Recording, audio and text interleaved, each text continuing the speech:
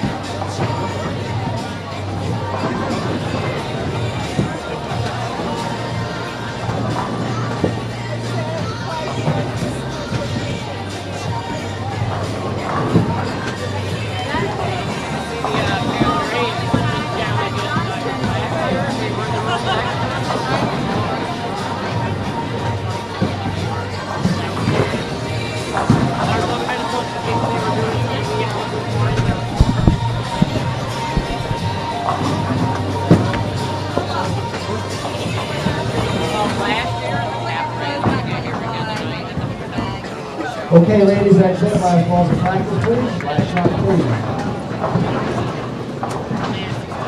Once the shots are stopped, the officials preset machines for scoring.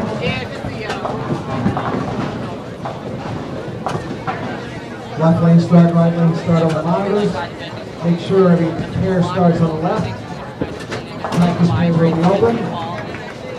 Go on today, spectators, and switch them off.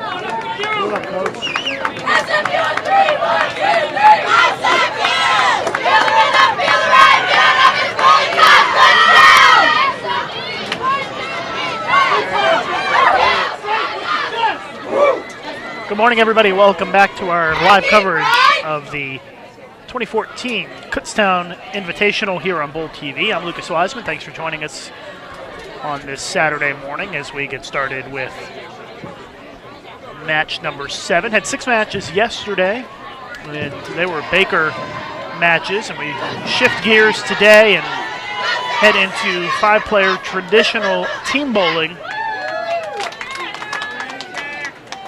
for the second day of competition. Leading after day 1, Wisconsin-Whitewater at 49-11. Just a 2-pin lead on Vanderbilt. Got Fairleigh Dickinson in 3rd, and not too far back, and Maryland Eastern Shore in 4th place. All 4 of those teams went 6-0 in matches yesterday, and we'll be looking to do so again today as we have 6 matches for you throughout the day. Again, Wisconsin-Whitewater leading, Vanderbilt 2nd, Fairleigh Dickinson 3rd, Maryland Eastern Shore in 4th, and North Carolina A&T in 5th. North Carolina A&T is on the featured pairs here for match number 7.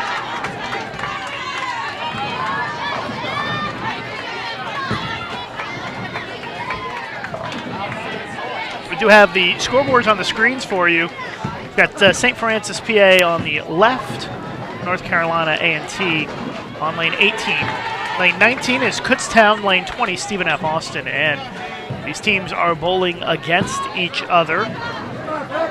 17 and 18 bowling a match, 19 and 20 bowling a match, with the win or the loss going toward their season record, and their pinfall going toward the standings, which will determine the seedings for the bracket.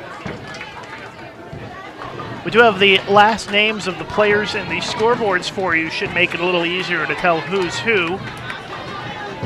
And you'll be able to see their name, as you can tell, at the bottom of the scoreboard there.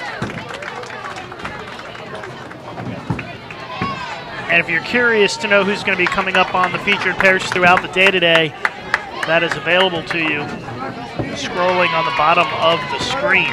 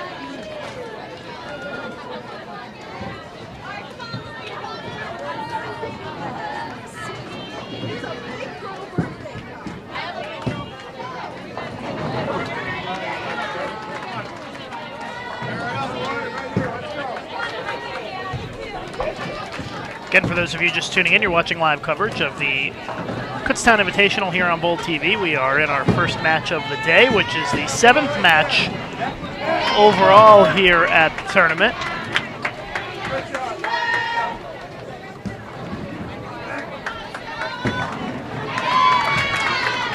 Had 6 matches yesterday, and if you want to view the results from yesterday, you can click the link in the description of the event right below the video you're watching.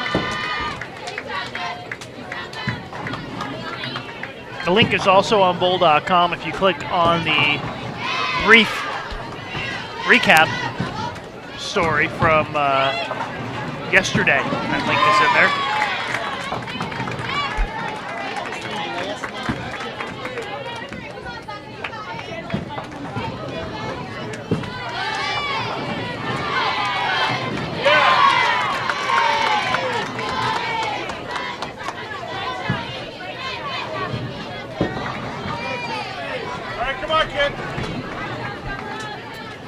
And again, our opening match of the day, St. Francis, PA versus North Carolina A&T. St. Francis scoreboard is lane 17. North Carolina A&T is lane 18. And the other match is on 19 and 20. Kutztown on 19. Stephen F. Austin on 20. You kind of follow it by the... I tried to position the name of the school above the scoreboard for their team. And then we've got the last names of the players in for you, so you know who's who.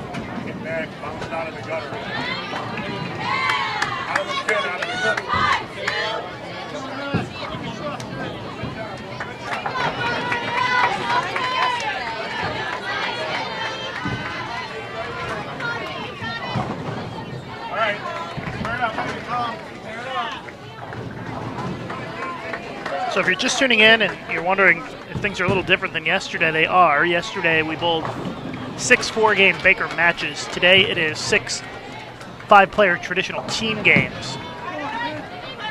And the team with the highest pinfall at the end of the match will take the win, and obviously the team with the lower pinfall will get the loss on their season record. And the pins are added to yesterday's totals to determine the seeding for the bracket on Sunday. Coming up in match number 8, which is the next match, we've got Penn State Altoona versus Maryland Eastern Shore, Pitt-Bradford versus North Carolina A&T. Those are scheduled matches, subject to change, and also subject to me not reading the sheet right. I double-checked it twice, or I guess that would be triple-checked it, and I think we should be good, but you can also see who's going to be on the featured pairs by looking at the scroller on the bottom of the screen. Good job, boy. Good job. Great shot. Right behind you, Doc. And we are just a couple of frames in here.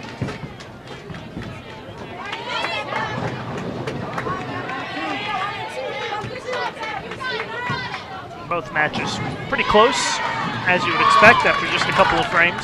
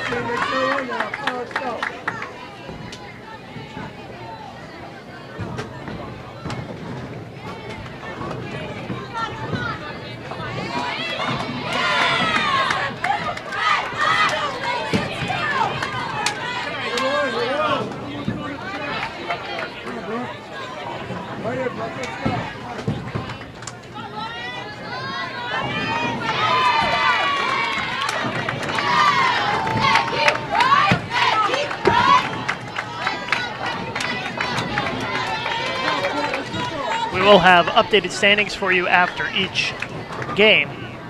It does take a little bit of time to get those standings done when we've got this many scores to input, but we'll get you the updates as frequently as we can.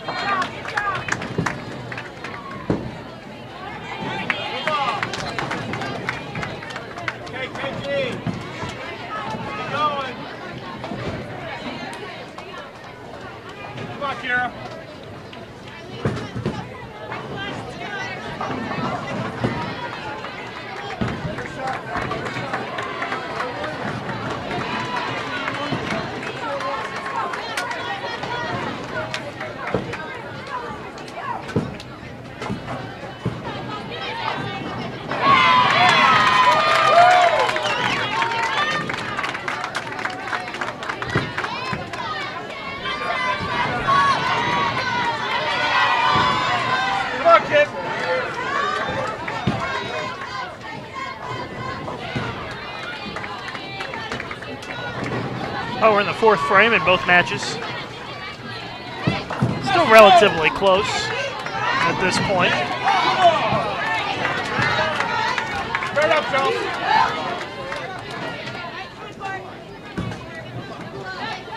We'll have a pretty good idea how the matches are going after about 5 frames. You can see on the scoreboards, follow it for yourself there. St. Francis on lane 17, North Carolina A&T on 18, and the other match, lane 19, is Kutztown, lane 20 is Stephen F. Austin, and you can see the lane numbers in the top left corner of the scoreboards. see a 17, 18, 19, and 20. And of course, they go left to right, so it should be pretty easy to follow.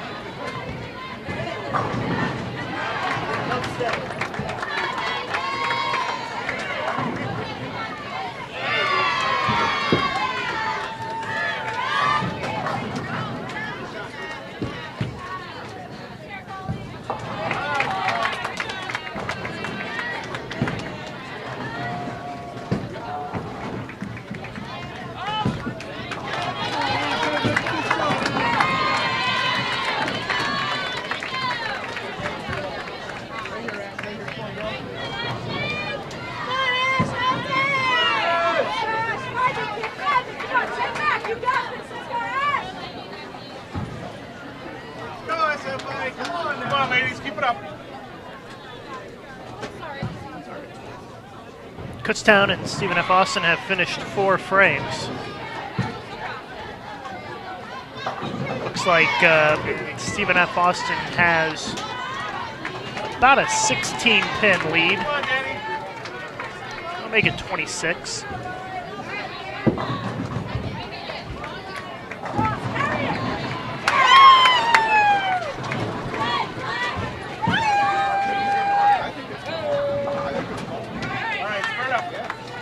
Although if Stam strikes here for Kutztown, that would get it down to the teens. She is working on 3 strikes in a row. And there she does, another one. How about that? 4 in a row.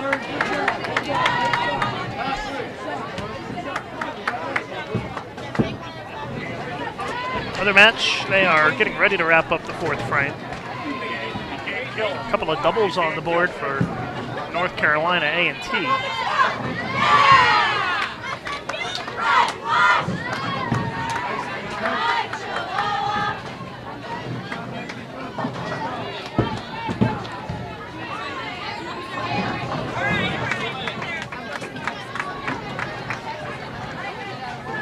Pick her up.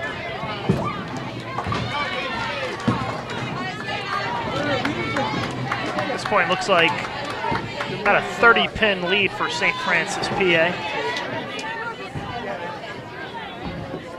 Now just a little bit of a tip for you guys out there watching. If you do a full screen on the video, you'll be able to see the scoreboards a little better. I know that they're kind of hard to see, but you've got that many players on one pair of lanes, you can only make them so big. But if you go full screen, much easier to read the scoreboards. And you can go full screen, it's pretty easy by just double-clicking the picture, double-clicking the video, and that will make it full screen. All right, come on, kid, let's go.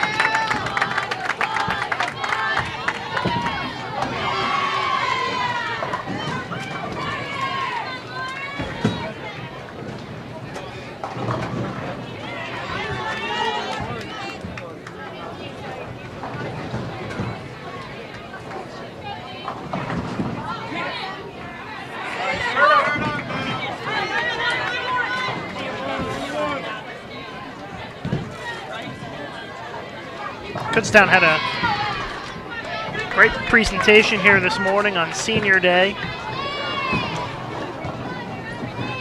They recognized 3 of their seniors here on the Kutztown team and brought out all the seniors from all the other teams to be recognized as well.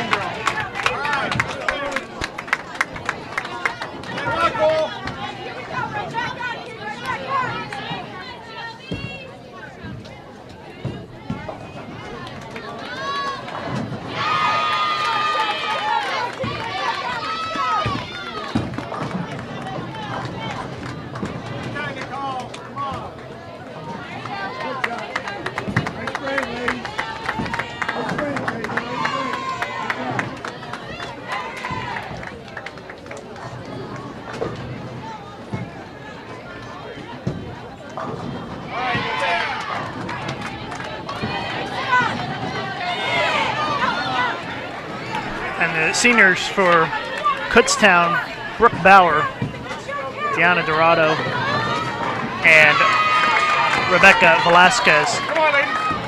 And all 3 of them in the lineup here, which is a nice touch for them to be able to bowl on the featured pairs while also being recognized for Senior Day for Kutztown. Their teammates put together a great video that they showed with some real funny moments and highlights of those 3 players' collegiate careers. Got lots of laughs here at the bowling center, so kudos to the Kutztown team for putting together a nice video to recognize their seniors here this morning. And if you didn't see it, yesterday we had a Baker 300 game on the live stream pairs. And last night I went through and I put together a video. It's about a 2-minute long video. And it goes shot after shot after shot of every shot of the Baker 300 by Fairleigh Dickinson yesterday in the first match. So you might want to check that out. It's gotten a lot of views since I posted it last night. It's probably 12 hours ago. It's been viewed over 6,000 times. And it's a pretty cool look at the evolution of a Baker 300 game. And you can find that on our USBC Facebook page, facebook.com/USBC. You can also find it on our Twitter page, twitter.com/USBC. And if you want to follow me on Twitter, I'm at Lucas_Wiseman, and feel free to send me a tweet. And you can always just go to Twitter and search for USBC. And I am guessing that both my account and the USBC account are going to pop up for you. Come on, kid, let's go.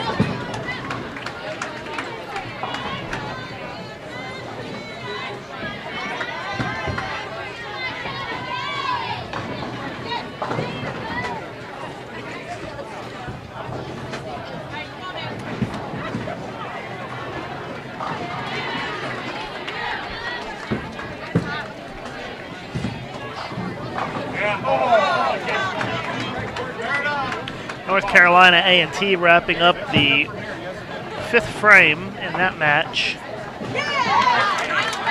And it is a frame that saw St. Francis extend their lead a little bit. It was a nice 4-9 split conversion there by Strombeck for North Carolina A&T. And it is a 46-pin lead for St. Francis after 5 frames.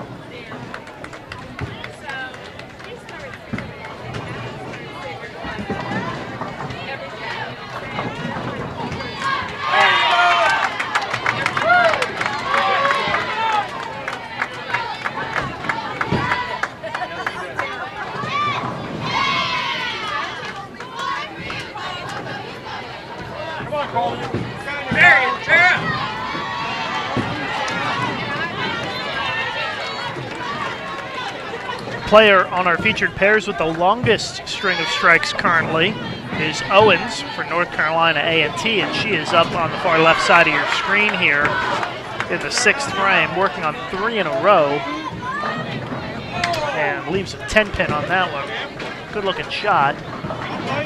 That's a missed chance for North Carolina A&T to cut into the St. Francis lead. They have no other strikes working, so they won't be able to cut into it at all. And St. Francis, with a couple of doubles on the board, can actually extend the lead.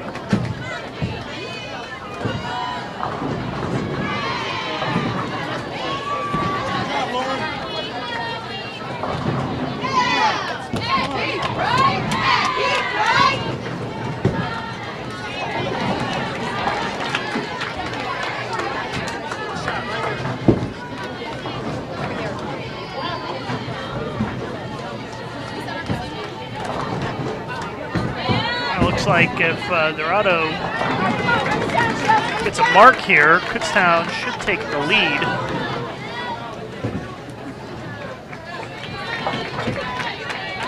Or at least pull pretty close to even after 6 frames.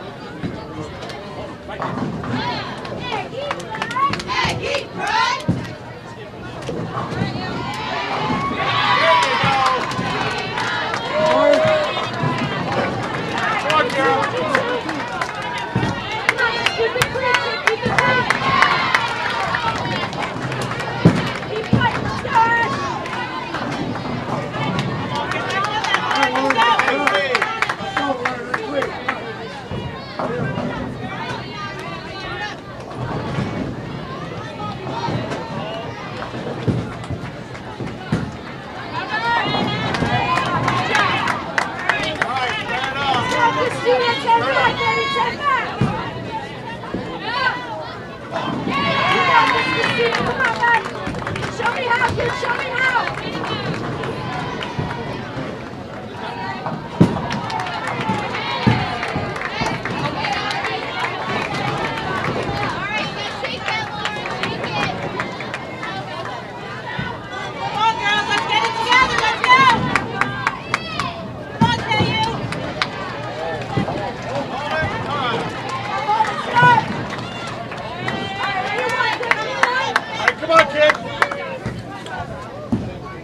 Keep it clean, keep fighting. Let's go, Christina. Get it going again, Chelsea. There you go, Ben. Let's go, girls. Come on, let's get in. Come on, CG, let's go.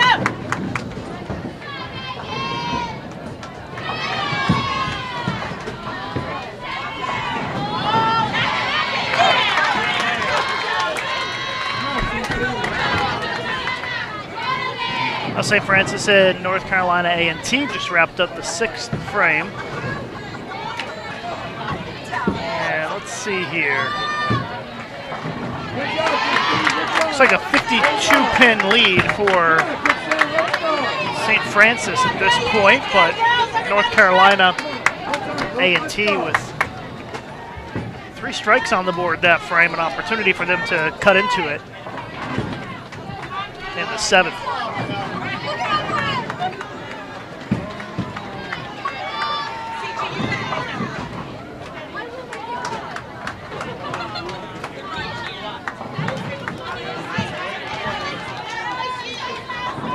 Three-pin lead for Kutztown.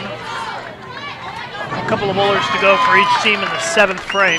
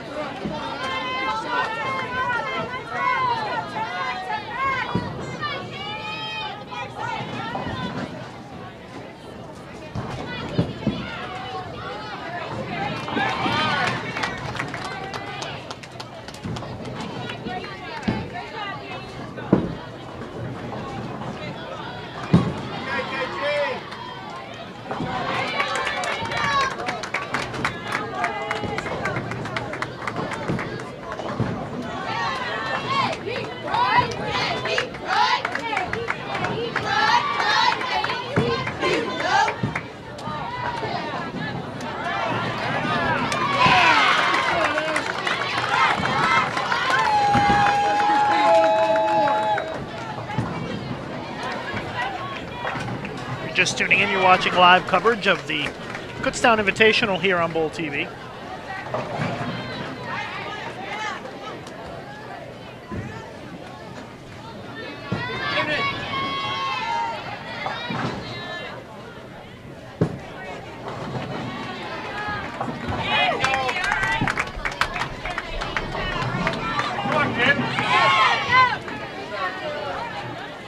Wrapping up the 7th frame between St. Francis and North Carolina A&T. North Carolina A&T did manage to put a couple of doubles on the board.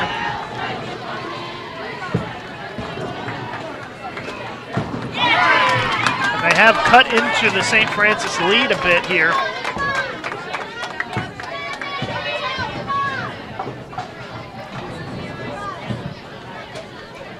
So his lead for St. Francis throws spare shot. We'll let you know what the difference is exactly. Kutztown trying to come on strong here for our right side of your screen. They are putting together some strikes as they try to extend what was a very small lead.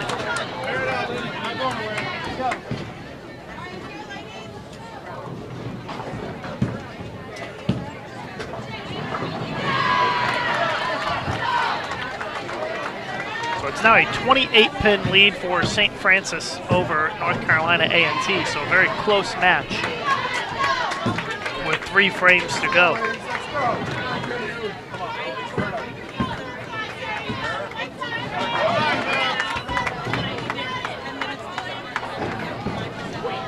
If you want to see the standings from yesterday, which do carry forward to today, you can click the link underneath the video.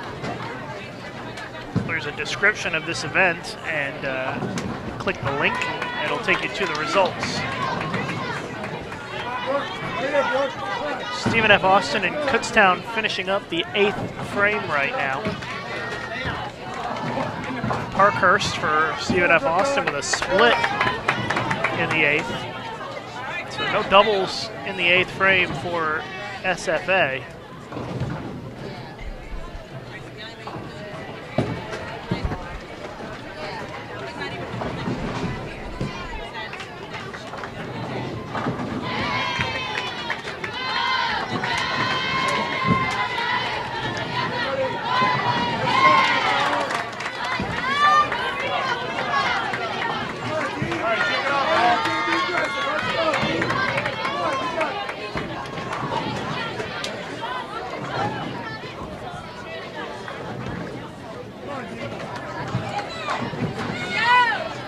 Big shot here for Kutztown.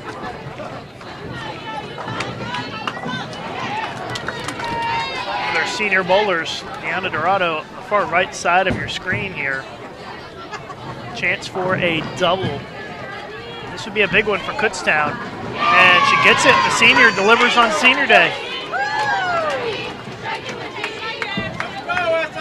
Let's go, baby. Let's go.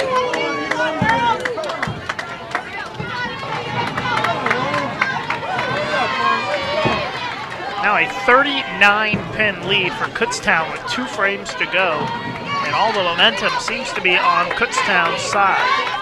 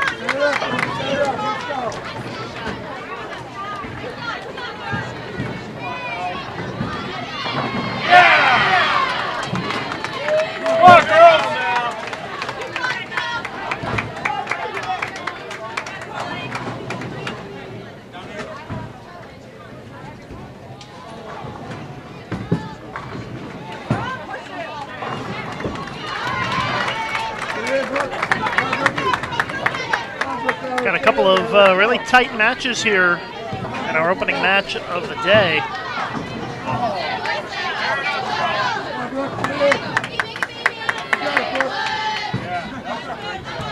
North Carolina A&T has really made up a lot of ground, and now it looks like only down by 9 pins with 2 frames to go. Split conversion for Bauer for Kutztown in the 9th.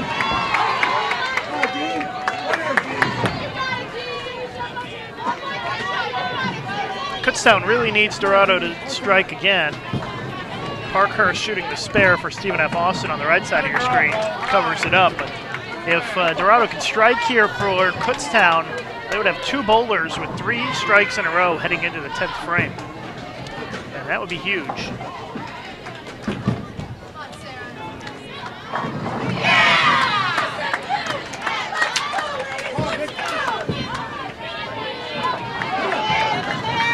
Oh, big shot for the Golden Bears. 3 in a row for Dorado and Kutztown. In the lead heading into the final frame.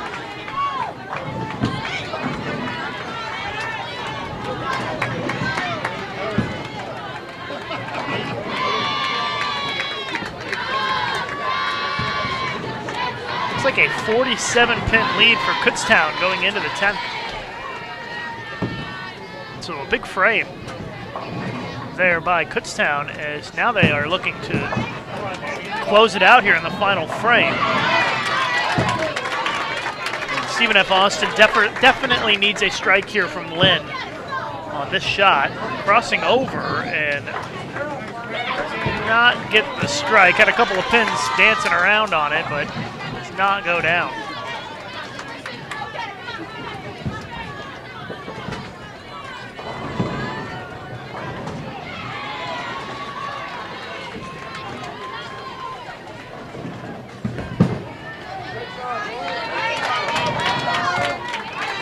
I think if Kutztown can just pretty much stay clean and maybe catch a strike by either Velasquez or Dorado here, they're going to be in good shape in this game to win the match.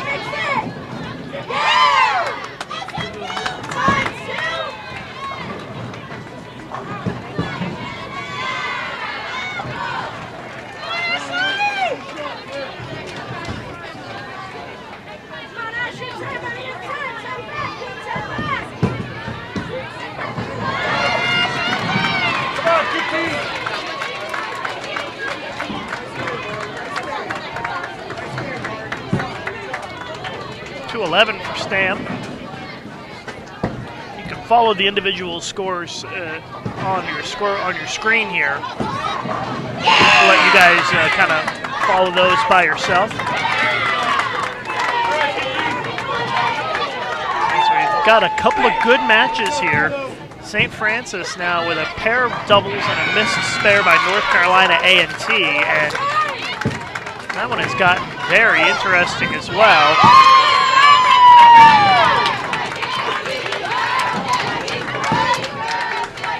You can always tell when we're heading toward the end of a match because the intensity level ramps up a bit, the noise level ratchets up a bit here on the concourse as well. Got a lot of fans here watching Kutztown Invitational today.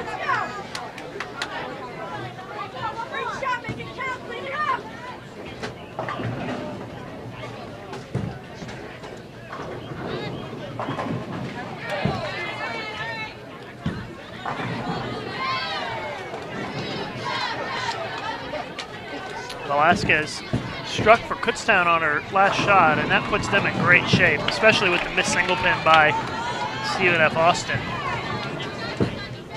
So I think Kutztown is going to be in real good shape to win this match against Stephen F. Austin. Come on, kid. Nice 214 game by Grant for SFA.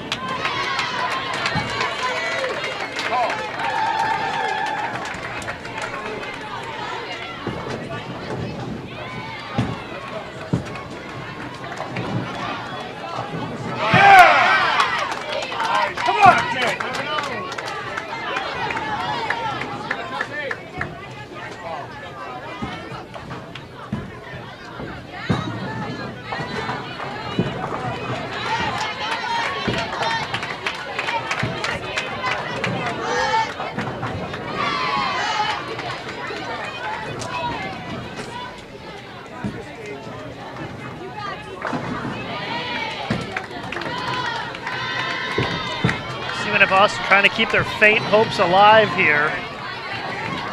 Needed another strike from King right there. She's going to be at 214 with a spare.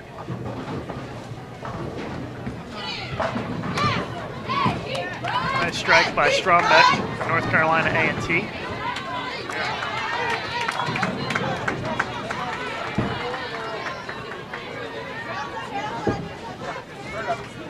Looks like St. Francis really turned the tides there in that 9th frame and is now taking a 45-pin lead.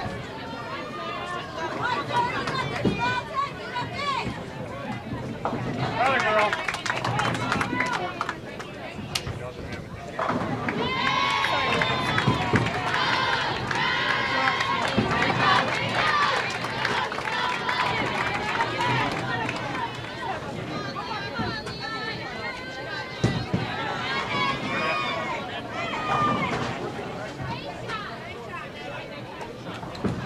Wrapping up our first match of the day.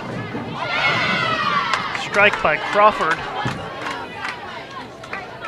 Puts a double on the board for Stephen F. Austin. They still have some hope to win this match, but they're going to need to strike out and get some help, I think.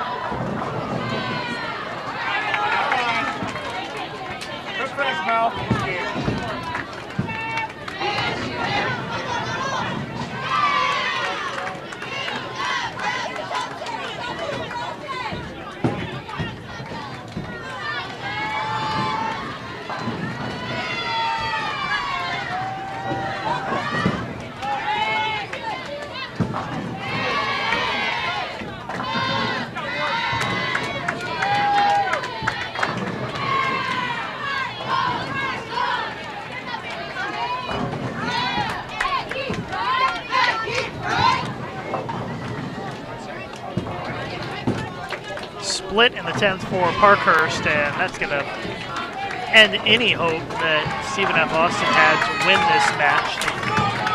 It was a very faint chance anyway.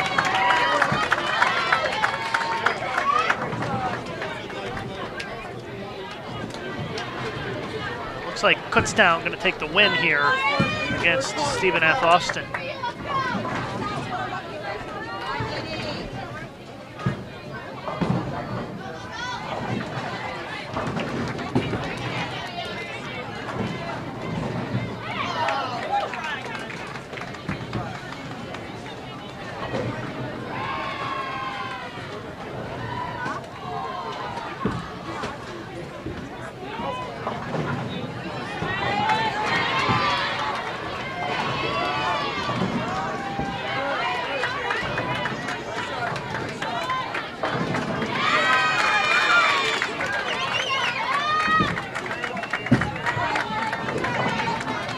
About a 60-pin lead, it looks like, right now for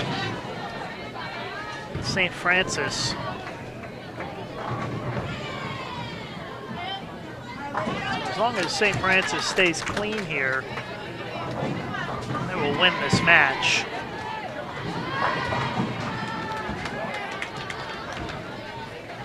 Nice win for Kutztown against Stephen F. Austin.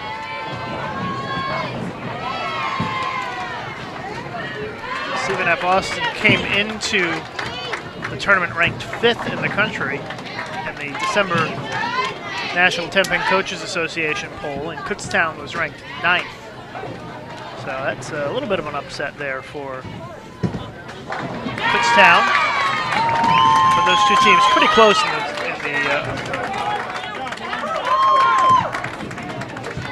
the rankings.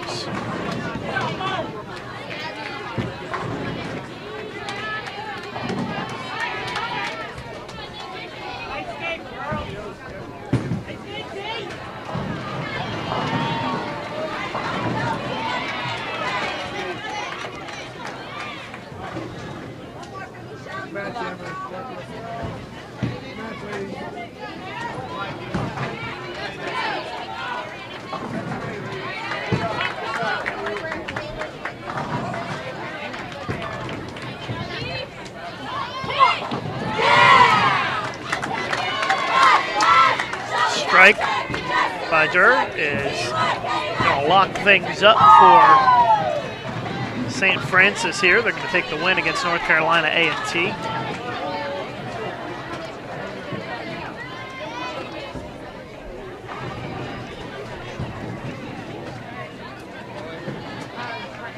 Next matches will be getting started in just a few minutes.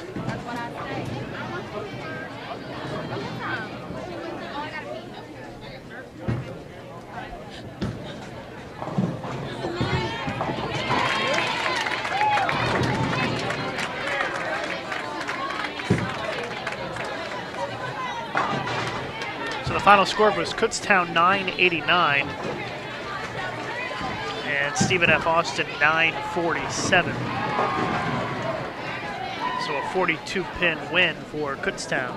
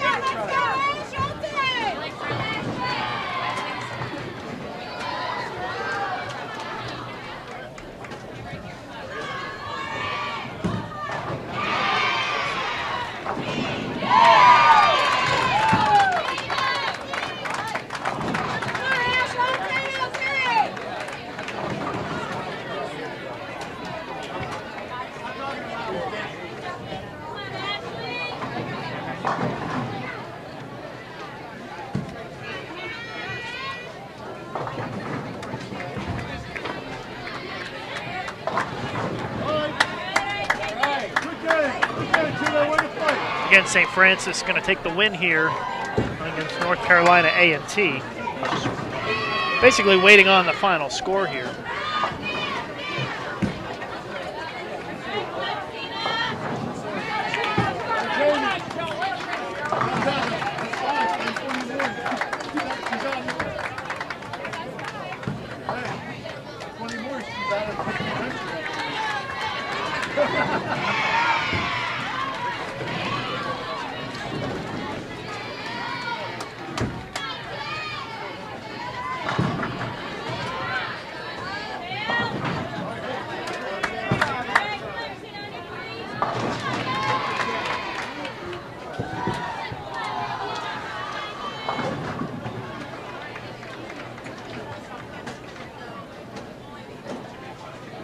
.924 for North Carolina A&T.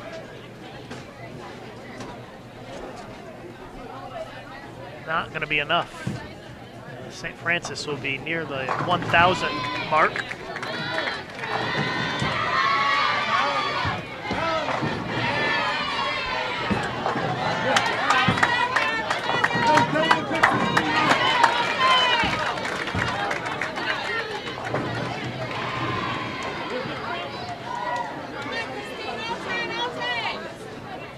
Strike on the fill. Looks like it'll be 1,003 for St. Francis. Really turned it on in the last few frames of the match to get to that 1,000 threshold.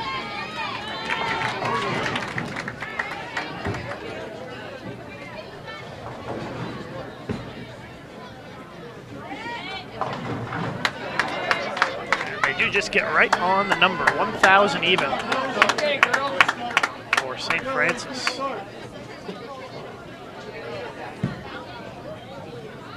And that ends match number 7.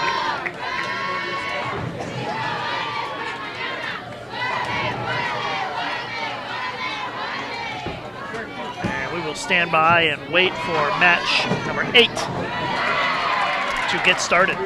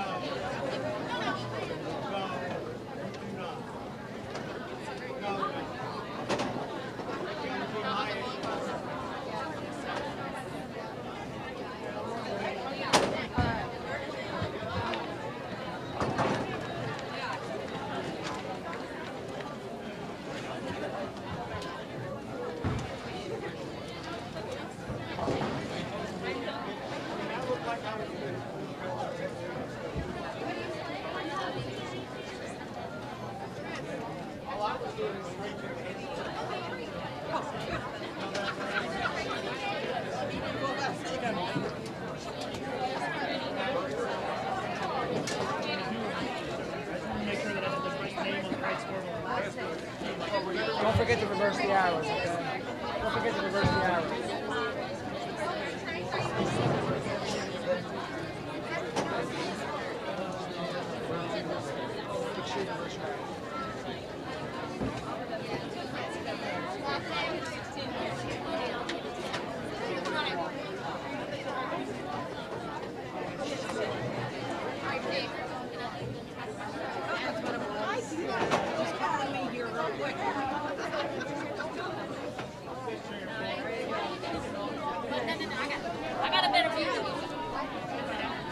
Some updates on some other matches throughout the house. Valparaiso 908, Pitt-Bradford 832, Long Island 990, Bethune-Cookman 943, Monmouth 979, North Carolina Central 887, Coppin State 812, New Jersey City 643, Salem International 717, Mount Aloysius 564, and Fairleigh Dickinson defeats Maryland Eastern Shore 1,050 to 915 as we wait for match number 8 to begin.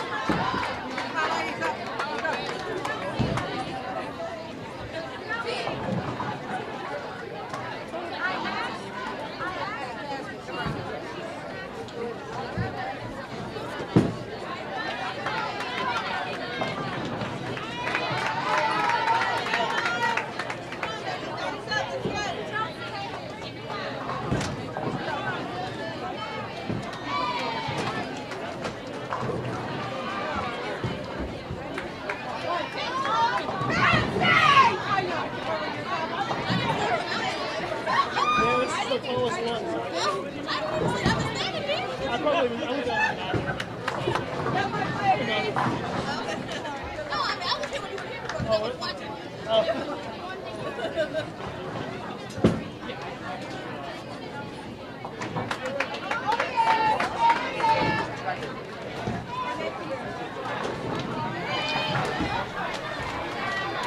right, our second match of the day, match number 8 overall, getting started. And we've got Penn State Altoona versus Maryland Eastern Shore, and Pitt-Bradford versus North Carolina A&T.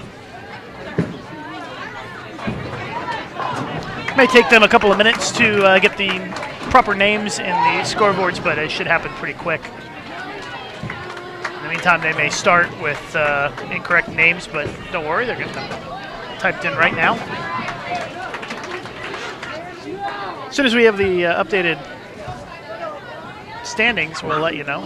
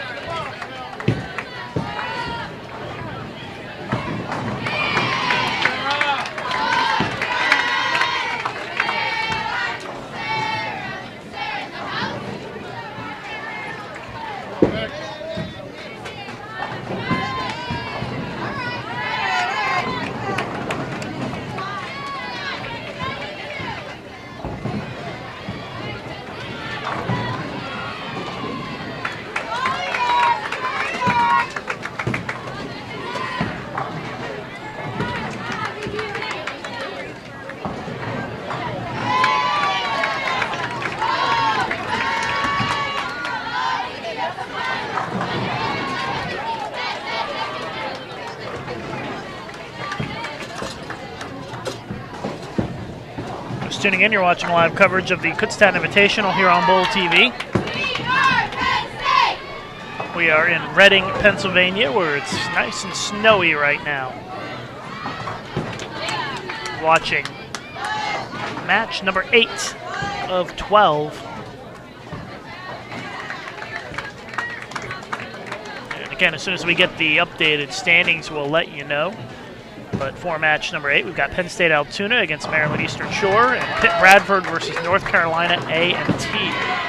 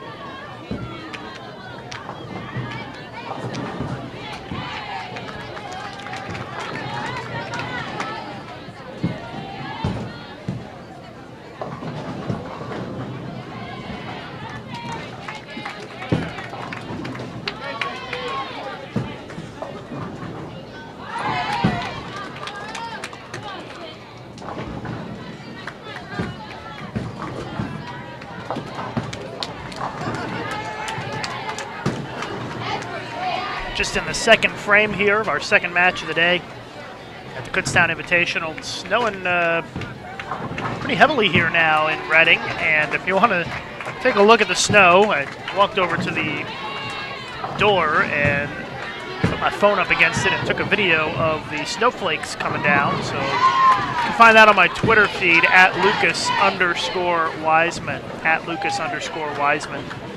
If you want to check out the video of the snow that's happening outside the bowling center right now. And of course, thank goodness bowling's an indoor sport. Otherwise, it would be miserable here right now. And since I posted that video, the flakes have turned into big fat flakes now.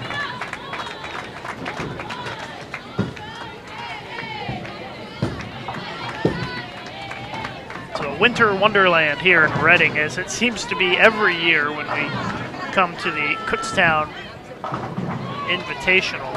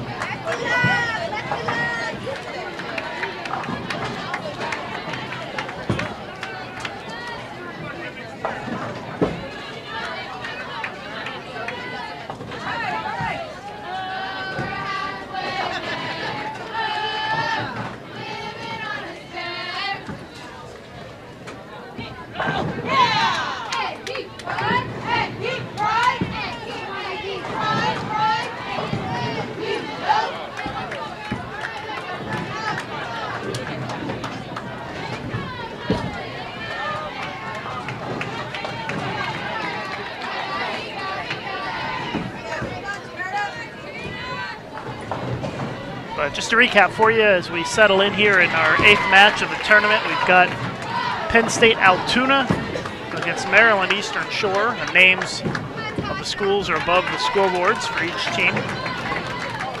And then we've got Pitt-Bradford versus North Carolina A&T. And the last names of the players are in the scoreboards, so you can follow along a little easier on the scoring at the top of the page, or at the top of the video, I should say.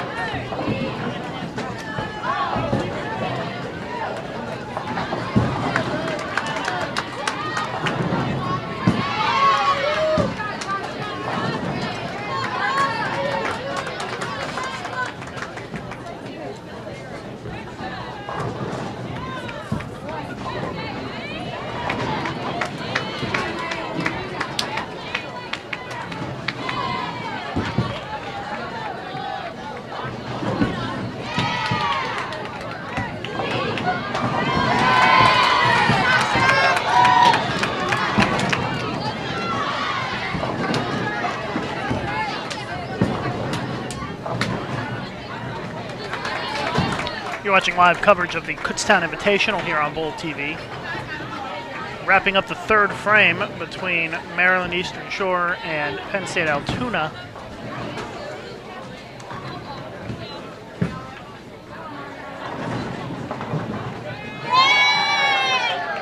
Three in a row for Alvarado, anchor bowler for Maryland Eastern Shore.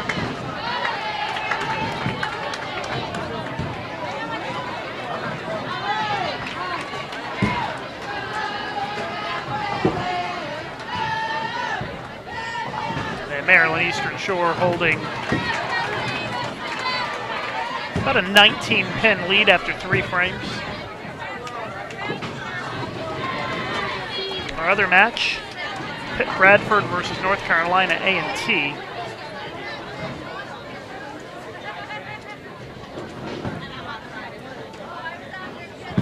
Looks like about a 21-pin lead for North Carolina A&T. Halfway through the 4th frame.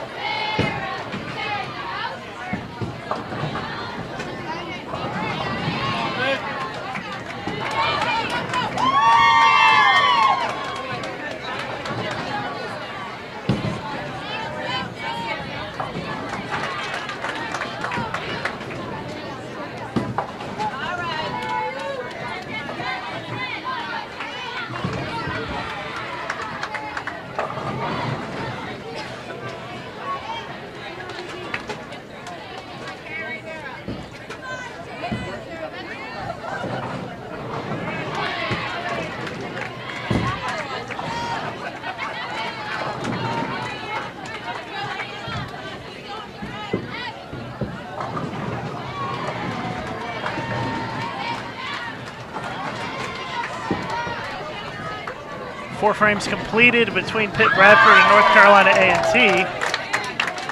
There's a split conversion there for Jones for Maryland Eastern Shore. It's a bad frame for Pitt-Bradford as they had 4 opens.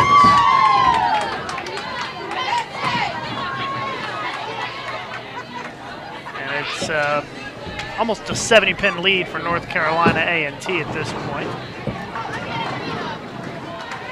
That was a washout conversion, by the way, for Maryland Eastern Shore, I think. Trying to take a look at it. Bounced it off the deck. Actually, it was the, looks like the 2-4-7-10 is what she made.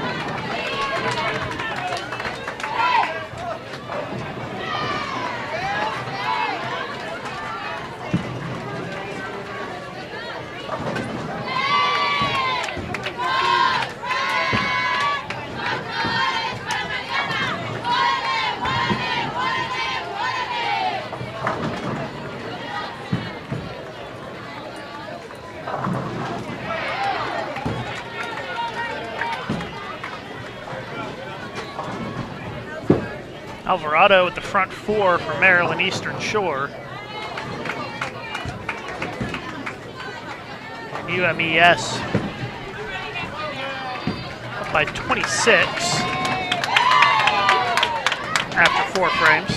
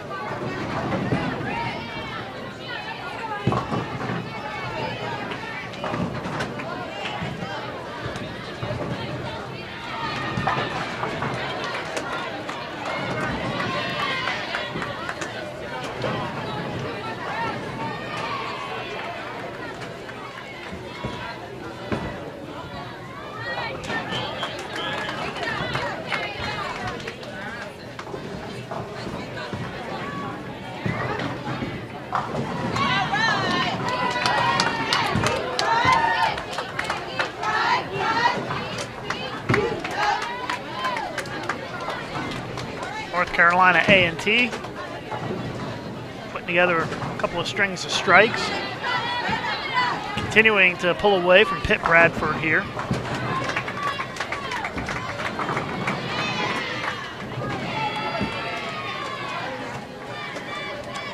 As we approach the halfway point of our second match of the day.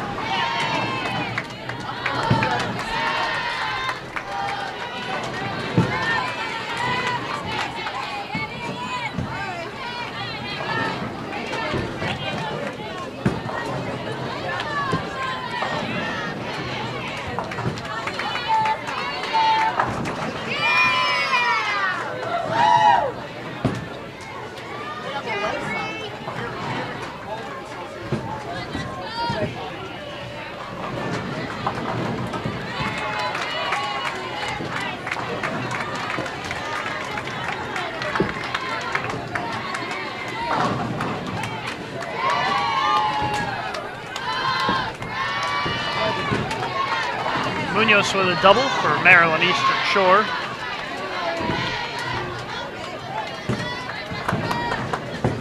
As UMES starting to pull away here against Penn State Altoona. Alvarado going to be up next for Maryland Eastern Shore, going for the front 5.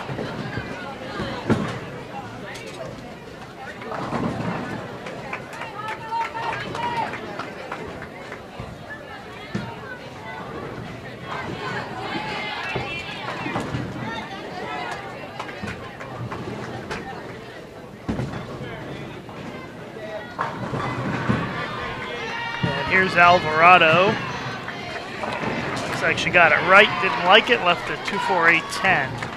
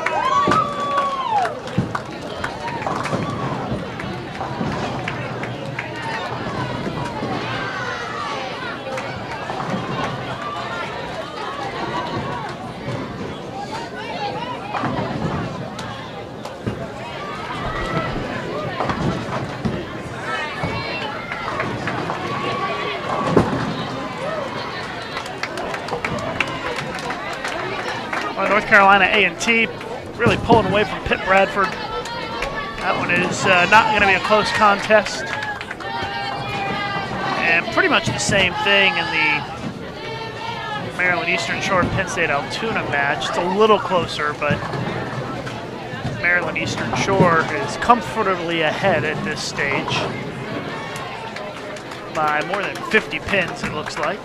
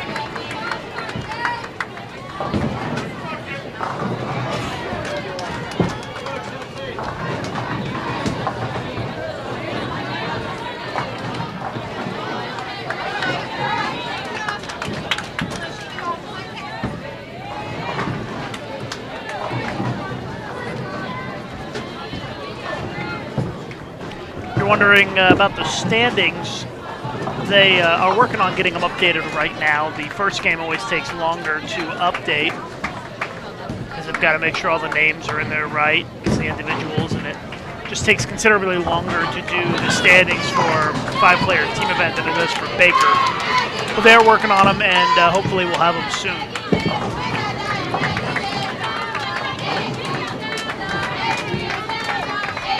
Hopefully the process will speed up a bit once they get all the names in the right spots for after the first game. That should speed things up quite a bit.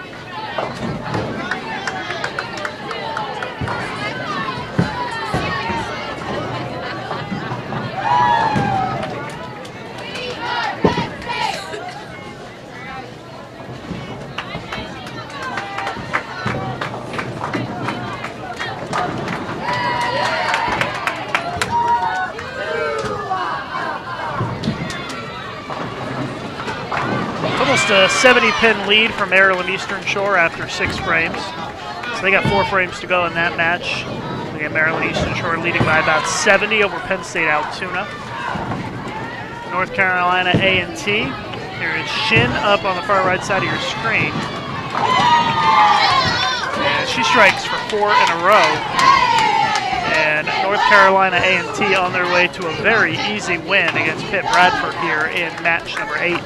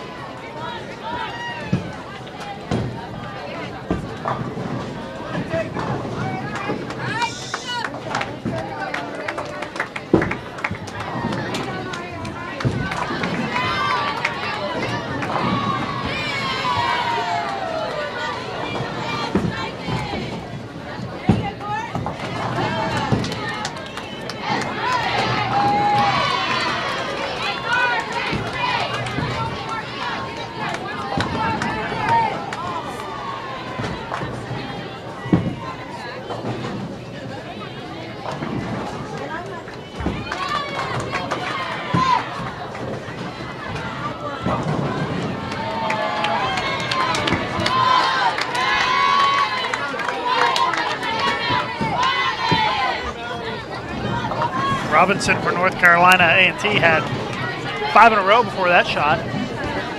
So her string comes to an end. But she has done a good job of helping build the lead for North Carolina A&T as they are en route to a big win here against Pitt-Bradford. Maryland Eastern Shore, 4 of their 5 players struck in the 7th. 3 players struck in the 7th for Penn State Altoona, but they had an open. And the lead has expanded for Maryland Eastern Shore, closing in on a 100-pin lead for the Hawks. And now it is over a 100-pin lead with the double by Falvo. So it looks like both of our matches are shaping up to be blowouts here with Maryland Eastern Shore and North Carolina A&T in complete control in both of these matches. Each match is just one game, total pinfall, 5-player team event. Got 4 more matches to go after this one, and you can see who's coming up on the featured pairs scrolling on the bottom of your screen.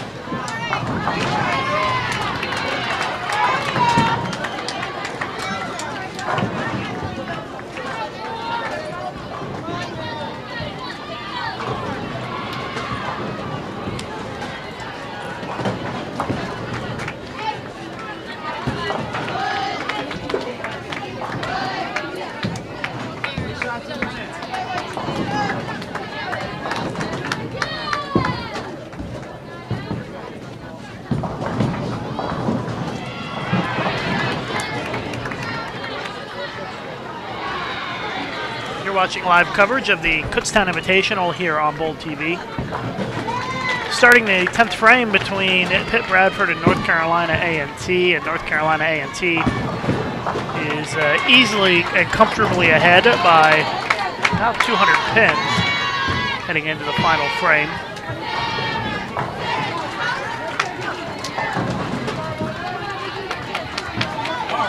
And Maryland Eastern Shore in our other match, as we are in the 9th frame. In that one, UMES is also comfortably ahead, as they look like they're on their way to a win here in their second match of the day.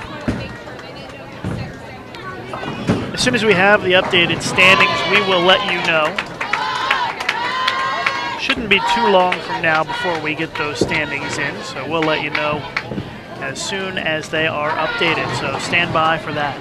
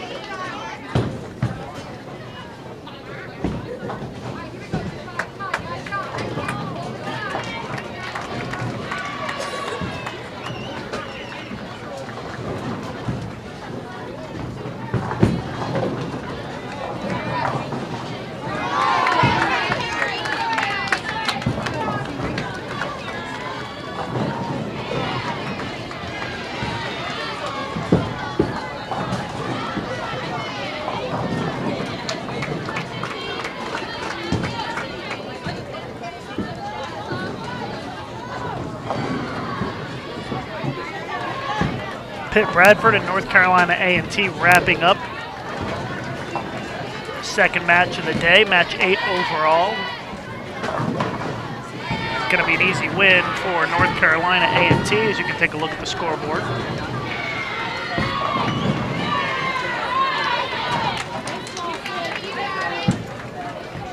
And just starting the 10th frame between Maryland Eastern Shore and Penn State Altoona.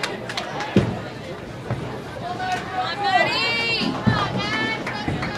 Maryland Eastern Shore leading by about 180 pins at this point,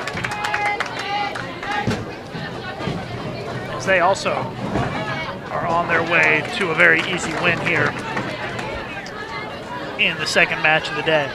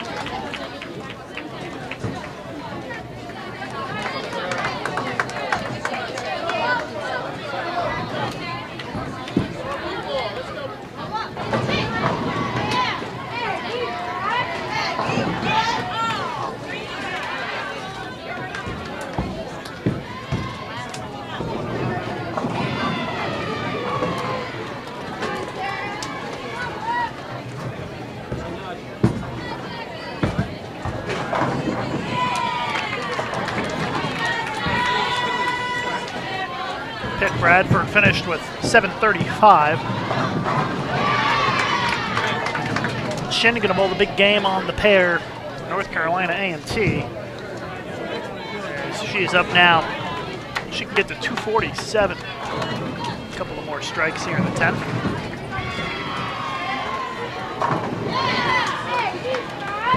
So a great game by Shin. You know.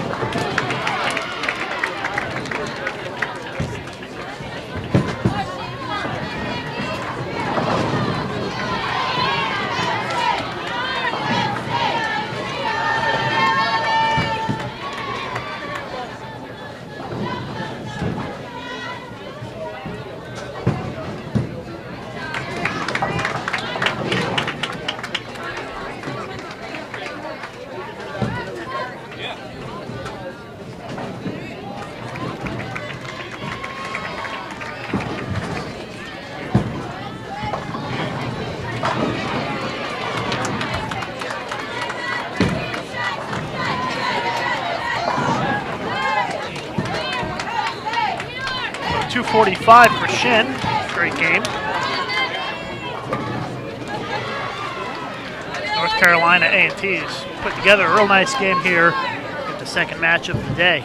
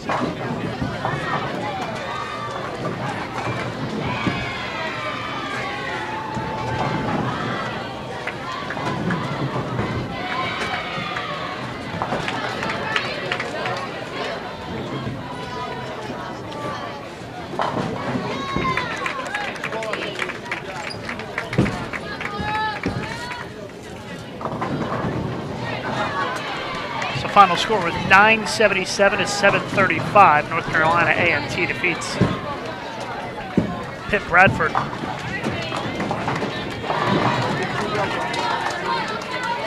Just a couple of more bowlers to go in our other match.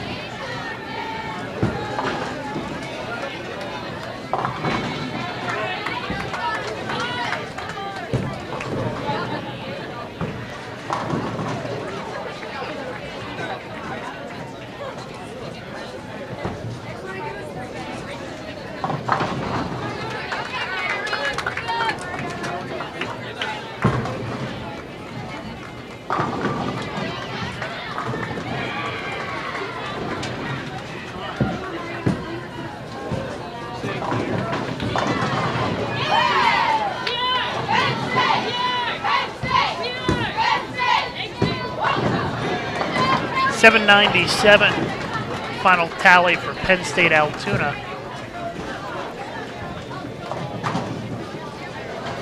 Alvarado with a chance for a big game for Maryland Eastern Shore. Just gonna fight that, so you don't need it. Do you say their first names at all?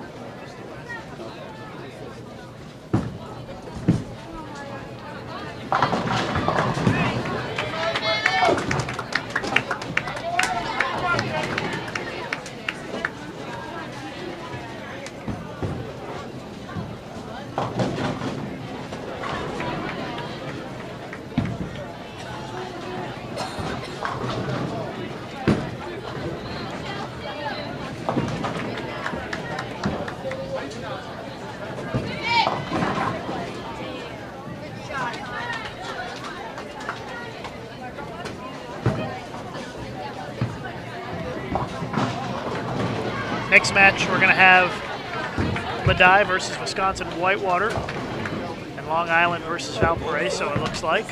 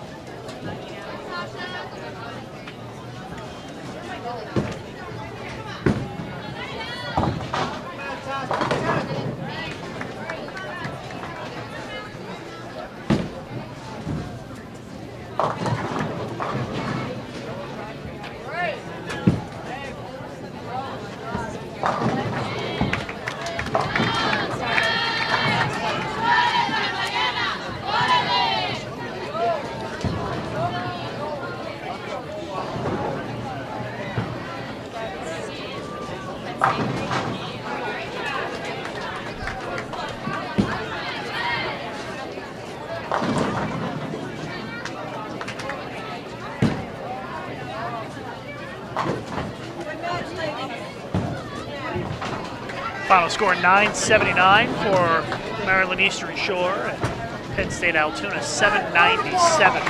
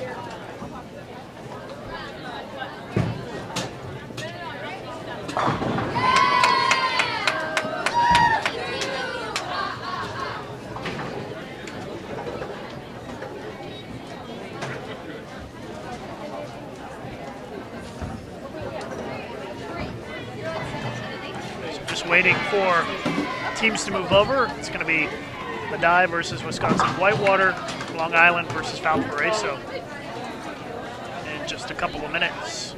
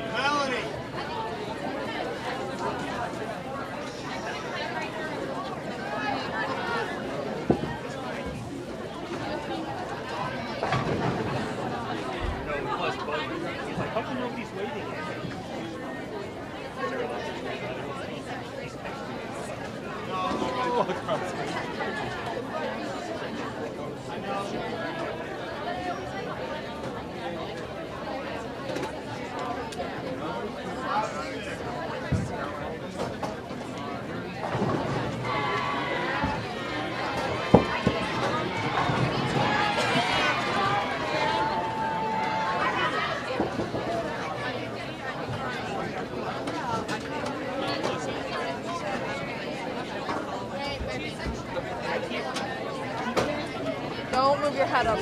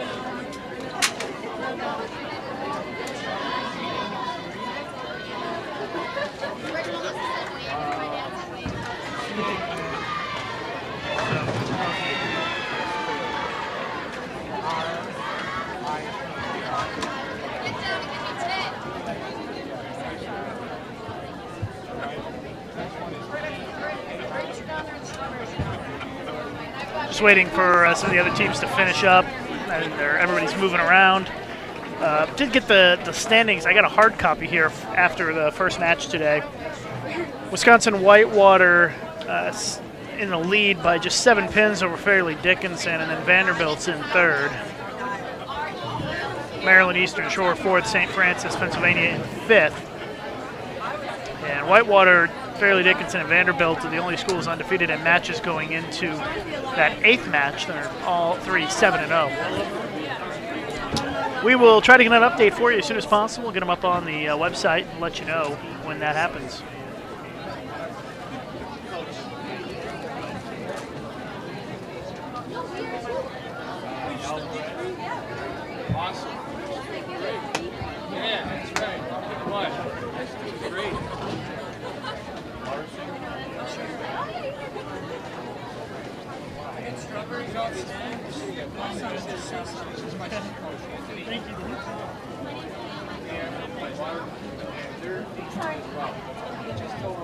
Ladies and gentlemen, we'll be doing another raffle today. We're going to come around with raffle tickets during this third game. It's 3 tickets for $5 and arm's length tickets for $10. We're raffling off a Strike Force 2-ball bowling bag and a Storm Hybrid Pearl. The raffle will be pulled at the conclusion of the 4th game. Thank you.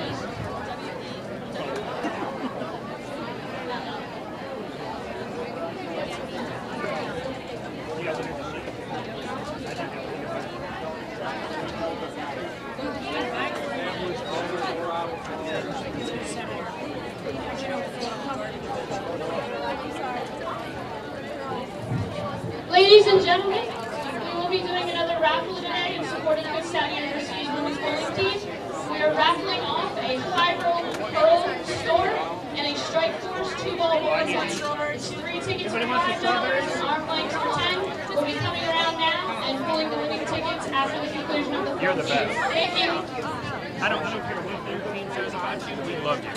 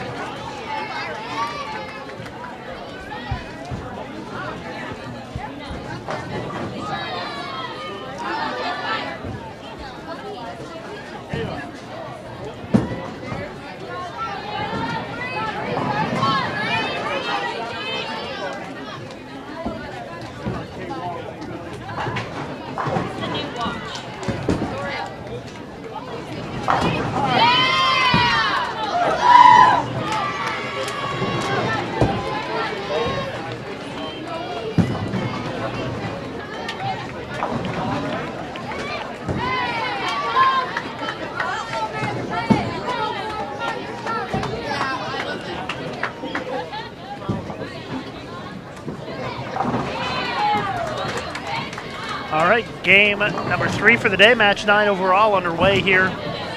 Medaille versus Wisconsin-Whitewater and Long Island versus Valparaiso. I think they're waiting on that match on 17 and 18 to find out why there are 2 arrows on the screen on the left side. So once they get that sorted out, I think they'll get started.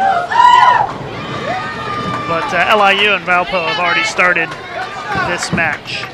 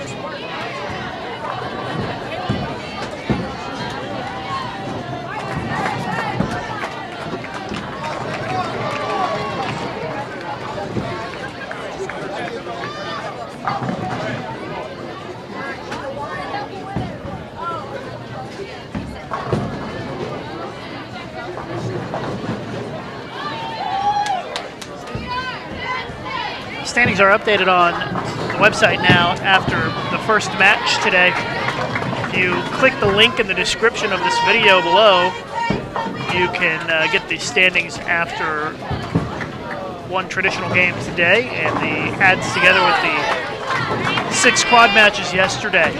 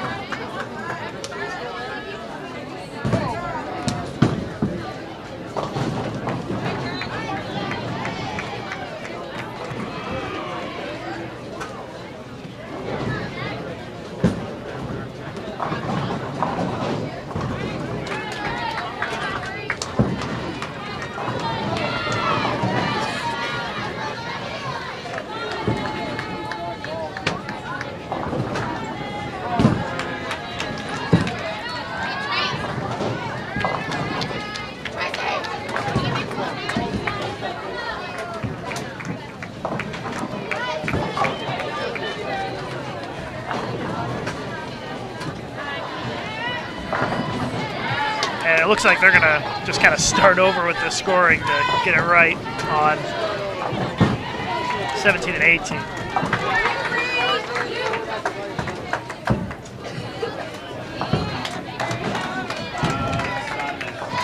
Little glitch there in the system. Going to slow us down just a little bit.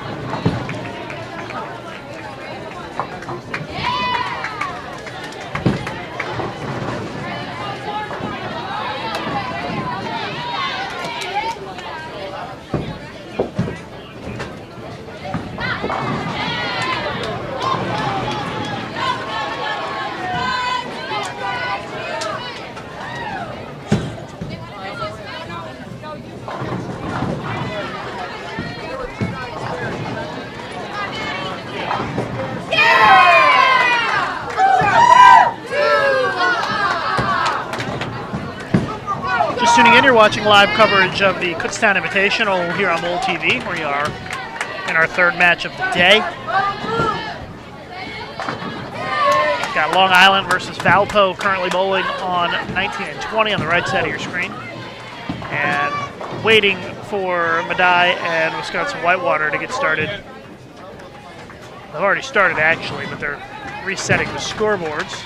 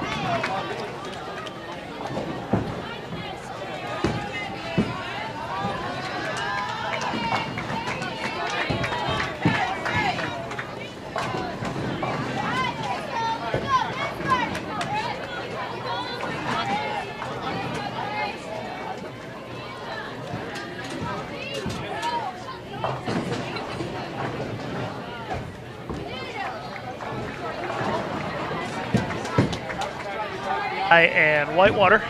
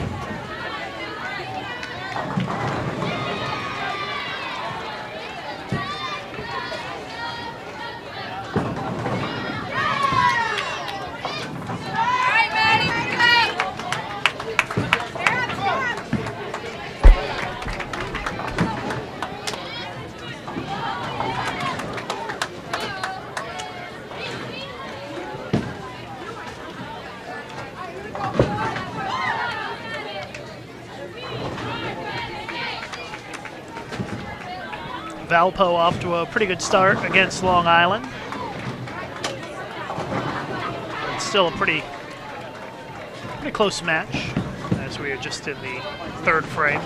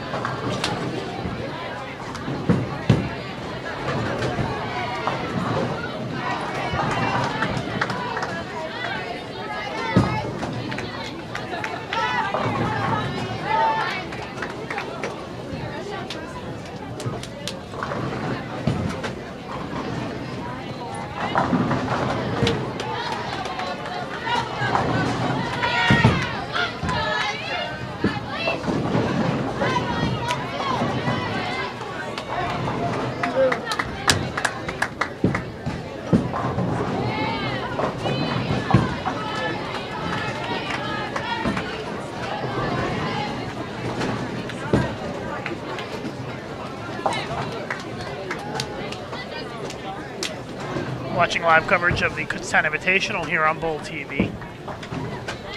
Just wrapping up the fourth frame between Long Island and Valparaiso.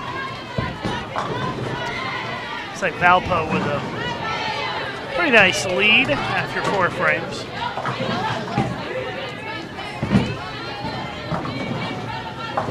I'll give you the exact amount as they wrap up this 4th frame here. Medaille and Wisconsin-Whitewater just finished the 3rd frame up. Whitewater in a commanding lead already, even only after 3 frames.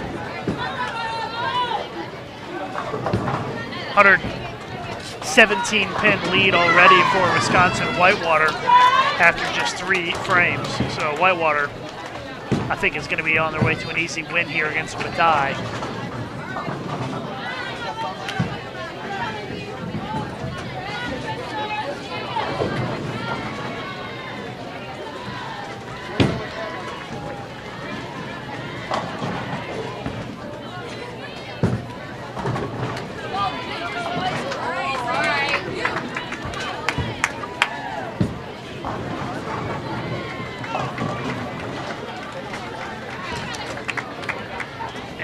It is a 39 pin lead for Valpo after 4 frames. So on average, they're picking up a mark a frame, and if they keep up that pace, they'll win by over 100 pins. But I have a feeling that this match will be a little closer than that.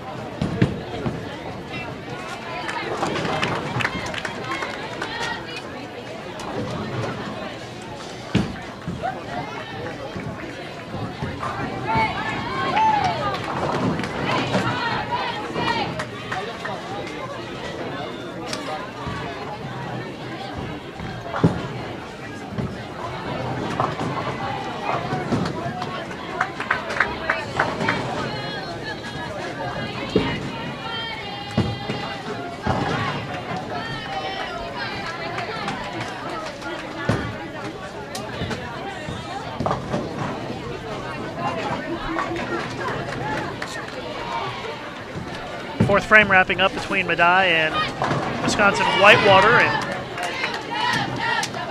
Wisconsin-Whitewater easily in control. That one's going to be a no-doubter for Whitewater.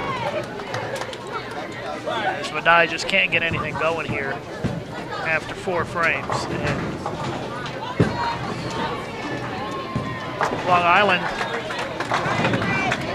picked up a few strikes in that 5th frame, but also had an open. And despite the fact they threw 3 strikes, they still lost ground.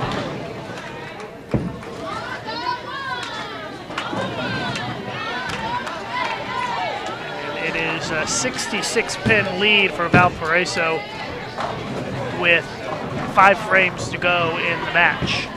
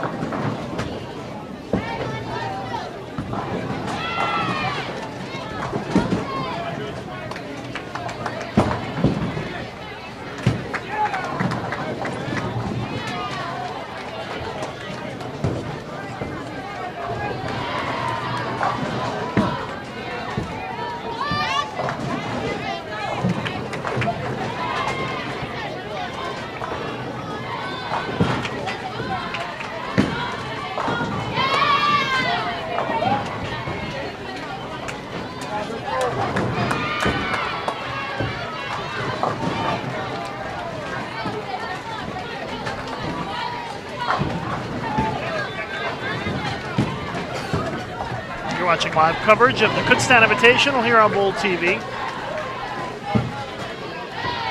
In the 7th frame between LIU and Valpo. Valpo still in the lead by a comfortable margin. As Jasinski leaves the 4-7-8. Medaille and Whitewater. It's our other featured pair on the left side of your screen. Wisconsin-Whitewater going to be on their way to a victory here in this match. Bracket play starts tomorrow morning at, I believe, 8:30 in the morning. That's Eastern time here on Bold TV.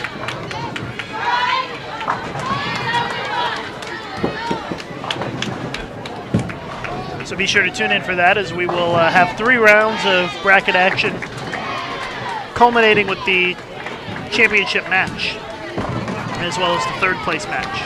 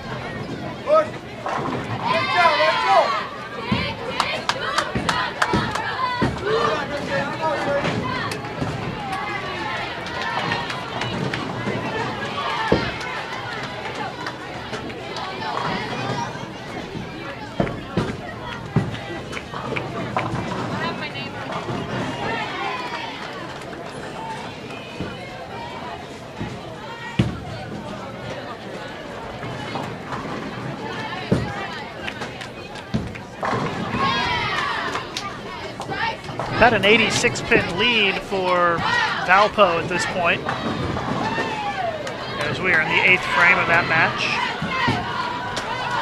Medaille and Whitewater, they got off to a little bit of a slow start after having a problem with the scoring unit at the start of this game, but they've really made up a lot of ground in terms of pace of play. And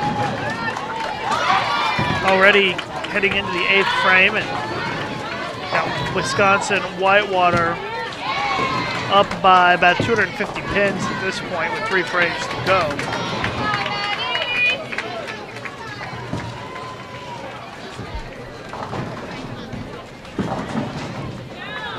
If you'd like to take a look at our live stream schedule, you can do so on bowl.com/livestream. Next weekend, we've got the Prairie View A&M Invitational. That'll be on Bowl TV.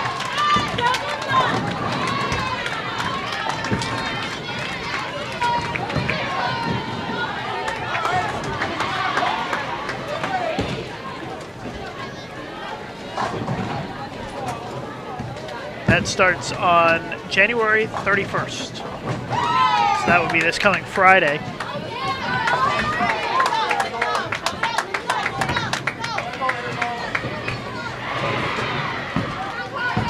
Then after the Prairie View, the next event that we have on the schedule is the Hoosier Classic, which is a major event on the USBC collegiate schedule. It is the last collegiate regular season event of the year.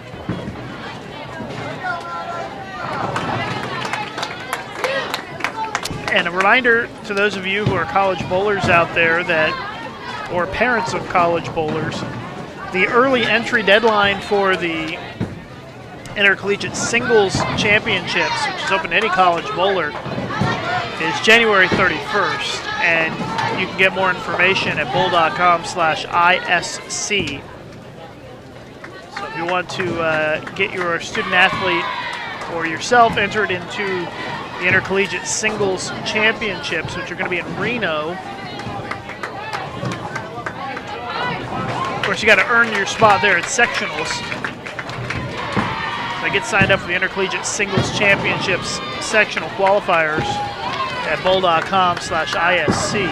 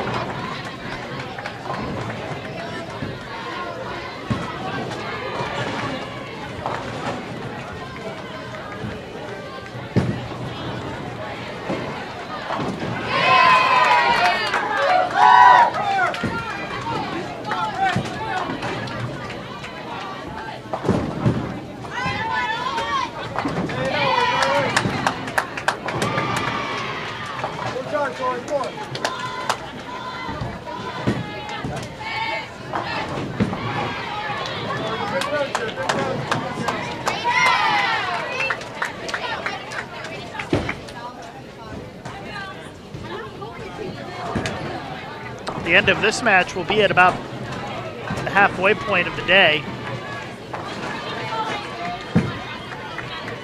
And our next matches, looks like it's going to be Vanderbilt versus Adelphi and Wisconsin-Whitewater versus Sacred Heart.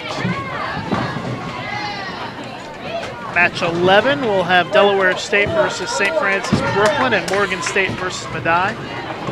And match 12, Stephen F. Austin versus New Jersey City, and Vanderbilt versus Fairleigh Dickinson. And that may be the best matchup that we have had on the live stream pairs all weekend. Vandy versus Fairleigh Dickinson, our final match of the day.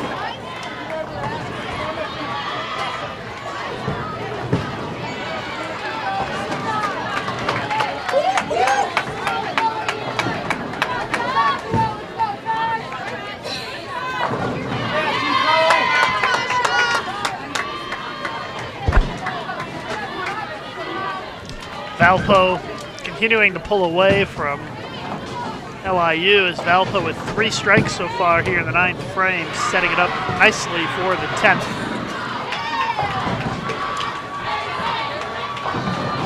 Valpo with a big lead on LIU. About a frame and a half to go in that match.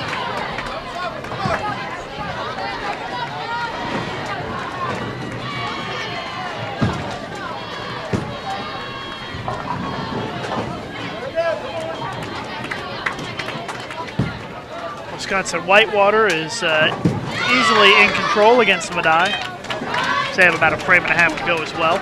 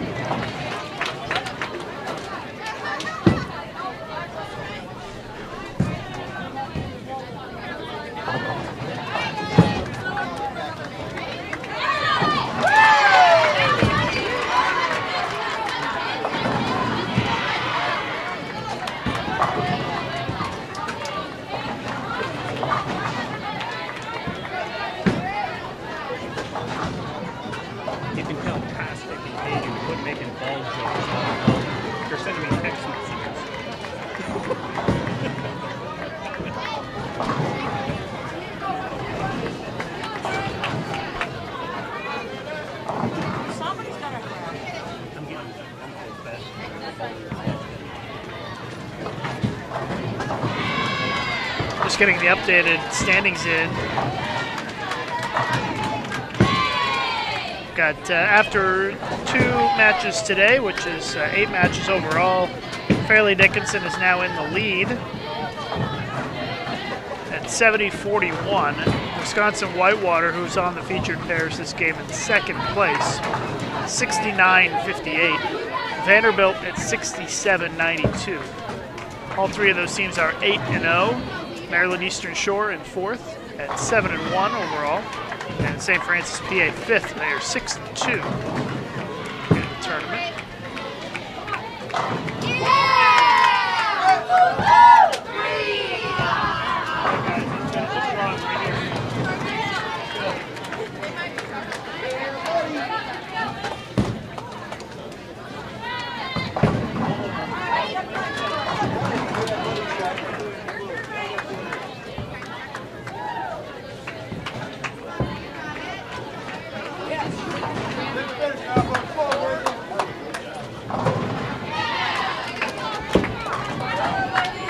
And their standings have been updated now on the website, so you can click the link underneath the video in the description and take a look at the standings, see where your favorite team is after match number 8.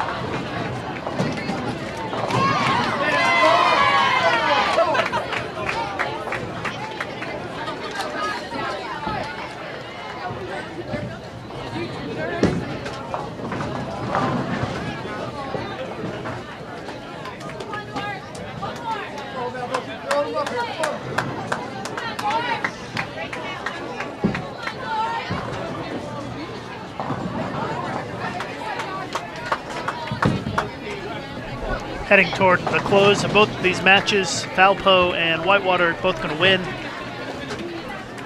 Next match, match number 10, should be getting started pretty quickly after they finish here. Going to be Vanderbilt versus Adelphi and Wisconsin-Whitewater against Sacred Heart. And I know that Sacred Heart and Valpo already sitting here waiting.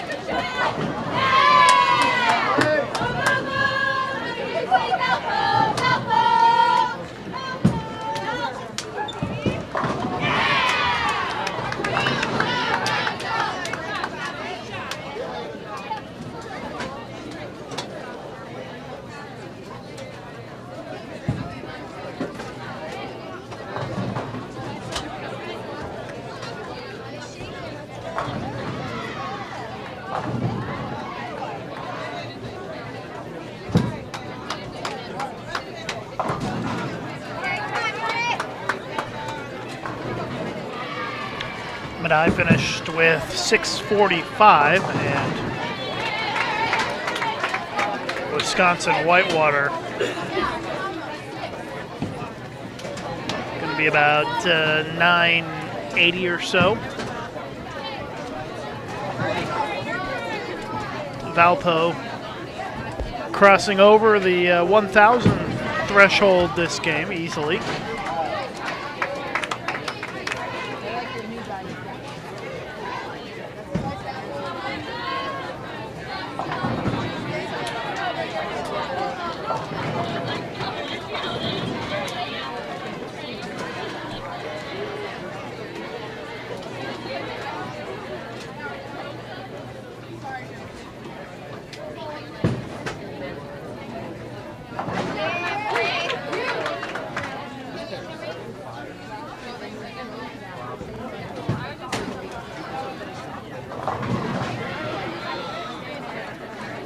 So the final score was Wisconsin-Whitewater 975 and Medaille 645. So Whitewater picks up the win. Final shots coming in the other match.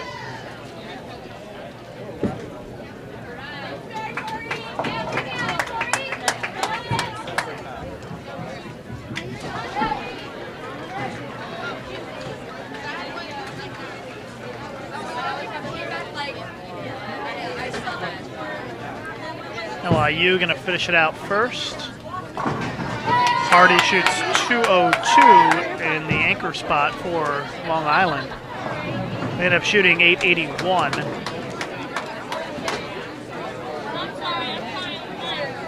And Valpo with a strike here on the fill from Decker will be at 1045.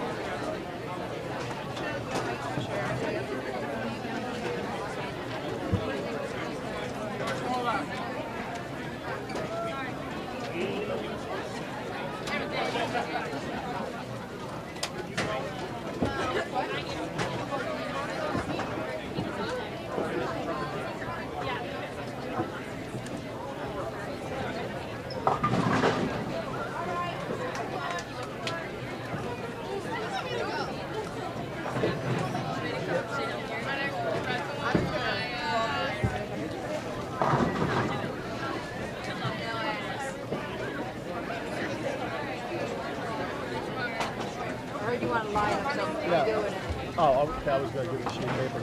I got it. Okay, you're ahead of me. On the ball.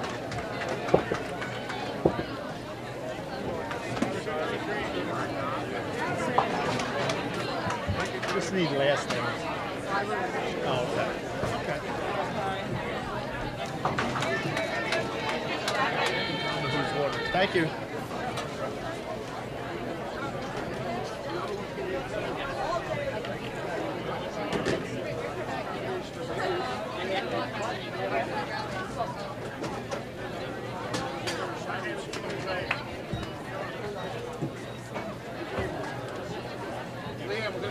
Last call for raffle tickets. Last call for raffle tickets is 3 for 5, 5 for 7, and 10 for 10. We need the bake sale by the front door. Thank you. We'll be calling the raffle at the conclusion of the next game.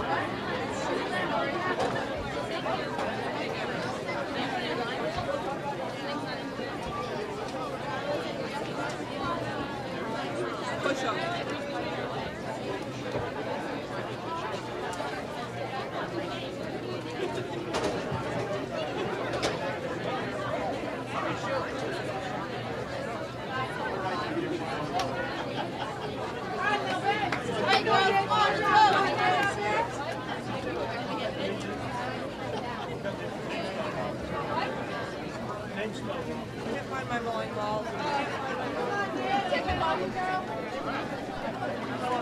Mr. Stamp, sorry. I definitely put it there. It's on my bed. Want to point it up right about now? Did I put it in someone else's bed?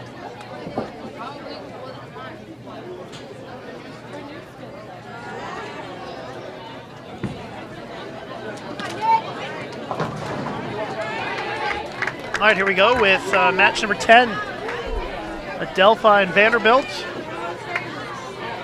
Our other match is going to be Wisconsin-Whitewater and Sacred Heart. Should be a couple of good matches.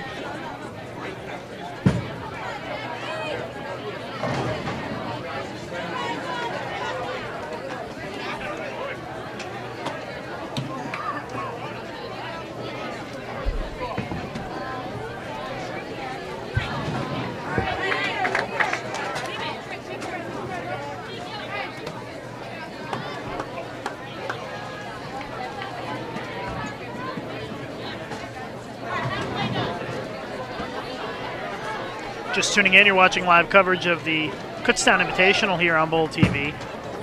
We are in match 10, just past the halfway point of the day. And we have got 3 matches to go. And that will determine our seeding for the bracket tomorrow. And we'll have 3 rounds of bracket round coverage for you here on Bowl TV tomorrow, starting at 8:30 in the morning Eastern Time.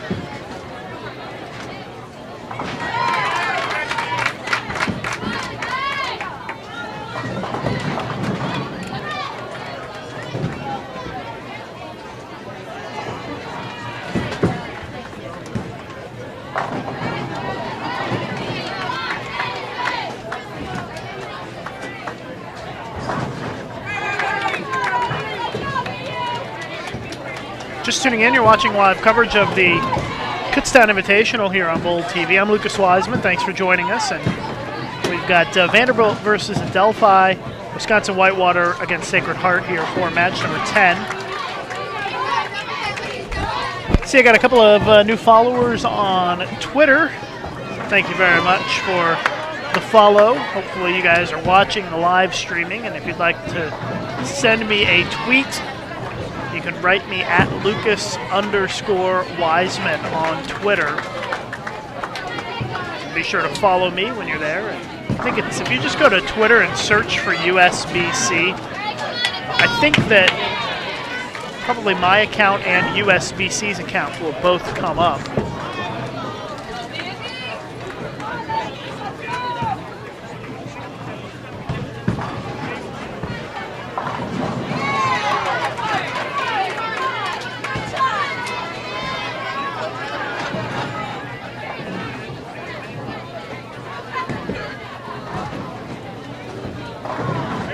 Send me a tweet, and I'll be sure to read any tweets that come in if we get any.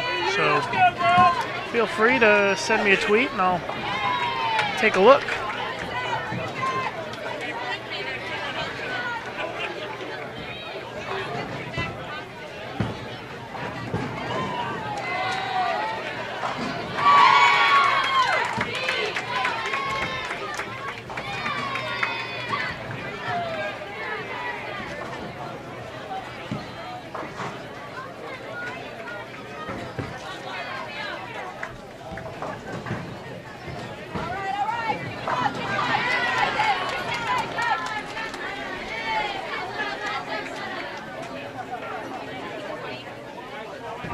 Bracket play tomorrow. 3 rounds of what I always consider very exciting bracket play right here on Bold TV. It will all conclude with the championship match. The time is to be determined based on the pace of play, but probably somewhere around 11:30 or 12 for the championship match tomorrow.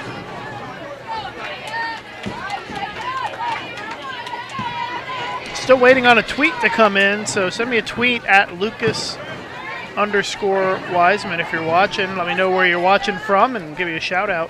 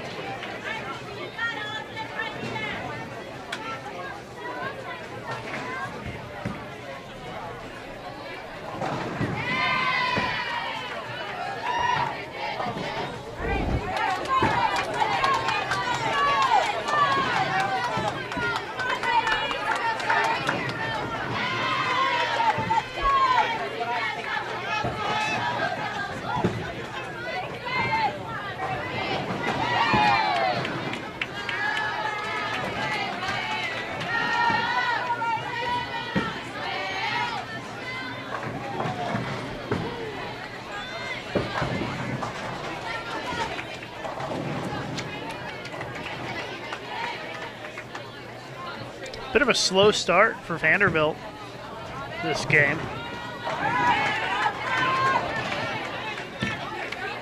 Got a lot of opens on the board early on. 6 opens in 2 frames.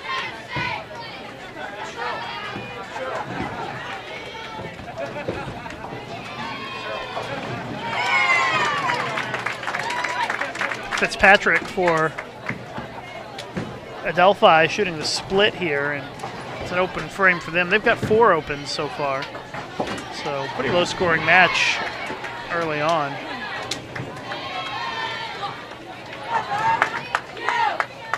right, come on, girls. Let's go. Me and you. Let's kick it up, girls. See those buddies now. Let's go.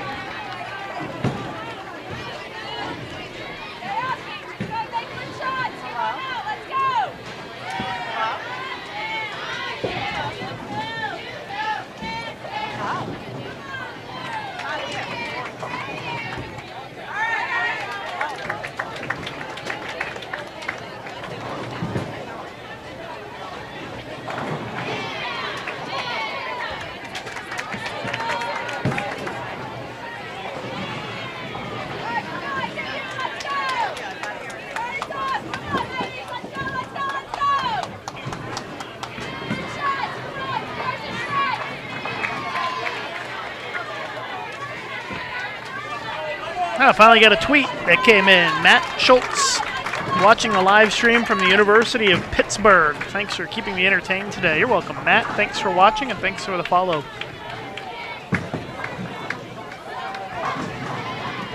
If you guys are watching out there, you can send me a tweet at Lucas_Wiseman. I was beginning to lose hope that anybody was going to tweet at me, so thank you, Matt, for renewing my faith in the Twitter sphere.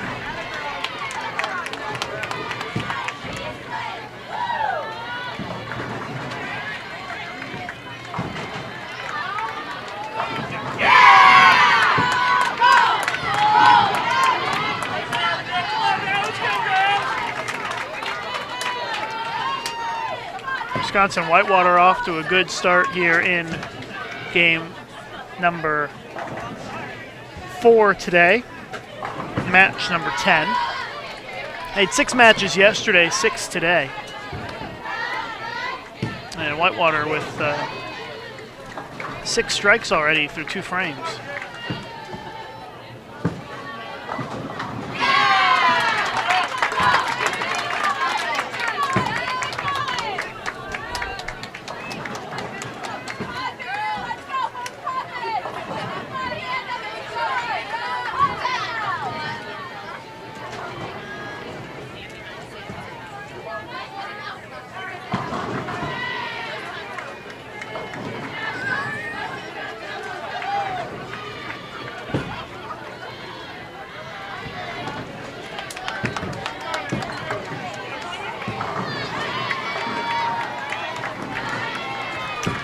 Sonia Mitchell sent me a tweet watching from London, Ontario. Snowed in. Well, you're not the only one, Sonia. It's snowing here in Reading, Pennsylvania as well.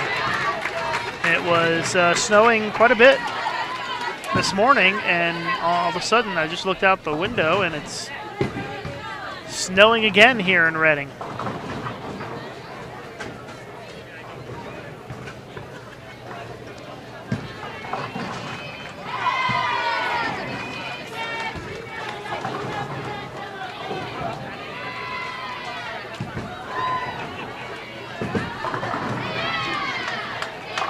Andrew Phillips tweeting at me, watching here from the UK, making his evening. Thanks, Andrew, for tuning in. So Matt, Sonia, and Andrew all get gold stars for watching and tweeting. So thank you very much to all 3 of you.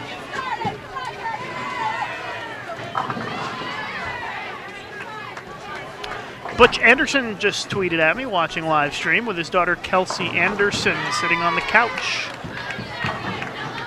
Thanks, Butch and Kelsey, for watching. Appreciate it. Hope you're enjoying. We got some, well, hopefully will be some good matches here this round. Wisconsin-Whitewater certainly is bowling very well early on in this one. As a team, Whitewater has 5 consecutive strikes right now.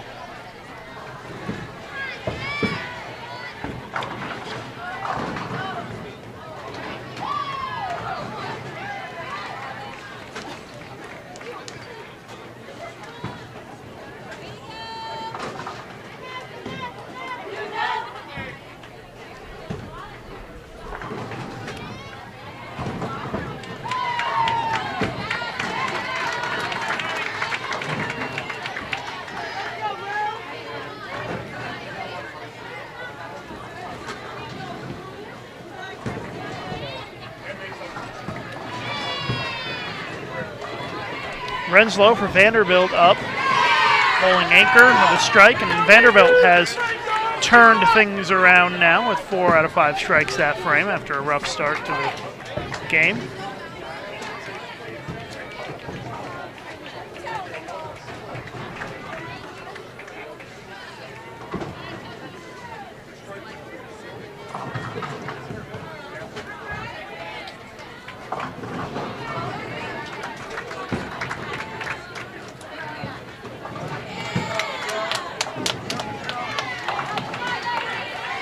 If you'd like to tweet at me and get a shout out, you can write me at Lucas_Wiseman.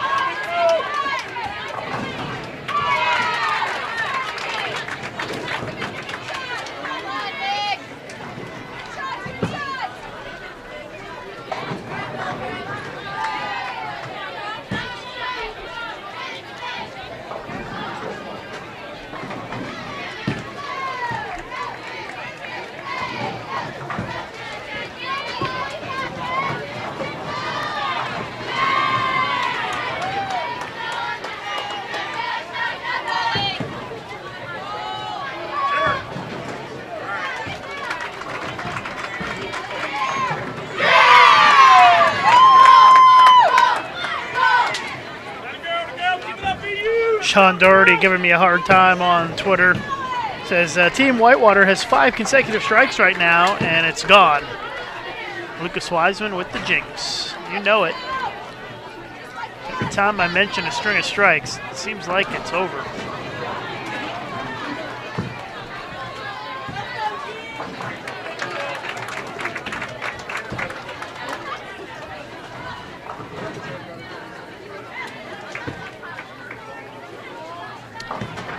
John Burish says, hi from the Netherlands. We'll miss a bit of the action tomorrow since we'll be bowling the 50-plus tournament then. Well, good luck, John, in the 50-plus tournament tomorrow. I was just in the Netherlands recently on vacation. Enjoyed my time in Amsterdam. Netherlands, a big bowling country, that's for sure. A lot of great bowlers in the Netherlands. So thank you very much for the tweet, John. If you want to tweet me, you can write me at Lucas_Wiseman. Dan Bartolone is watching in Chicago. He says it's snowy in Chicago and cheering for Valpo. Well, Dan, thanks for sharing. And I can tell you it's snowy here too. Very cold outside and the snow is coming down. It seems like every year we get snow at the Kutztown Invitational. It's an annual tradition, although I think it snows every other day up here anyways.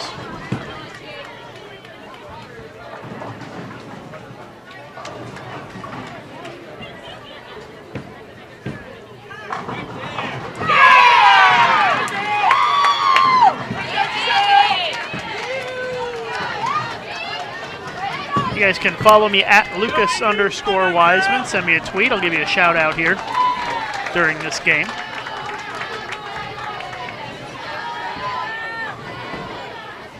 If you haven't done it yet, you should check out the video that I posted last night. The Fairleigh Dickinson team bowled a perfect game on the live stream yesterday, and what I did is I picked out each shot from the 300 game and put them back to back to back, whatever 12 back-to-backs is. And so you can see it in less than 2 minutes to watch the 300 game. I called it the evolution of a Baker 300. And you can find the link to that on our USBC Facebook page, facebook.com/USBC, or on our USBC Twitter at twitter.com/USBC. And you might want to check that out. Feel free to share it. It's a pretty cool video. I put some dramatic music behind it, which I think adds a little bit of ambiance to it. So check that out. And just got a tweet from Kelsey Anderson. I'm guessing that's the same Kelsey Anderson that's watching with Butch Anderson. Kelsey says she's been watching the past 2 days with her dad. And thanks from San Antonio, Texas. You're welcome, Kelsey. Thanks for watching.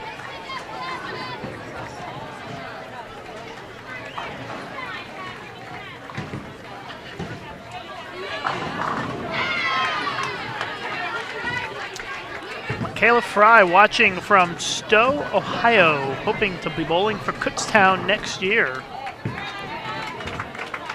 Well, Michaela, I can tell you that Joe Ambrose is a great coach, a great guy, head of the Kutztown program, and always enjoy coming up here to live stream the Kutztown Invitational. Wish it was a little bit warmer, but hey, what can you do? It's winter time in the United States, so that's what happens when you come up north in the wintertime.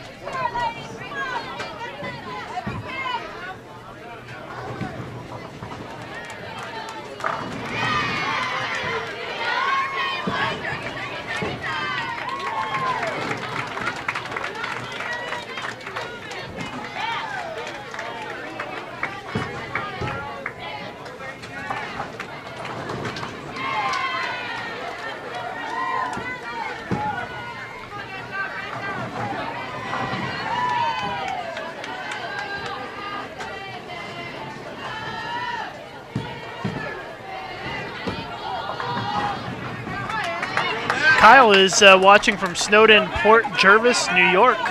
Proud boyfriend of a Sacred Heart bowler. Go Pioneers. Well, you presumably are tuning in at the right time because you knew that Sacred Heart was going to be on. So I'm glad that we were able to show you your significant other here on the live streaming. I would guess that she'll go back and watch some of this a little bit later, and maybe she'll hear that you were watching and got a shout out and give you some points for that. So thanks, Kyle, for watching. Paula Larson just tweeted at me. Says, go Valpo. Thanks for watching, Paula, and thanks for the tweets.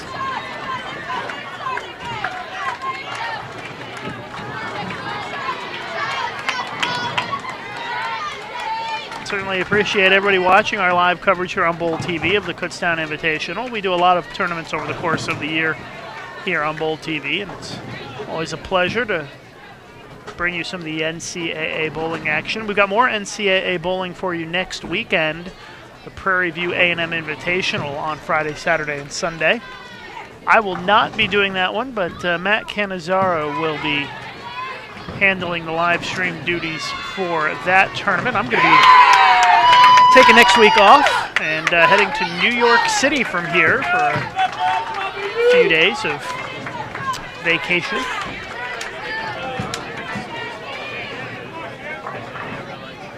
But you'll be in good hands with Matt Cannizzaro for the Prairie View A&M Invitational next weekend, I should say. Bob Harris watching in Oakley, California, cheering for Robin Renslow and Vanderbilt. Thanks, Bob, for tuning in, and I hope it's much warmer in Oakley, California than it is here in Reading, Pennsylvania.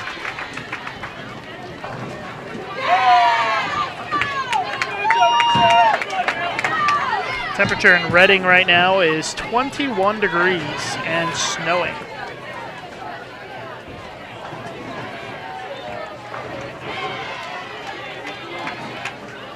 Glad I won't be here Tuesday morning. It says that the low on Tuesday, -2 here in Reading. I know that's nothing for some of you in the Midwest right now. Upper Midwest, Chicago, very, very cold. All weather is good bowling weather, but it's even better bowling weather when it's -16 degrees outside or something crazy.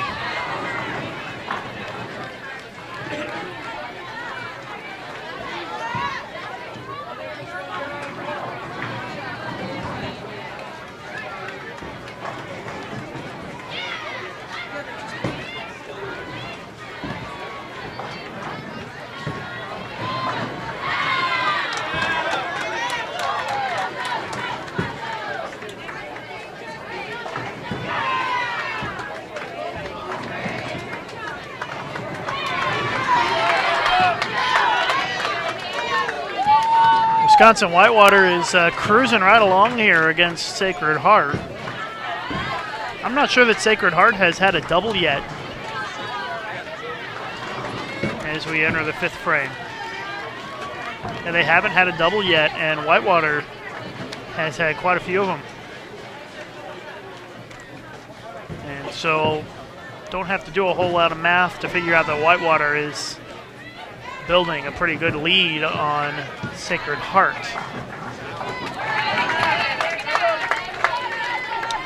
Vanderbilt has turned things around a little bit after a shaky start.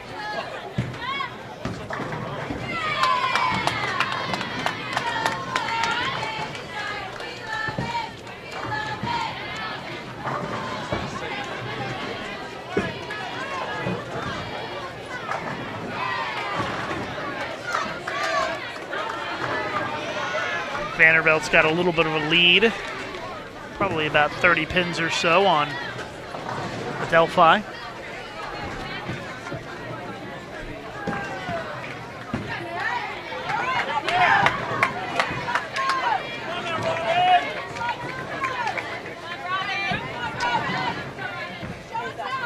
Michael watching from the Perfect Fit Pro Shops on Long Island. Shout out to Kat Riviera of Adelphi.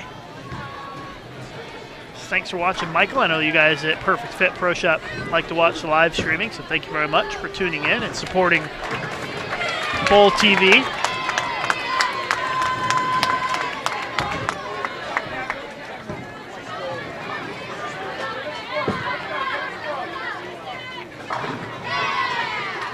You guys can tweet me at Lucas_Wiseman or just search for USBC on Twitter. And you'll find the USBC account. And you will also find me.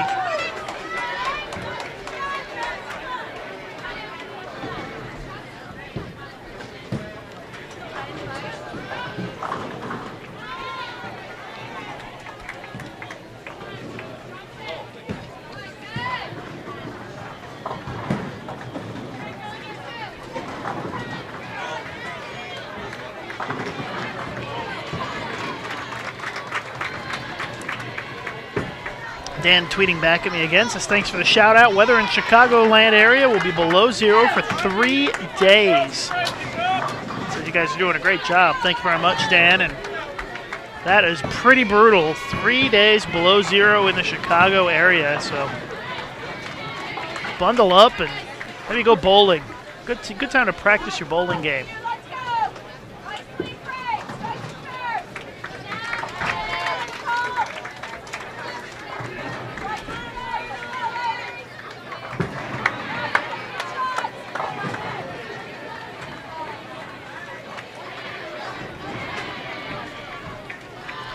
Twitter was a little slow for this tournament, but picked up nicely. Thanks, everybody, for the interactions.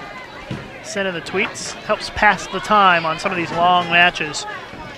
Each one of these matches takes about an hour and 10, hour and 15 minutes. So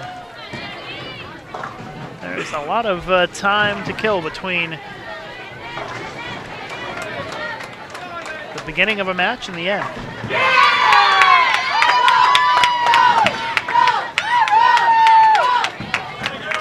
Susso with 5 strikes in a row for Vanderbilt in the leadoff position.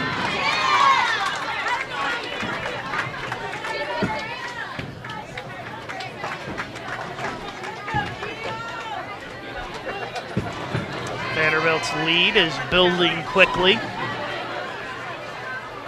with that 5-bagger.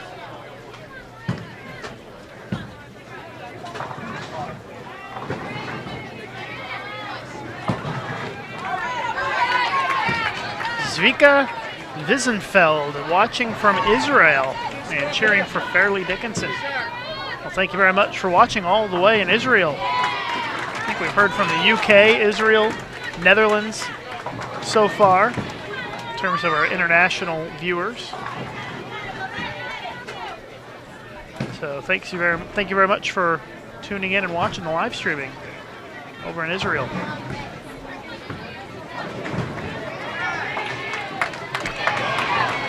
Jason Kelly watching from NC State University. Thanks for providing such a great event. You're welcome, Jason. Thanks for tuning in.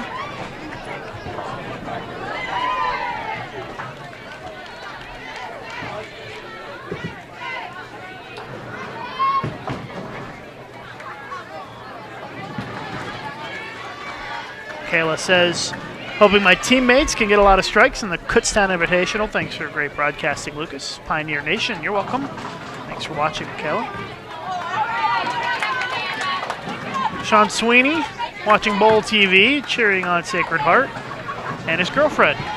Sean, another one looking to pick up some points with the girlfriend by watching the live streaming. Unfortunately, things not going so well for Sacred Heart this match, as Wisconsin-Whitewater is really bowling a fantastic game. You can just see on the scoreboard all of the strikes that are starting to pile up. Strikes are starting to pile up for Whitewater like the snow is piling up on my car outside.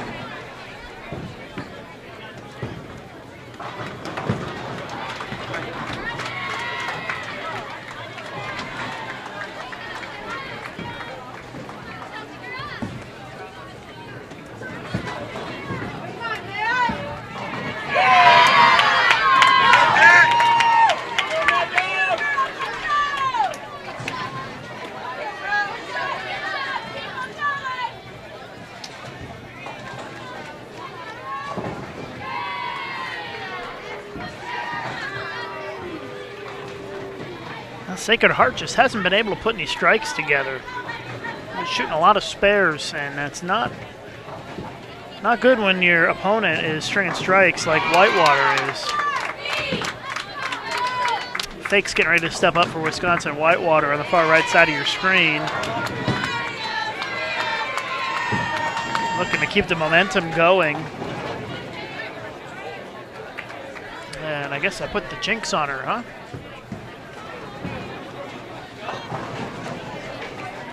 So just to recap, we've got Whitewater up big on Sacred Heart and Vanderbilt with a growing lead on Adelphi, although a big split there for Renslow in the 6th. But also a split for, a strike for Adelphi with 3 in a row there. So that will help them a little bit. Right now, Vanderbilt up by more than 50 pins.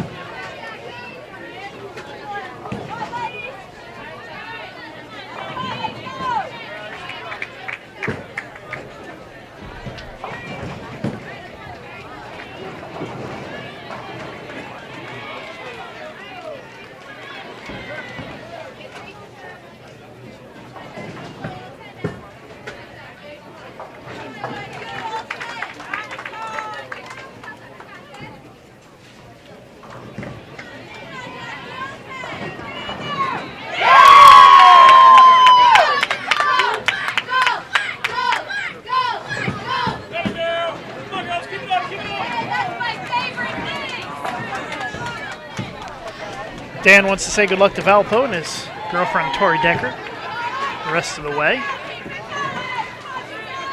And Andrew Phillips loves how big the big bowling is in the U.S. We probably have 2 to 3 alleys in a 50-mile radius. And his local alley only has 14 lanes. That's in the UK, right, Andrew? Yeah, Andrew's watching in the UK. We've got some big bowling centers here in the United States, that's for sure. This bowling center is, let's say, classified as being medium-sized in the United States. It's 32 lanes.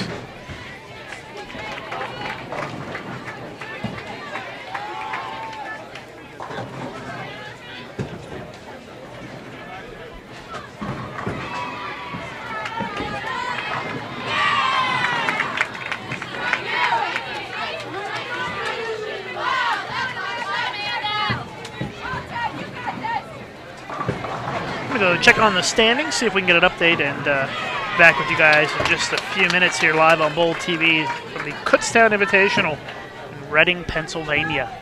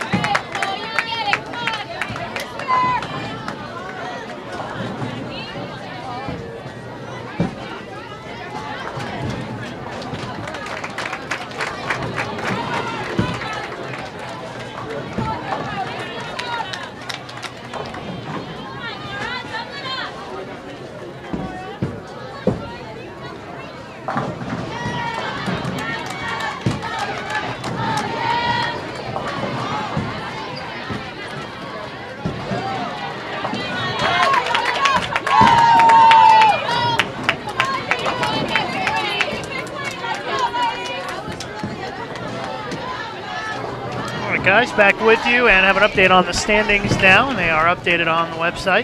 Fairleigh Dickinson in the lead at 80-67. And they lead by 134 pins on Wisconsin-Whitewater. Got Vanderbilt in third. All three of those teams 9-0 in their matches so far in the tournament. And you've got Maryland Eastern Shore at 7-2 in fourth place with 75-73. It's almost 500 pins back of first.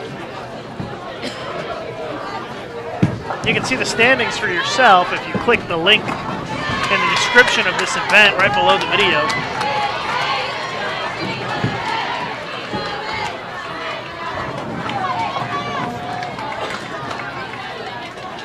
Thanks again for tuning in, watching Bold TV's live coverage of the Kutztown Invitational here from Reading, Pennsylvania.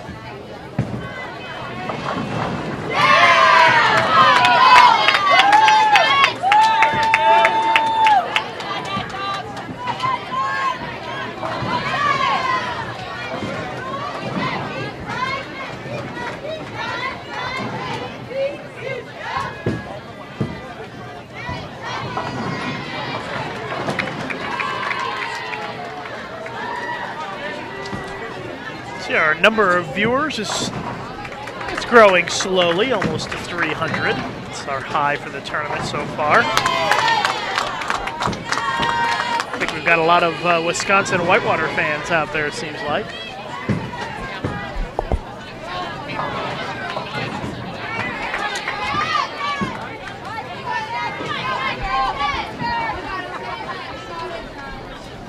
Got a good crowd here today watching the Kutztown Invitational. Pretty packed house. Hard to find a seat anywhere. A lot of people standing, trying to get a view of the bowling action here.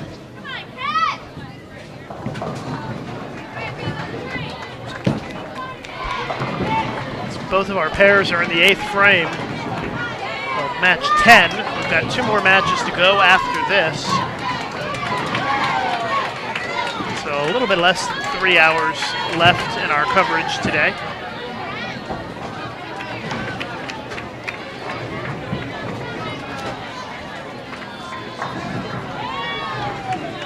Adelphi really trying to make a comeback here against Vanderbilt. As Goodman makes the spare for the Commodores.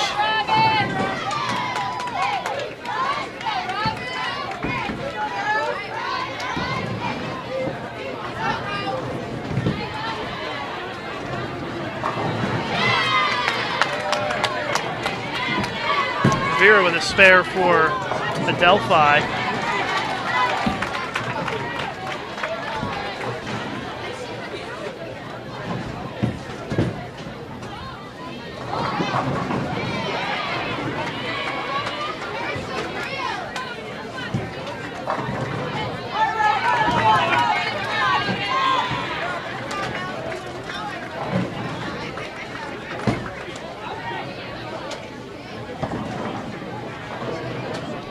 Still a little bit more than a 50-pin lead for Vanderbilt with 2 frames to go. But Adelphi certainly has an opportunity in the 9th frame to really chip into that if they can connect some of those strikes that are on the board in the 8th.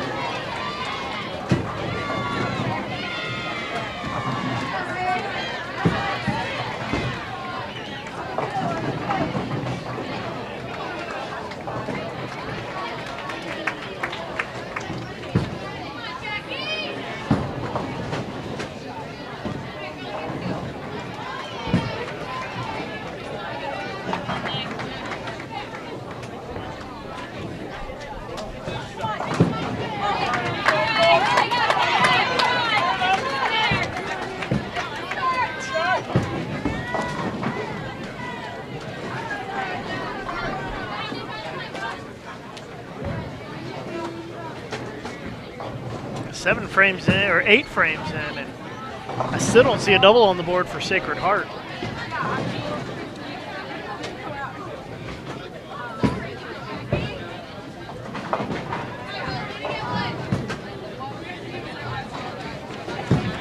And Wisconsin-Whitewater is ahead by, well, about 120, 130 pins at this point, heading into the final couple of frames.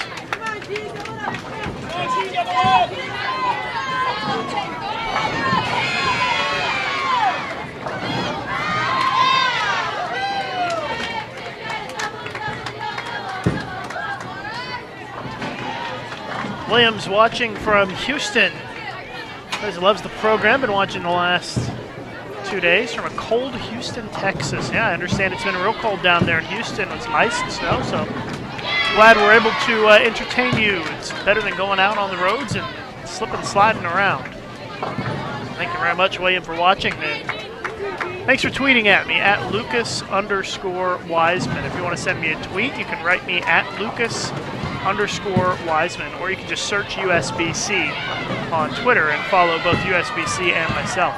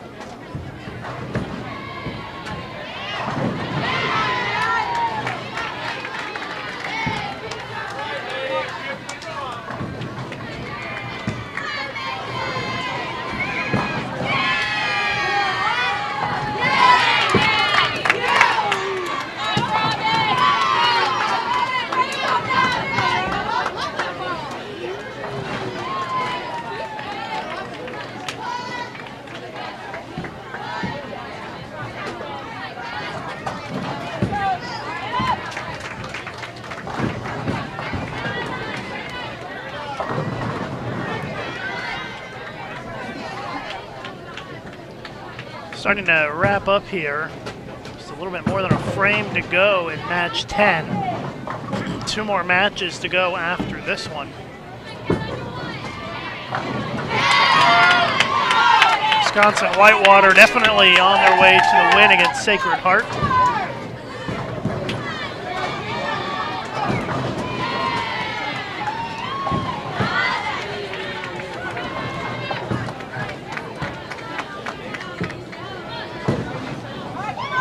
Kind of a rough frame for Adelphi.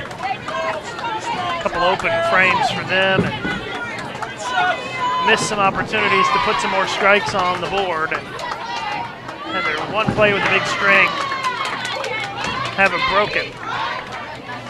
And so I think it looks real solid for Vanderbilt to win that match at this point.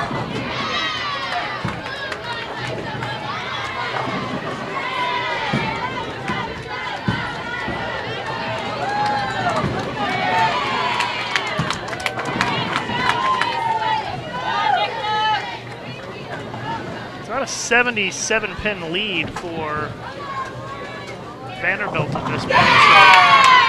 So almost 80 is the lead for Vandy. As we are in the 10th frame now. And an 80-pin deficit's pretty tough to overcome for any team in one frame.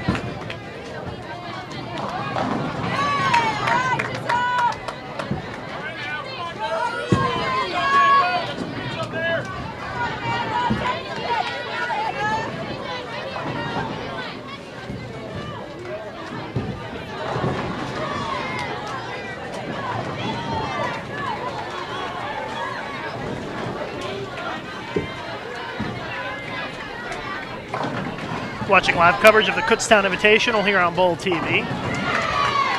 This is the final frame of match number 10. We've got 2 more matches to go today. And we will know our seeding for the bracket portion of the event. Bracket play gets underway tomorrow morning, 8:30 a.m. Eastern Time.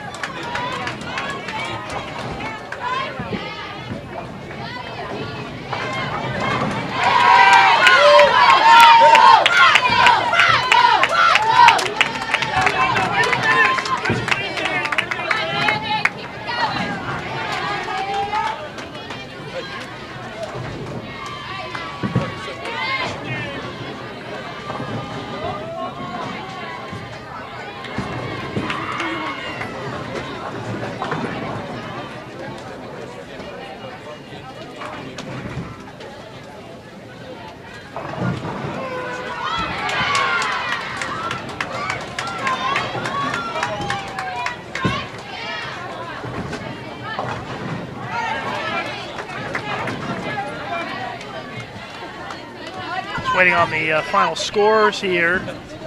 These matches, we already know that Whitewater and Vanderbilt are going to win the matches. Just a matter of what the final tally will be.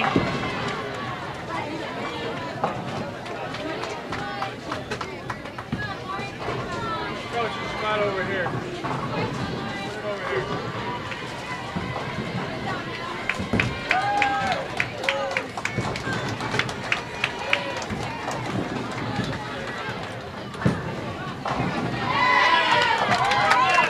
.818 for Adelphi.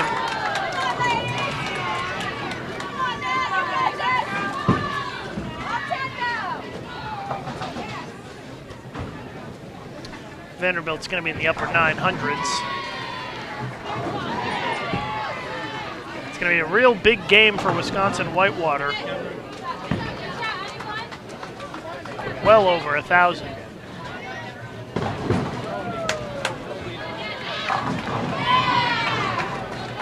Perhaps, and even looking very likely that it'll be over 1,100.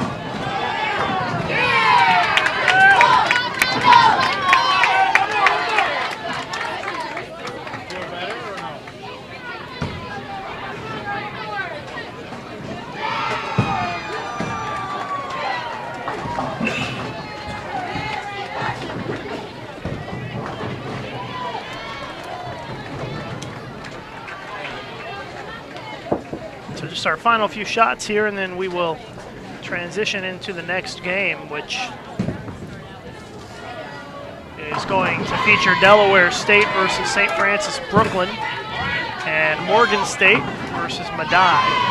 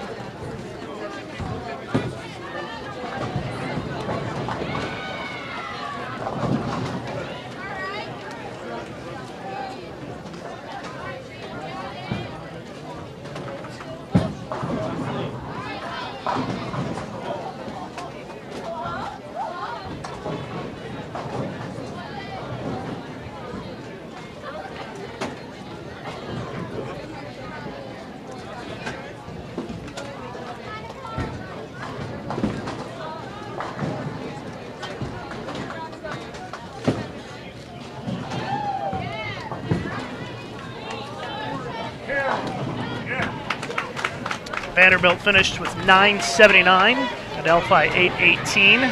Final score in that match as Vanderbilt takes the win. Still finishing up between Whitewater and Sacred Heart. We know Whitewater is going to win big, just a matter of what the score will be.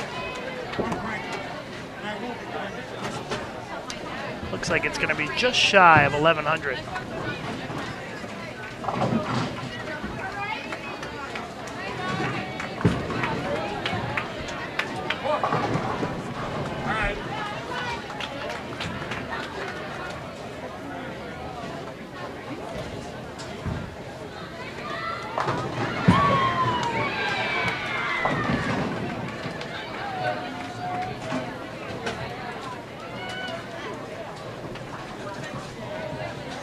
So 1094 for Wisconsin-Whitewater. Big game for them.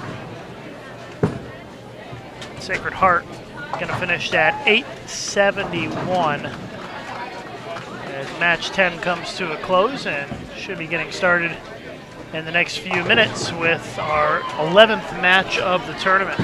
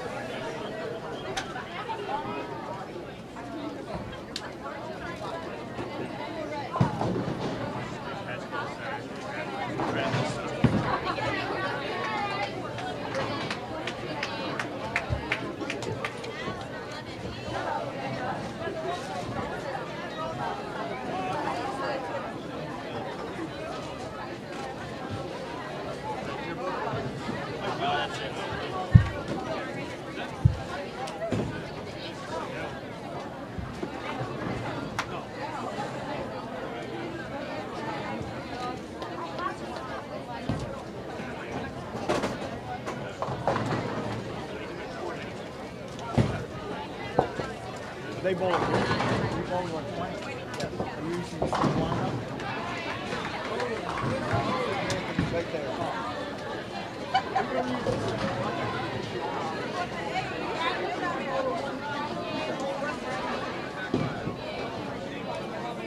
Cha-cha.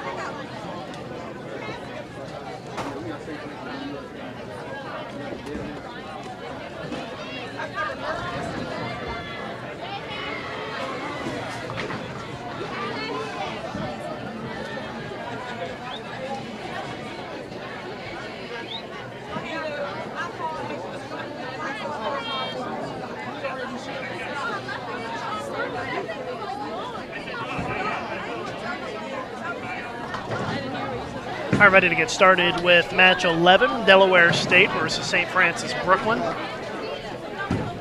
That's on 17 and 18, and on 19 and 20, we've got Morgan State against Medaille.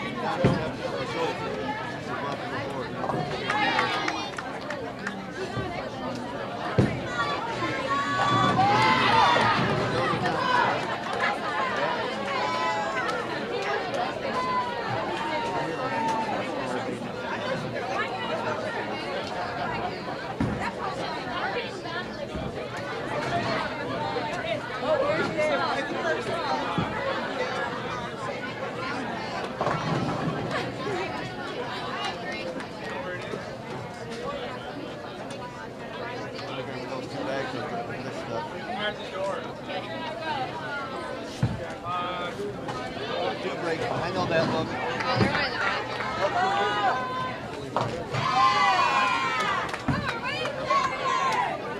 So everybody.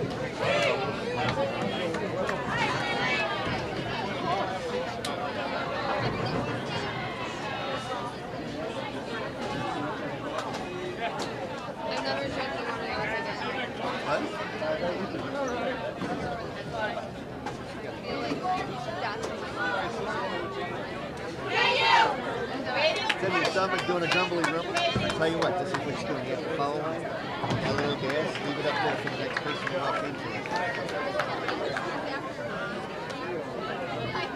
You'll know if she bowls with her mouth open, she comes back like this.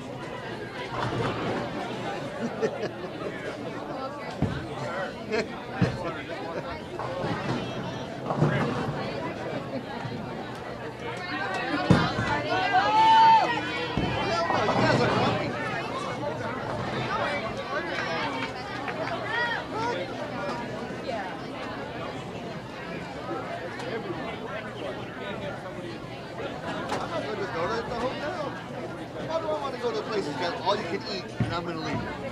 Does that make sense to you?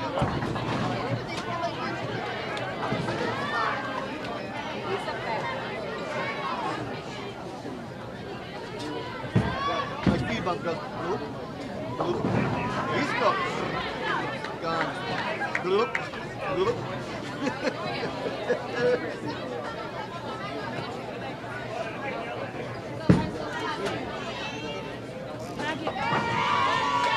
Every time the girls throw 3 in a row, pizza folders. No, wait. Let me change it. Every time you guys have 2 misses in a row. Pizza folders. Because you don't want to see the big. I got duct tape.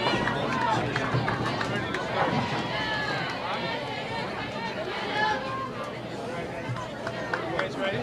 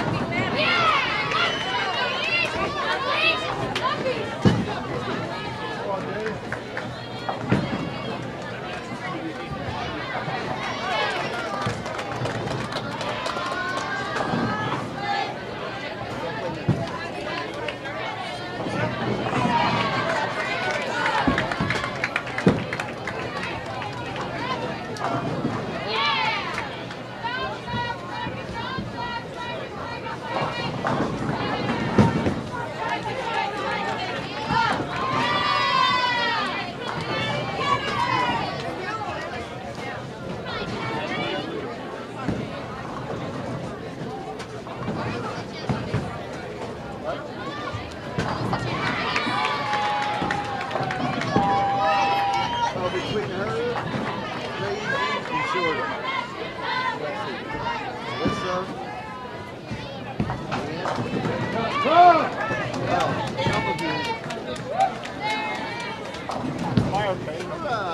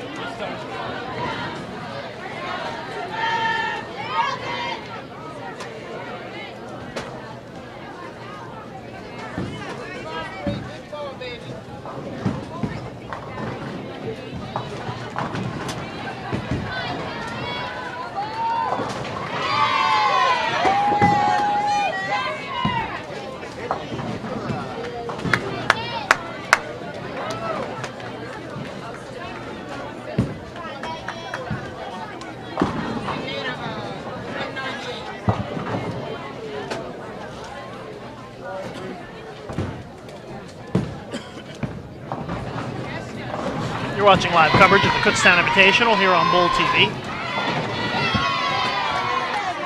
We are in match 11. We've got one more match to go after this one wraps up. Just getting started with match 11 though.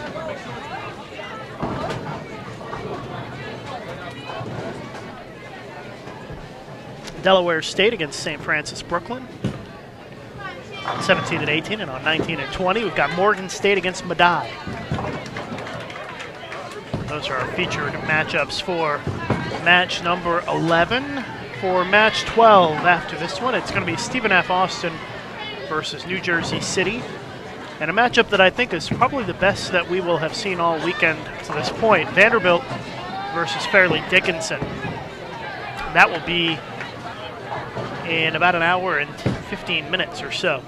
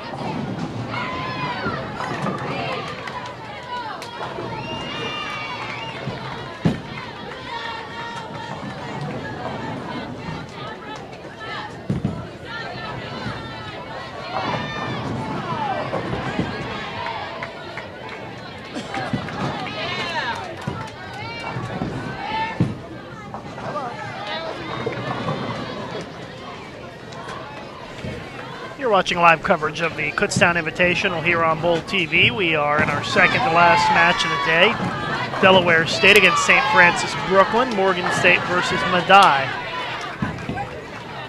In about 4 or 5 frames, we should have the updated standings after that 10th match, and we'll let you know when they are updated and giving you an idea of when to hit the refresh button and take a look at those standings.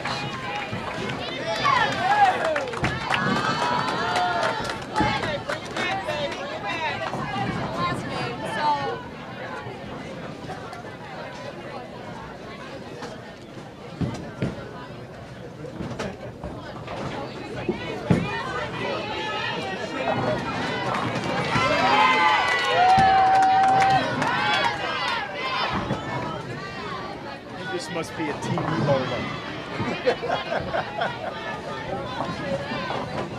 No, I shouldn't have said anything. Oh no. Oh no. Oh no. Oh no, that's a kiss of death. Nice job, Wilbert. Oh.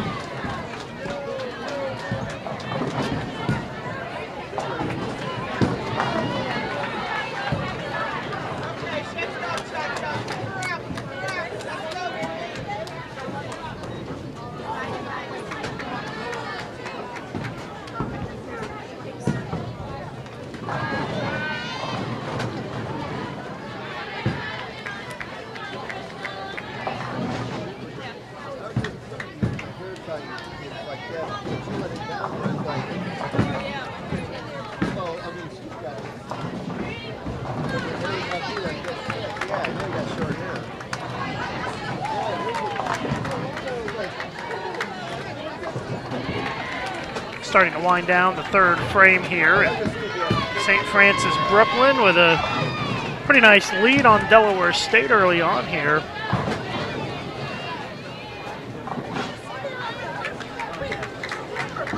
In the other match, Morgan State starting to build a lead against Medaille.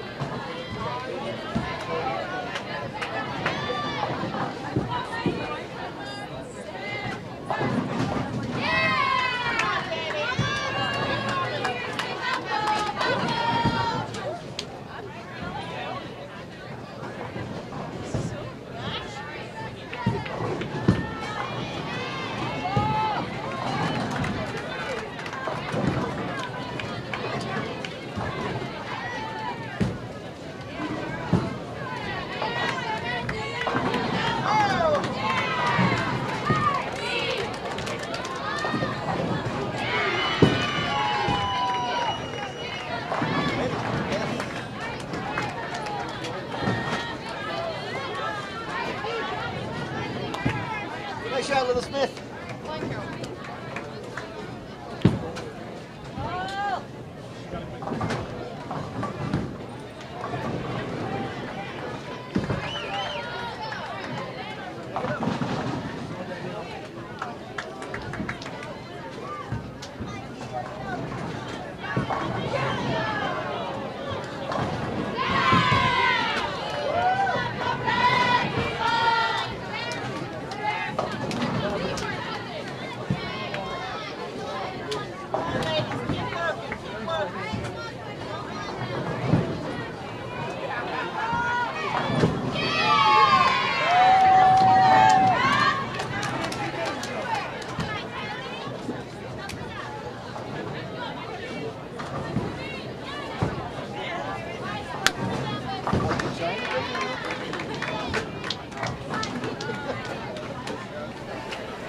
Thanks for tuning in. Our live coverage of the Kutztown Invitational here on Bowl TV.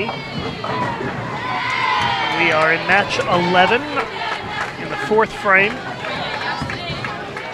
Right now, we've got St. Francis Brooklyn leading Delaware State.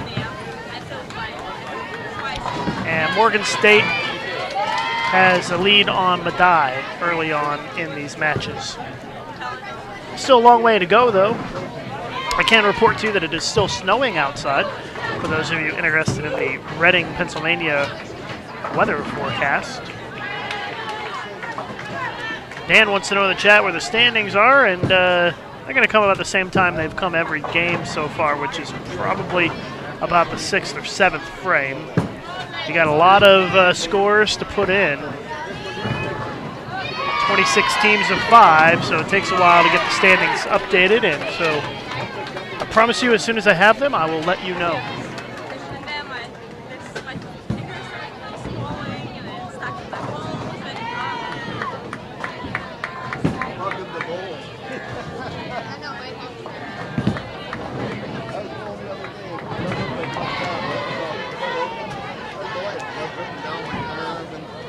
High five and I go like this.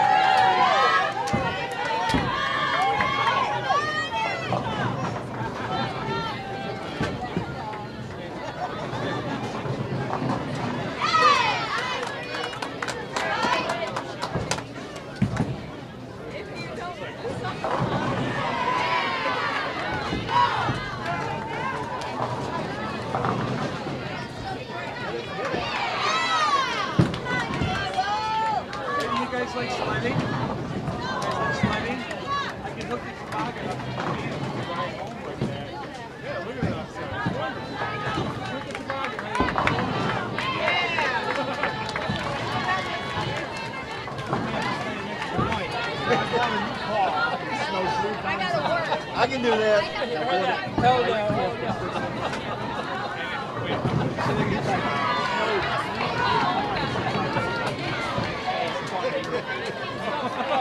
You gotta take it down to Florida. Way to fire up the team.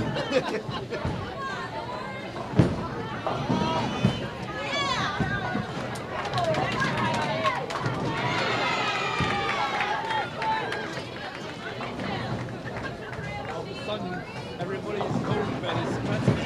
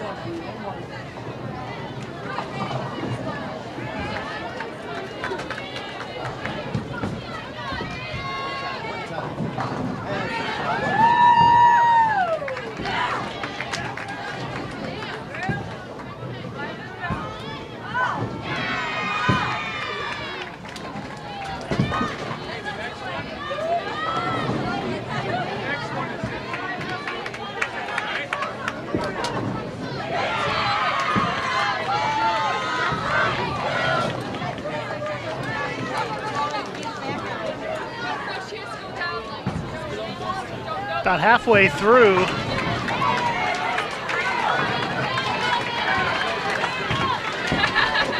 Match number 11 here.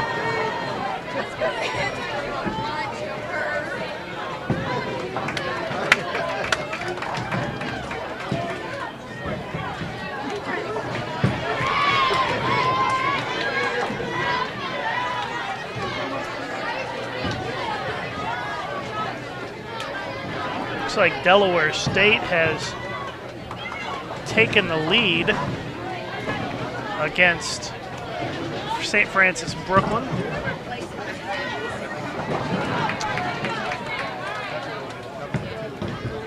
And Medaille still trailing Morgan State, although Medaille's anchor bowler is keeping it close.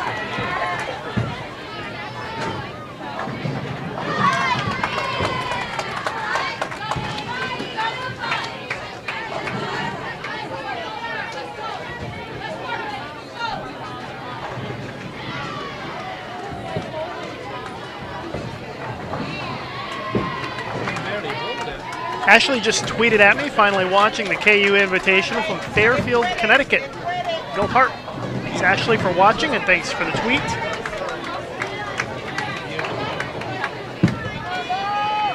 Appreciate you tuning in this Saturday afternoon.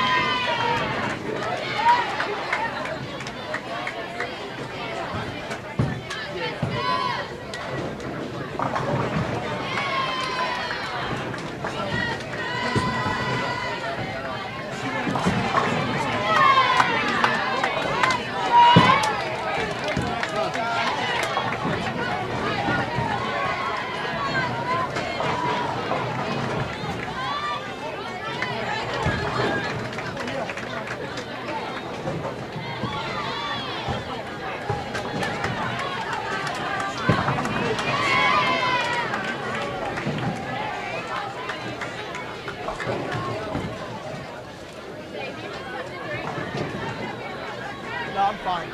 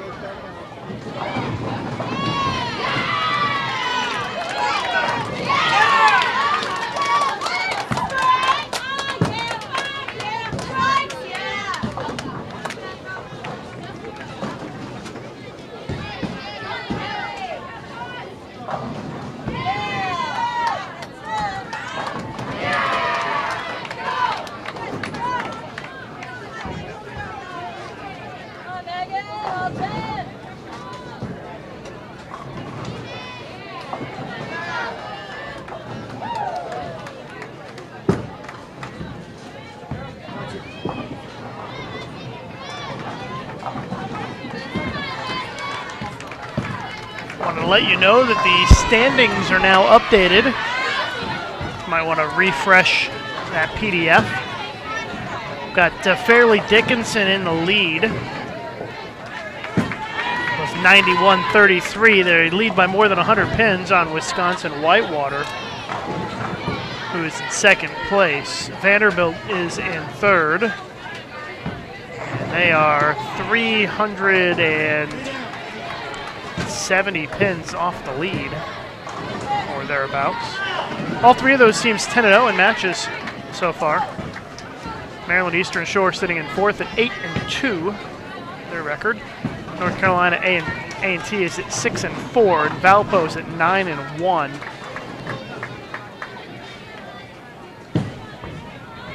If you like, you can click the link in the description of this video underneath, and that'll take you right to the standings, and just hit refresh when you open it up if you've opened it before to get the most recent update.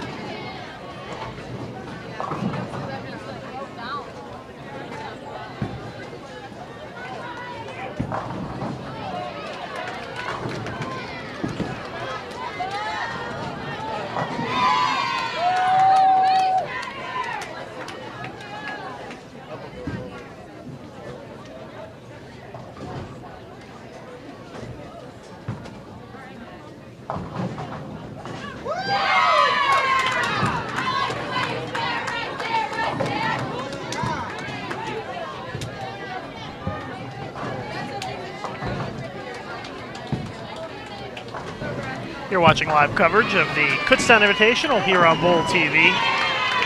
We are in match 11 of 12. Just a few frames to go here before we head into our final match of the day. You can find the standings by clicking the link in the description of this video. Just look a little bit below it. Also, be sure to subscribe to our YouTube channel. Click subscribe and you can get updates on all of our videos here when we get them posted on Bowl TV.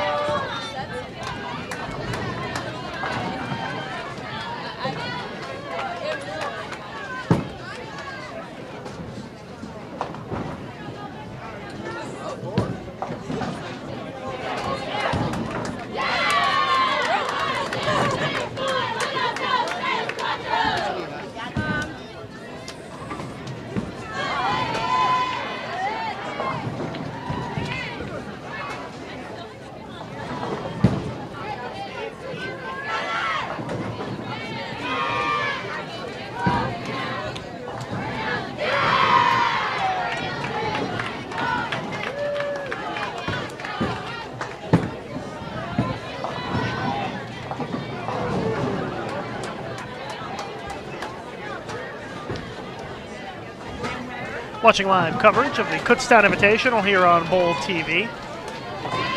Starting the 9th frame between Delaware State and St. Francis Brooklyn.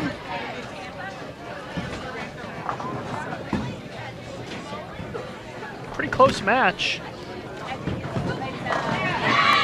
Just a 9-pin lead for Delaware State heading into the final 2 frames. So a very close matchup between Delaware State and St. Francis Brooklyn. It's going to be a real interesting finish to this match. Don't forget that probably the match of the tournament coming up next game. It's going to be Fairleigh Dickinson against Vanderbilt.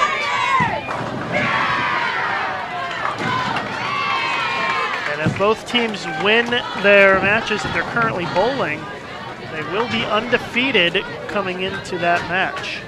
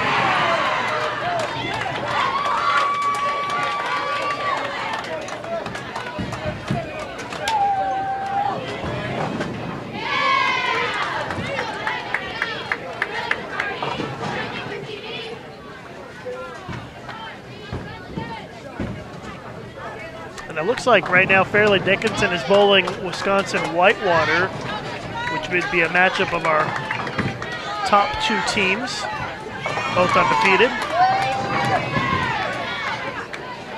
Not sure how that match is going. It's down a few pairs from us here. But we will have a good matchup between Fairleigh Dickinson and Vanderbilt coming up in our final game of the day.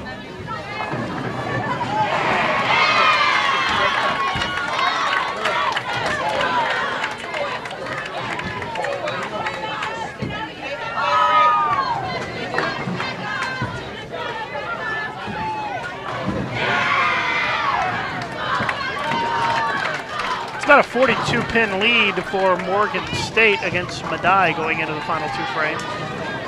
Neither team scoring very well.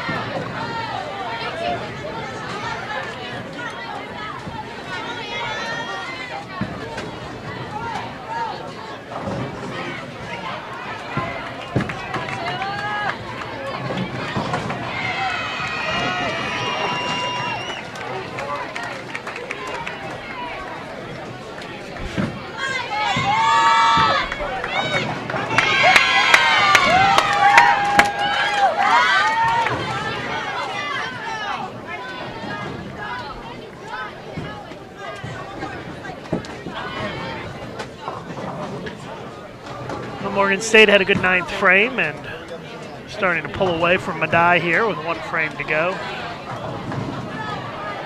Open frame by Delaware State by their leadoff bowler. And so St. Francis Brooklyn has now taken the lead.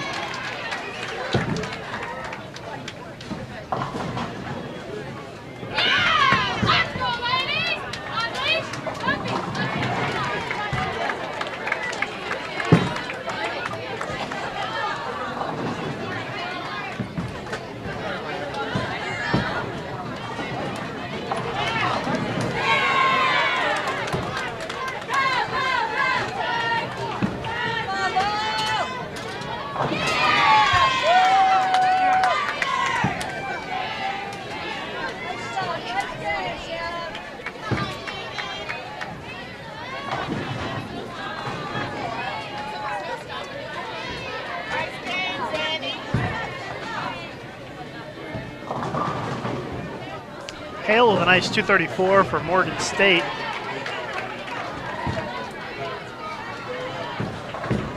In the leadoff position.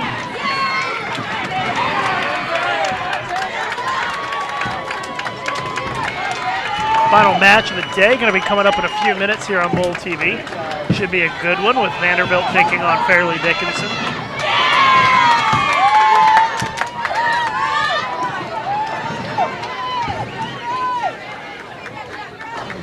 Back-to-back opens to start the 10th frame for Delaware State. Finally get a spare on the board in the 10th, but they are in some big trouble here. Falling flat at the wrong time. Before that spare, 4 of their previous 5 frames had been openers.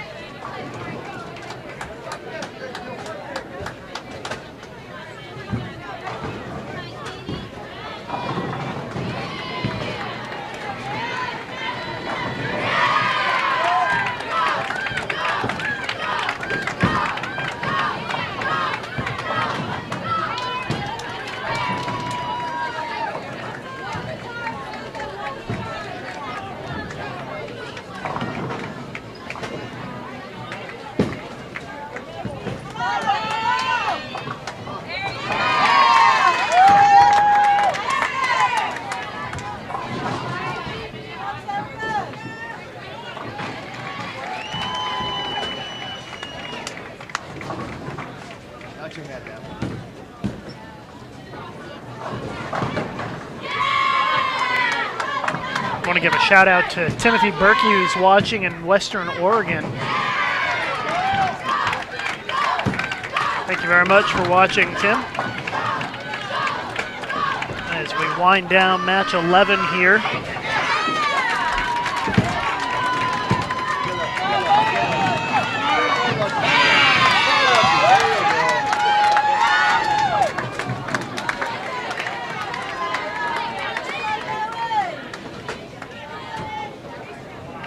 Marthage from Medaille with a good game.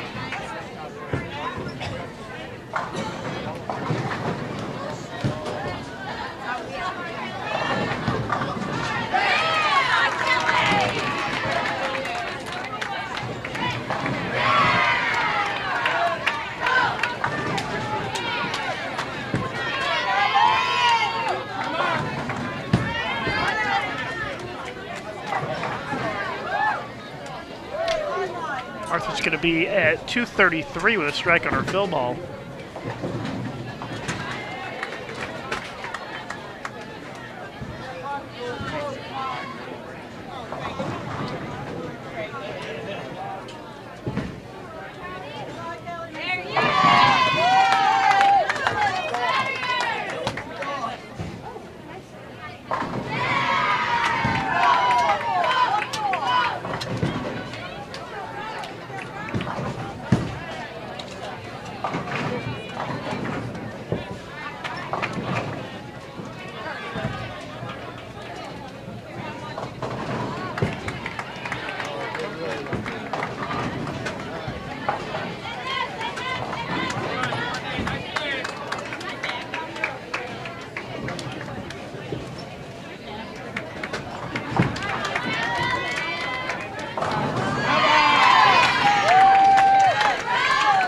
St. Francis does come from behind to beat Delaware State. Tough loss for Delaware State. Things fall apart in the final two frames for them. And St. Francis Brooklyn will take the win.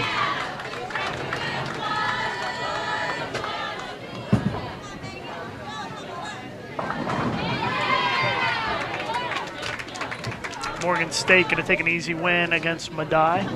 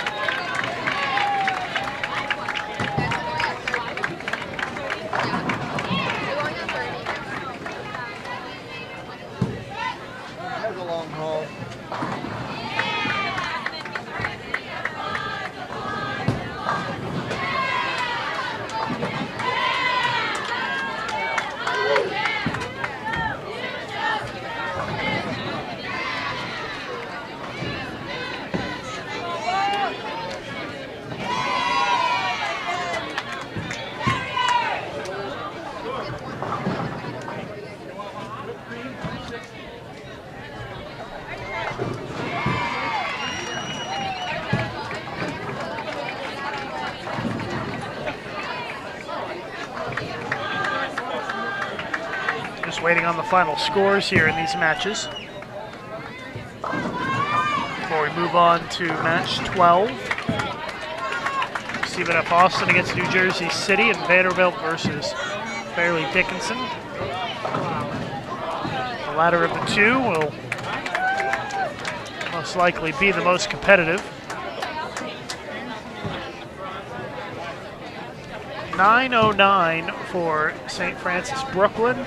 875 for Delaware State. That was a 34-pin win for St. Francis Brooklyn, and they all marked in the 10th. That was the difference for them.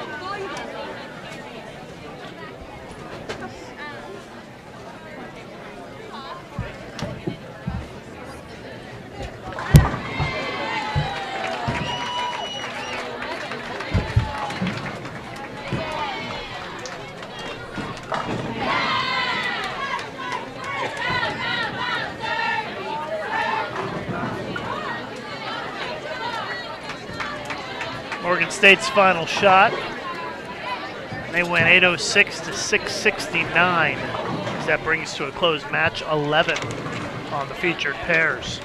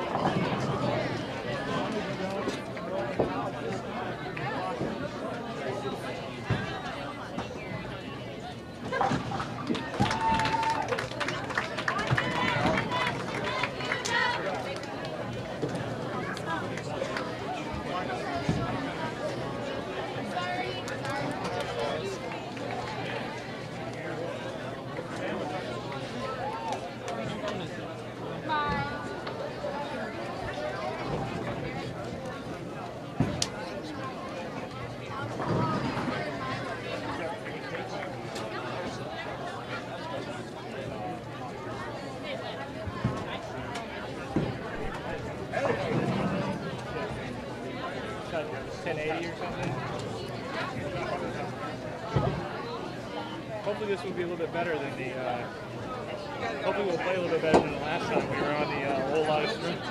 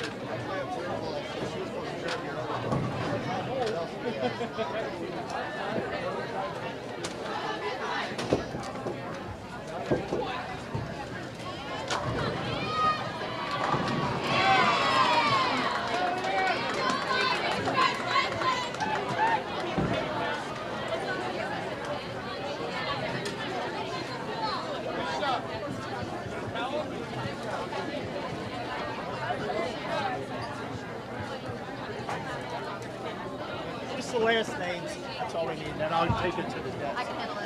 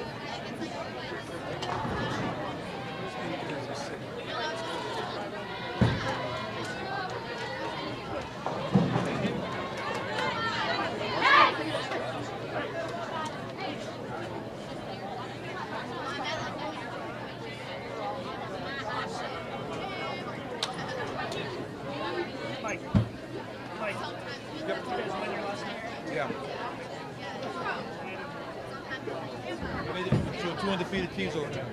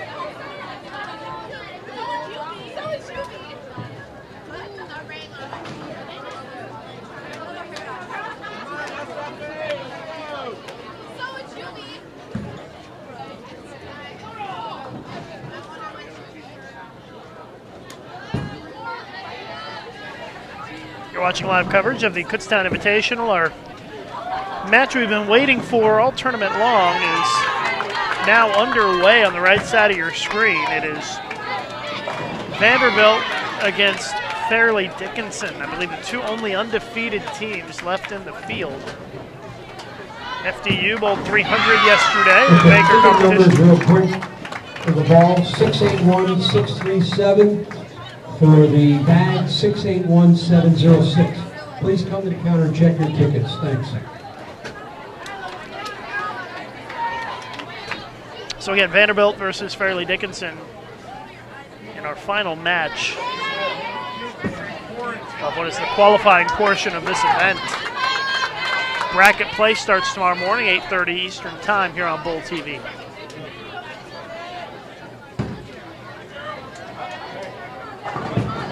Stephen F. Austin, New Jersey City will be our other featured match, but got to wait for New Jersey City to make their way over. They should be over soon.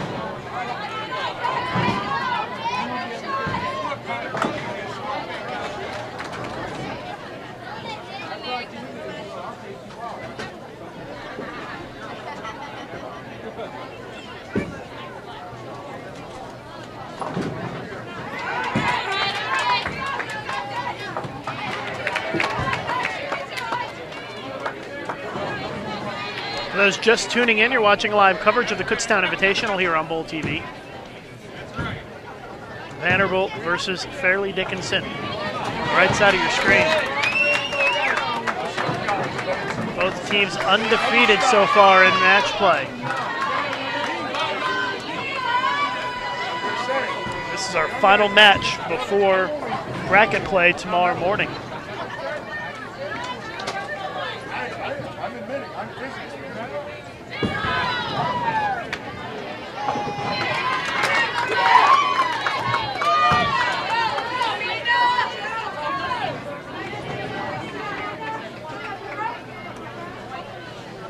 Both teams 11-0 coming into this final match.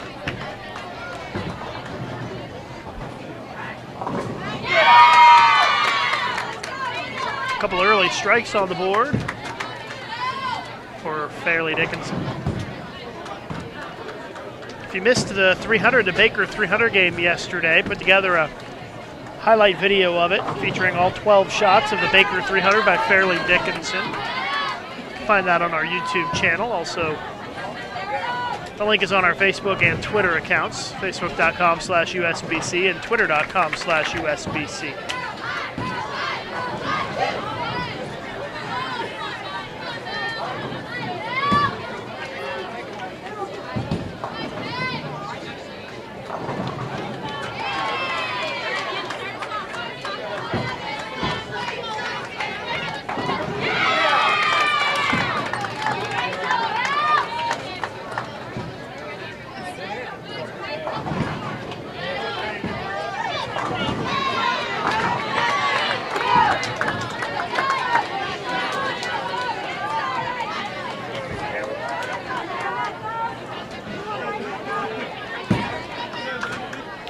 Alex asking in the chat who I think is going to win the Tournament of Champions tomorrow. Good question. I'm going to go with Belmonte. Be sure to watch that tomorrow afternoon on ESPN.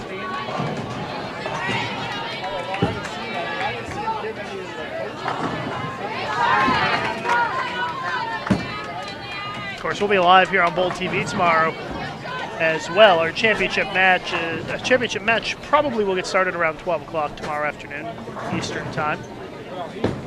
And we'll be done before 2 p.m.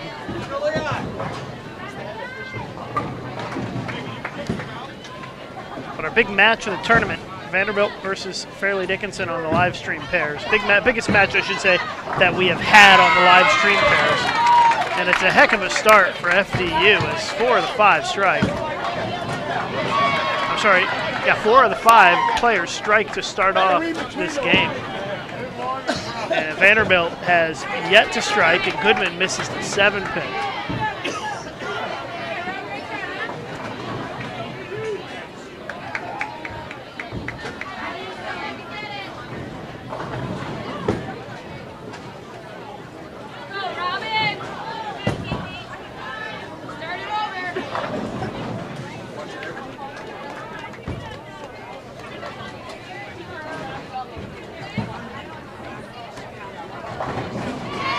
Appreciate everybody tuning in for live coverage of the Kutztown Invitational here on Bowl TV. I'm Lucas Wiseman. We're live in Reading, Pennsylvania. Vanderbilt against Fairleigh Dickinson on the right side of your screen. On the left side, Stephen F. Austin against New Jersey City. A match that we are closely watching is Vanderbilt versus Fairleigh Dickinson. Hope you'll join us tomorrow for bracket play here on Bowl TV, starting at 8:30 tomorrow morning Eastern time. 3 rounds of bracket competition.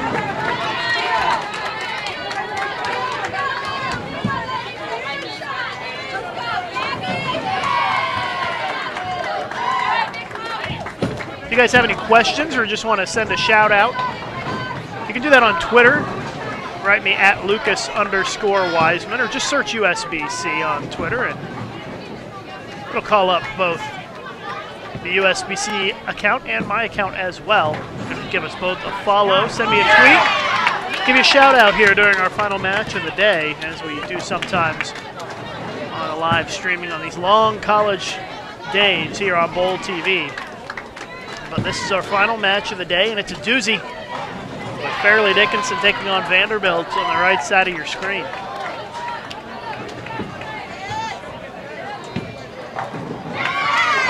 Fairleigh Dickinson off to a fantastic start. They have struck on 5 of 6 shots to start off this match with Vanderbilt, who has not struck yet and has an open already. So Fairleigh Dickinson already starting to build a lead very early on against Vanderbilt.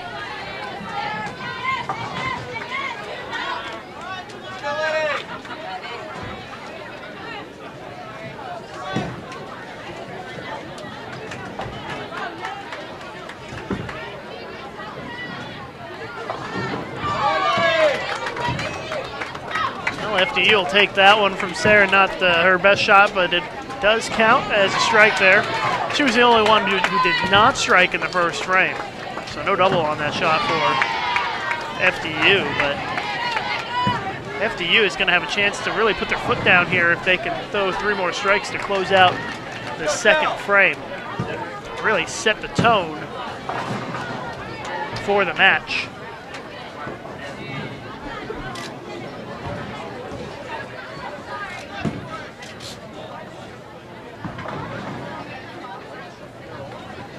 Our 2 undefeated teams in the tournament, Vanderbilt and Fairleigh Dickinson. FDU is all over Vanderbilt right now early on as Hunsaker strikes again for a double. And that is 7 of 8 strikes to start this game for Fairleigh Dickinson.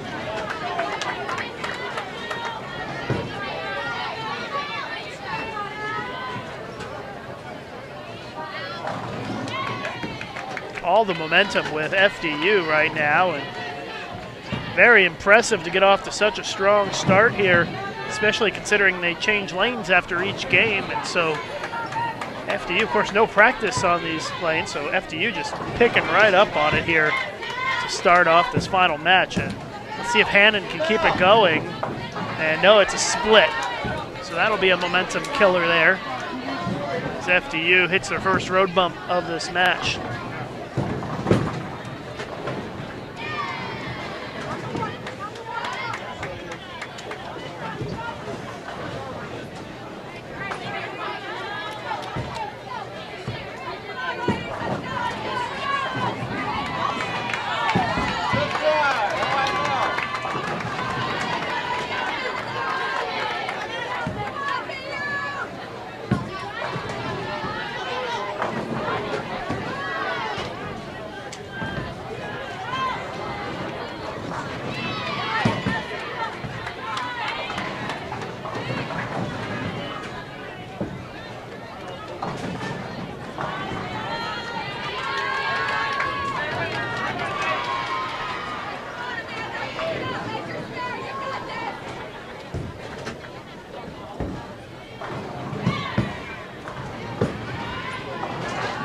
Visenfeld for FDU with a double in the anchor spot.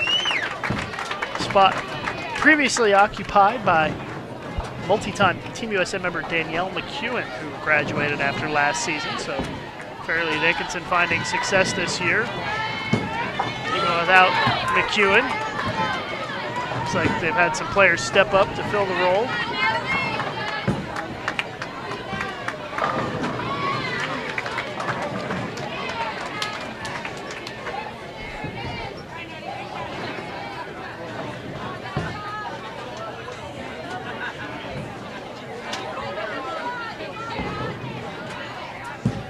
Big start by FDU has gotten them out to an early lead on Vanderbilt. And Vandy has yet to throw a strike. Let's see if Goodman can change that here on the far right side of your screen, the lefty.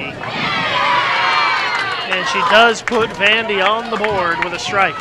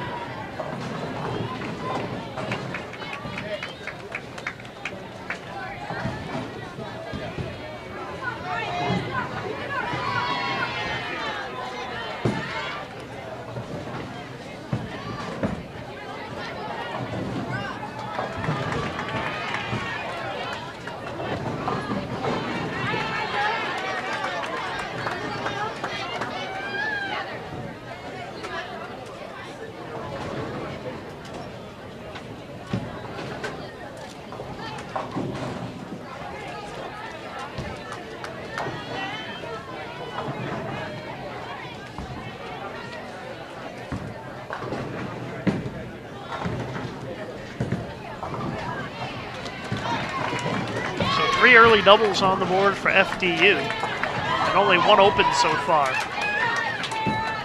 Only one strike for Vandy and two opens. Come on, kid.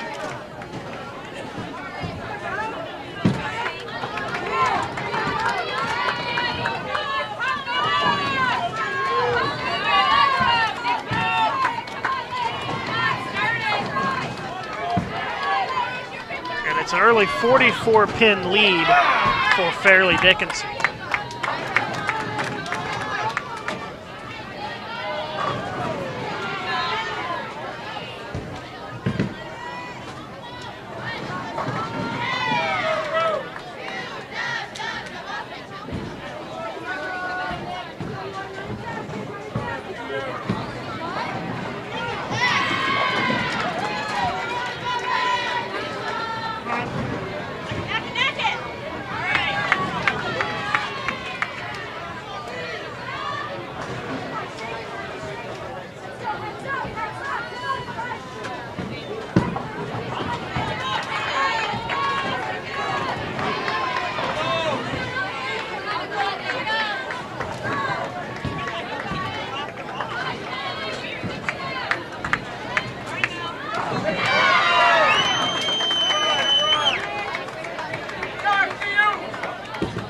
round with 3 in a row in the leadoff position for Fairleigh Dickinson.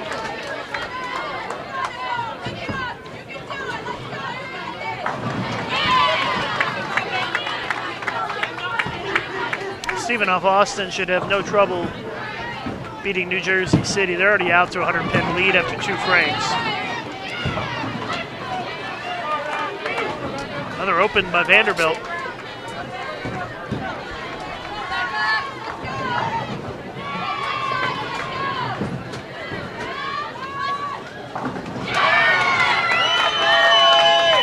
Double for Sarin on the board. FDU is feeling it right now. FDU would love nothing more than to be the only undefeated team heading into bracket play tomorrow. They already got a 300 this weekend. We showed it to you live right here on Bull TV yesterday in the Baker competition.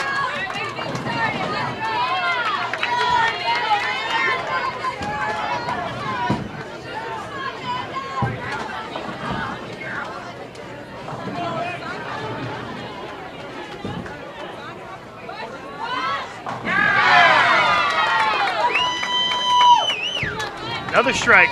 Hunsinger, 3 in a row. Dream start here for Fairleigh Dickinson.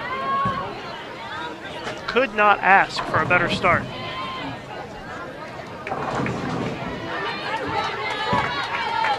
The split for Vanderbilt. This one has all the makings of a laugher.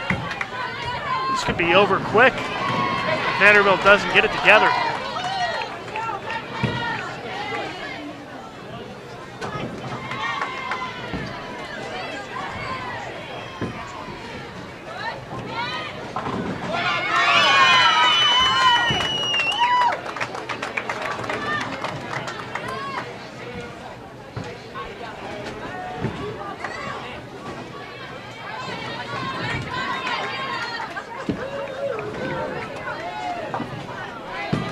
Another open frame for Vanderbilt.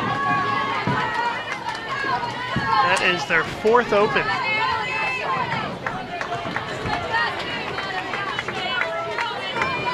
And Wiesenfeld's going to try to close out a perfect frame for FDU. And a stubborn 7-pin. Kind of dampens the party a bit there for FDU.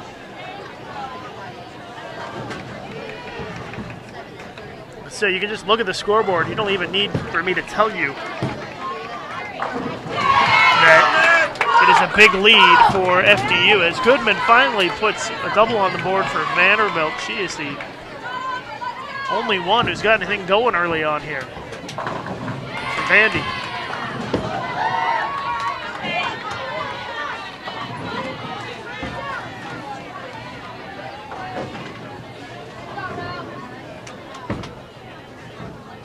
You're watching live coverage of the NCAA Kutztown Invitational. I'm Lucas Wiseman. This is Bull TV. Thanks for tuning in.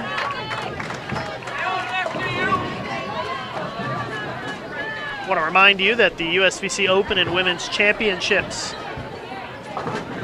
will be getting started in Reno, Nevada in just a couple of months, and we will have some live streaming for you from those events. But more importantly, you can still sign up to bowl both the Open and the Women's Championships. And for more information, go to bowl.com/tournaments. Bowl.com/tournaments for information on the Open and Women's Championships, the national championships, open to any USBC member.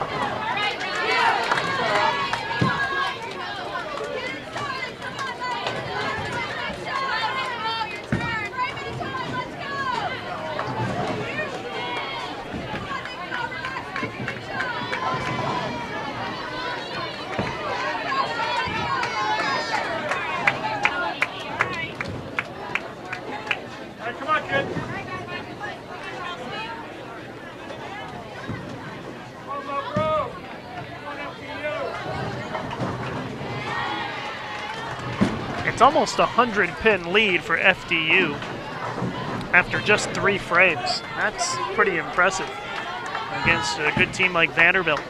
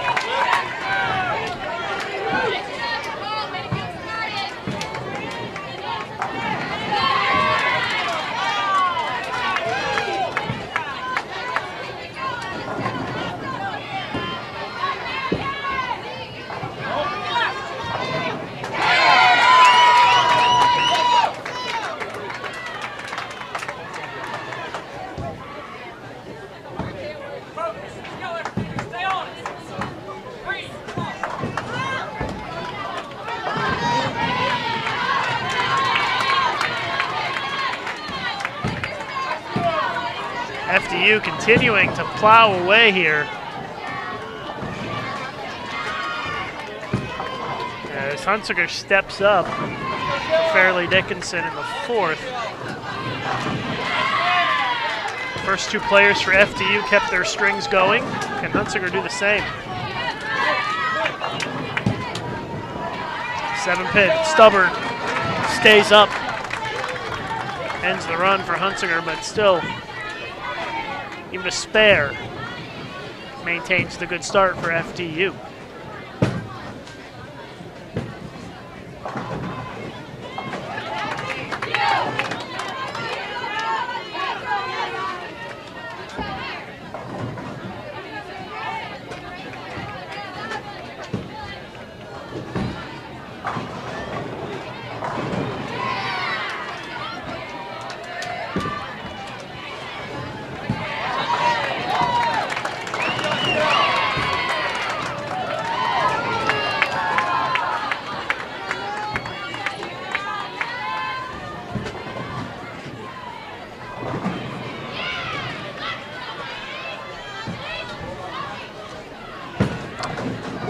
Fry mixes it up for a strike for Vanderbilt, tries to get her team pumped up here.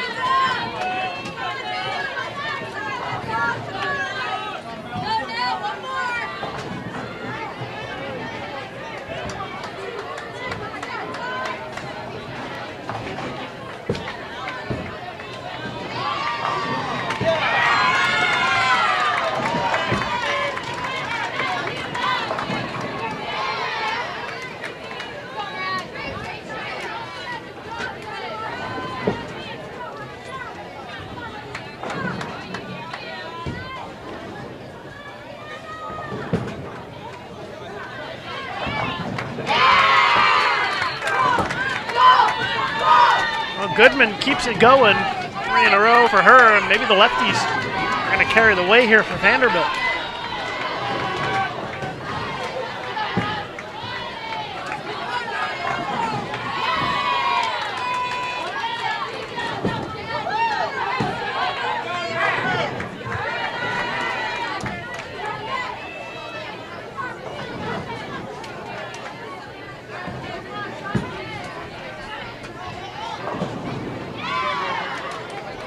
Renslow for Vanderbilt. She gets a strike, so all of a sudden Vanderbilt has thrown 4 of the last 5. And Vanderbilt trying to claw their way back in and take baby steps here to make up some ground against FDU, but they're going to need FDU to slow down a bit. Otherwise, it's going to take an awful lot of strikes for Vandy to come back.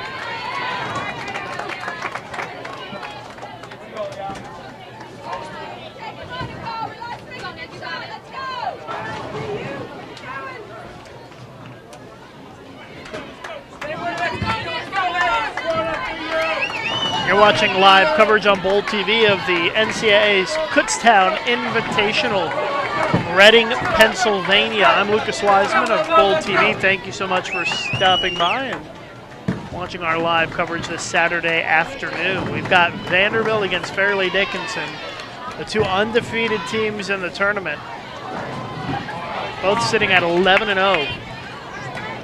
And right now, it looks like Fairleigh Dickinson is the team to beat here, as they are out to a big lead of more than 100 pins after 4 frames.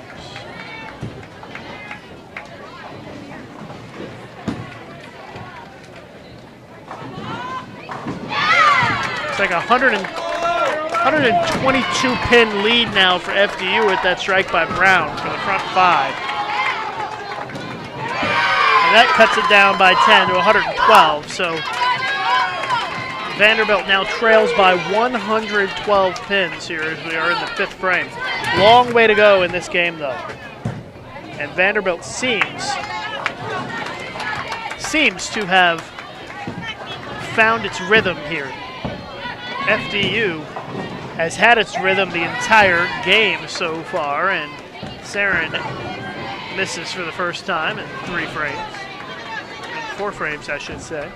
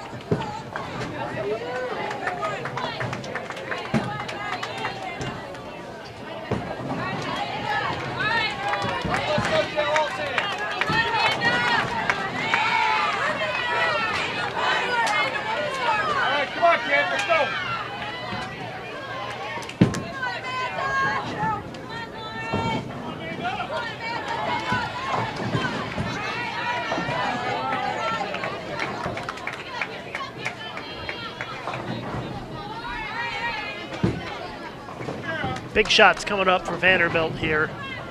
They need Fry and Goodman. Fry, Goodman, and Renslow to all put more strikes on the board here. These are critical shots at this juncture of the match for Vanderbilt. And Fry leaves the 6th pin.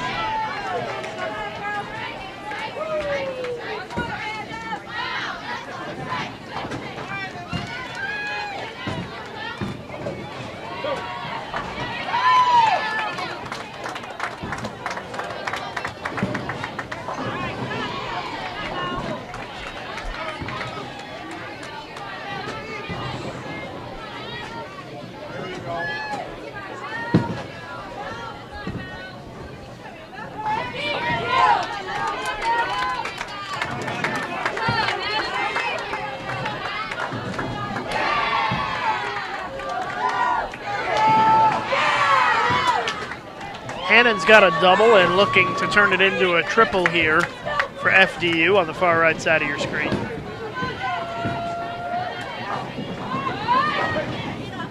And she does, gets that 10 to fall straight back. And FDU still has 2 players stringing strikes.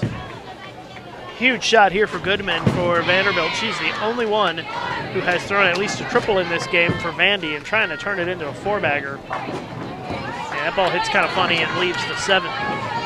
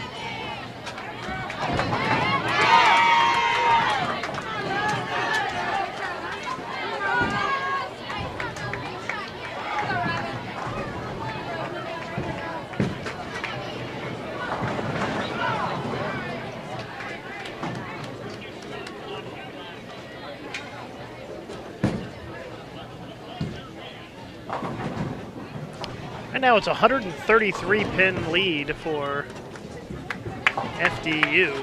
It's going to change when Robin Renslow throws her shot here. It's still the lead, regardless of what Robin does on this shot, is going to be over 100 pins at the halfway point of the match. And Robin does turn that strike into a double.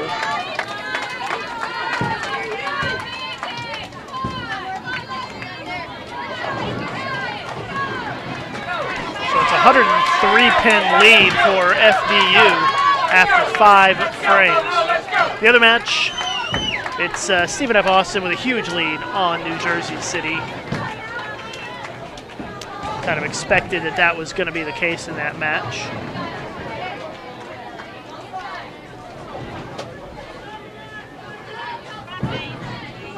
And they've just finished 4 frames in that one.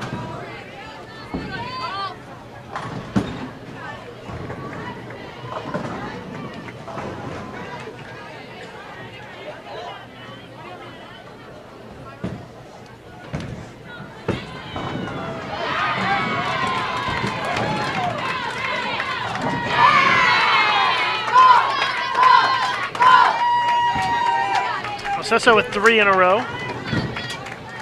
for Vanderbilt. See if Brown can take it to the front 6, and oh, it's a blowout 7. Brutal lead for Brown there on a great shot.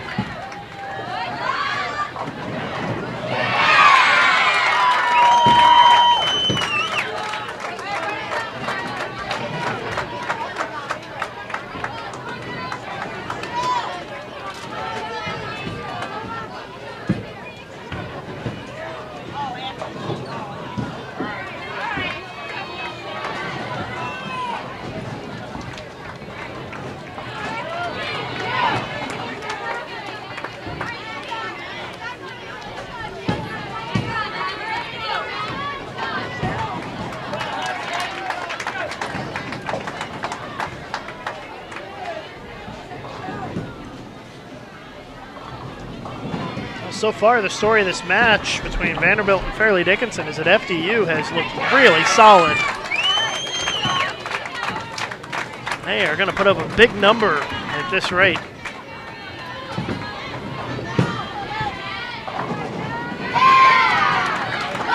Goodman's been a real bright spot for Vandy this match. After missing a single pin in the first, she's been real solid. Has the high score on the team currently. Could change if Renslow strikes again, though. But here's Hannon for FDU up, looking for 4 in a row. And a great shot, but a 10 pin.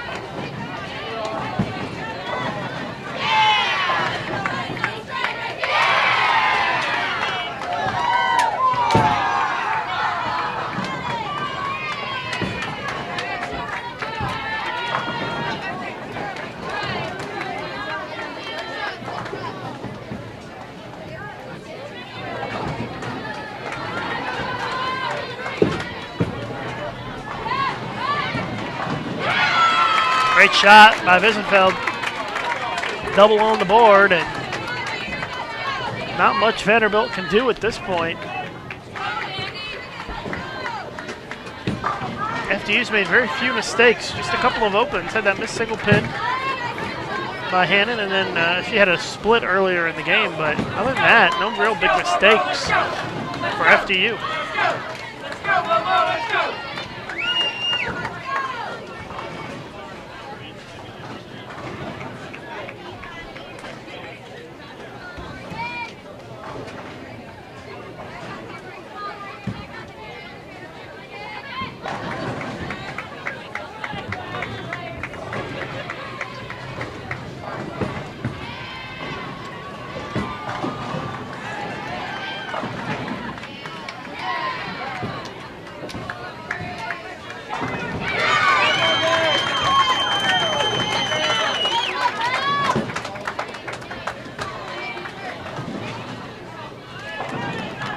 Well, Massesso needs to keep striking here for Vandy to have really any chance. She does, 4 in a row. Vandy has got to start striking because they are in a big hole right now.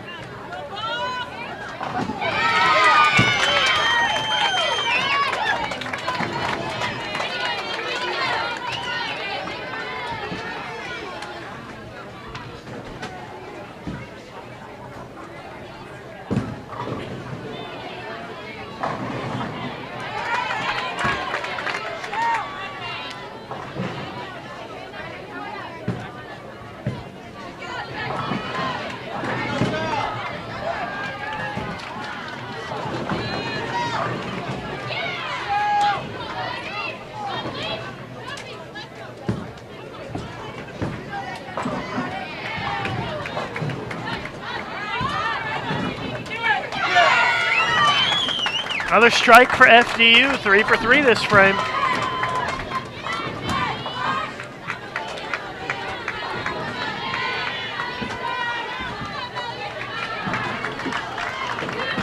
Just hard to envision a scenario where Vanderbilt comes back from this at this point.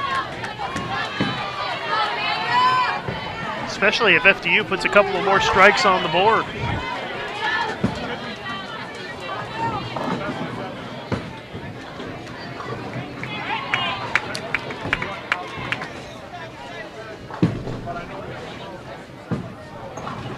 Hannon for FDU leaves the 4-pin.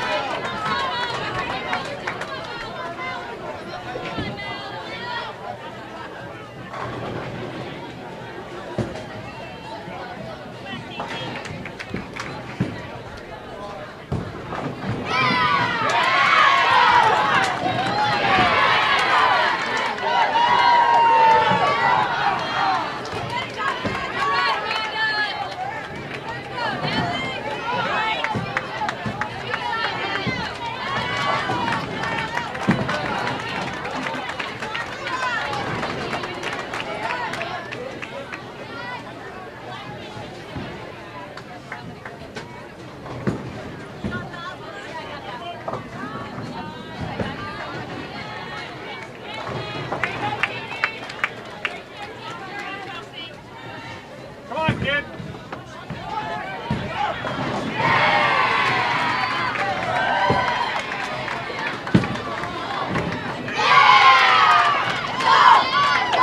Vandy's trying to turn it around.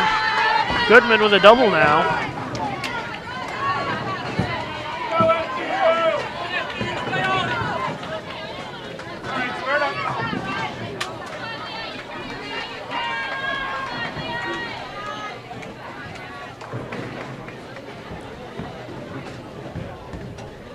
Wiesenfeld can really keep the momentum in FDU's favor with another strike, and she does. 3 in a row.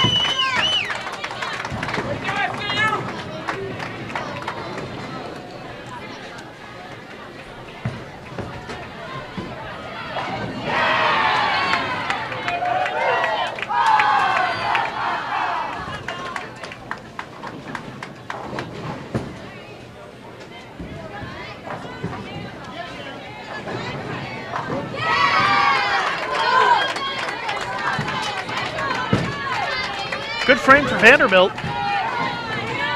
as they get 4 out of 5 strikes, but they're going to need to do 4 out of 5 strikes probably the next 2 frames to have any chance to make up any ground. They are down by a wide margin here.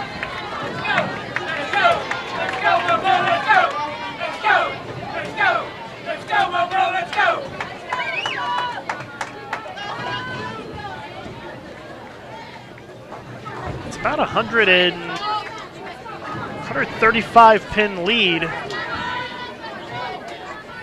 for Fairleigh Dickinson with 3 frames to go. That is a pretty big lead, and a few more strikes here in the 8th. They could just pretty much put it in cruise control the rest of the way and finish the 12 matches undefeated.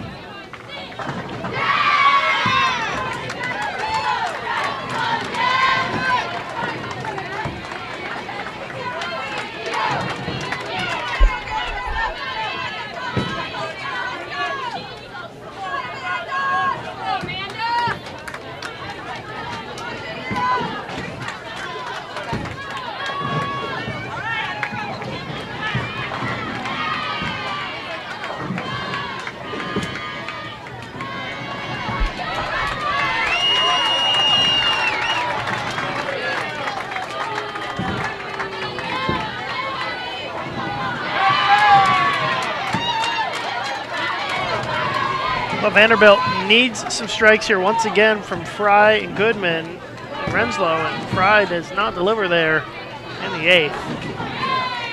So FDU is slowed down a bit here and throwing some spares, but Vanderbilt is doing the same.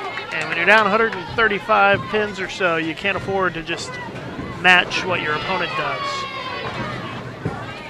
Go, kid. Come on now.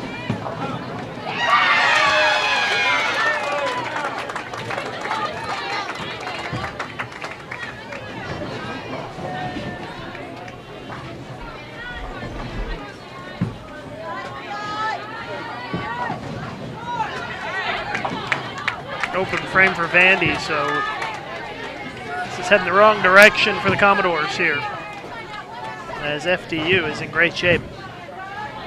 And Wiesenfeld can really put the hammer down here with a strike for 4 in a row in the 8th to close out the 8th.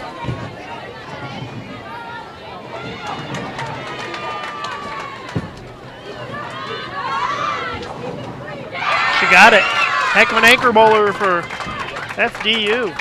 Coming through today in this final game.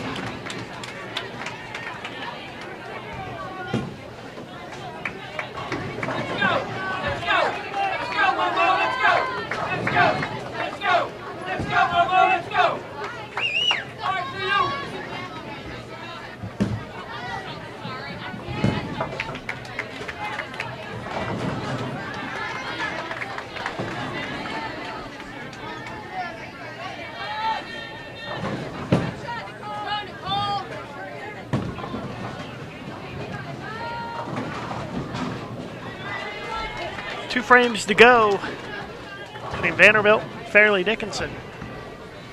And FDU with a huge lead. About 130 pins or so.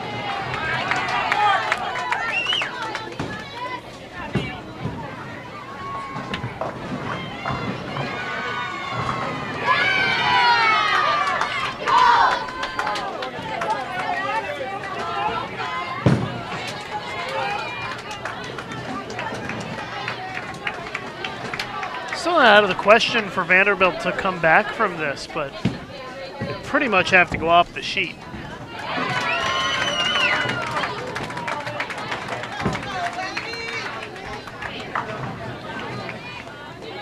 And even then, they may need some help.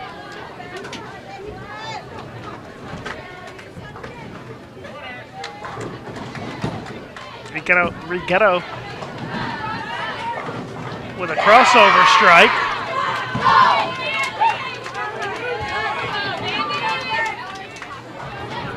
Got to take advantage of those breaks if you're Vanderbilt at this point.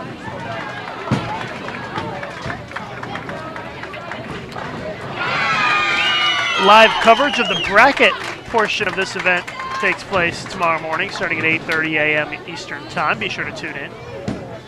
Spend your Sunday morning with us here on Bowl TV. 3 rounds of bracket matches. We'll have all the action for you right here live on Bowl TV, starting at 8:30 tomorrow morning.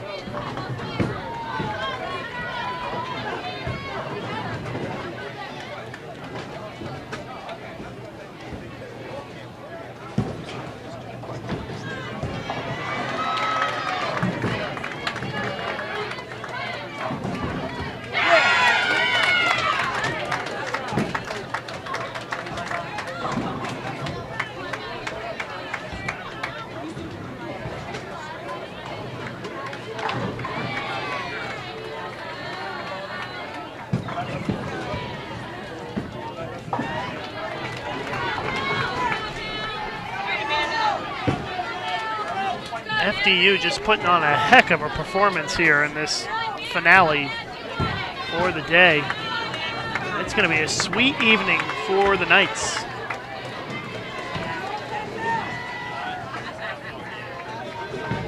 They're going to be the only team to go undefeated.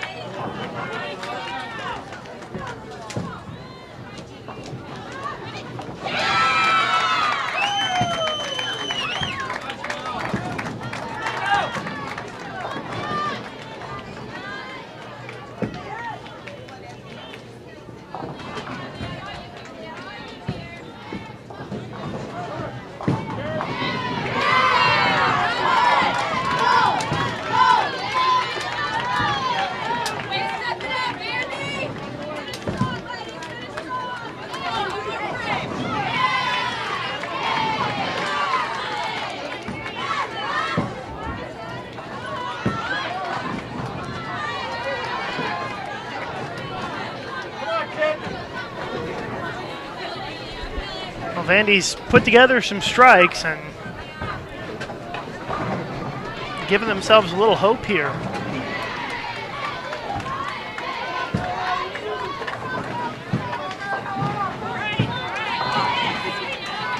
So we'll have to see what happens in the 10th frame.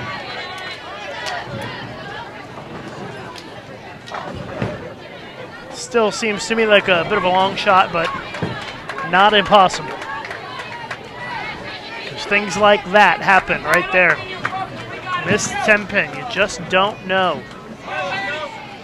Especially in these 5-player team event games where so many pins can be gained or lost in the 10th frame.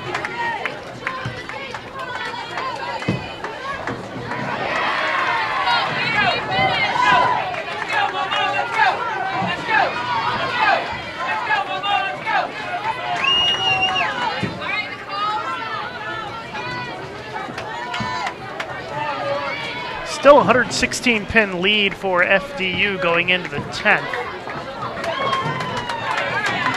And every single shot for Vanderbilt is key right now. They've got to strike. Acesso through the face, 3-6-10. Bad news there. They've got to capitalize on the strikes that they have in the 9th.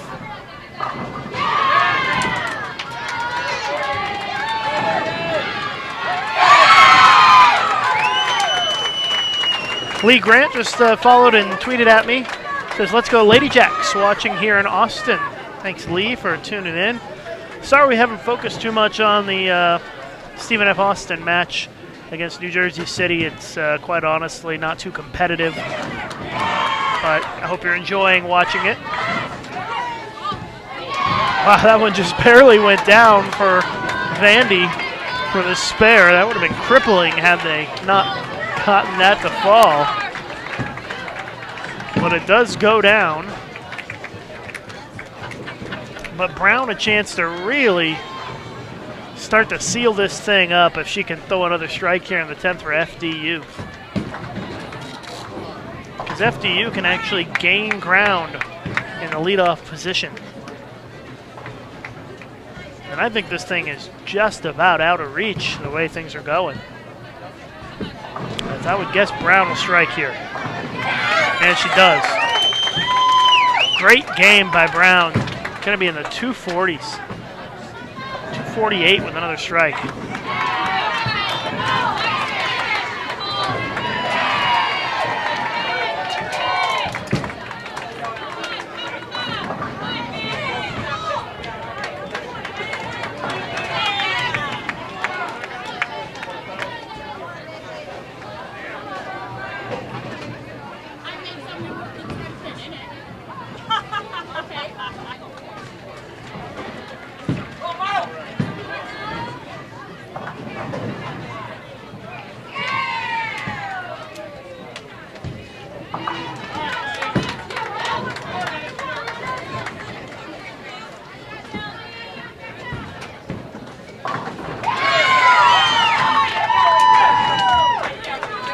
Big game for Brown, 248.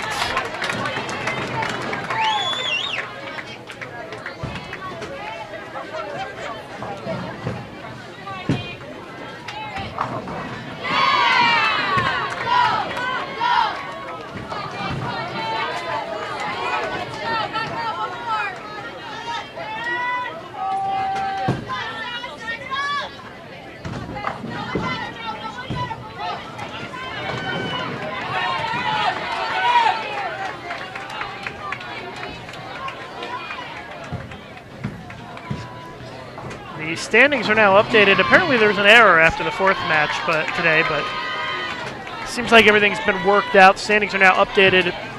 You can click the link in the description of this event just below. I can tell you Fairleigh Dickinson in the lead at 10,179. They got a big lead on the field.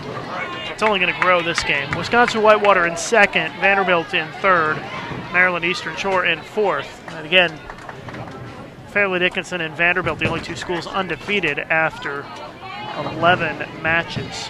And it looks like Fairleigh Dickinson is going to be the one to emerge unbeaten after 12. And they will have the lead and the top seed in the bracket tomorrow.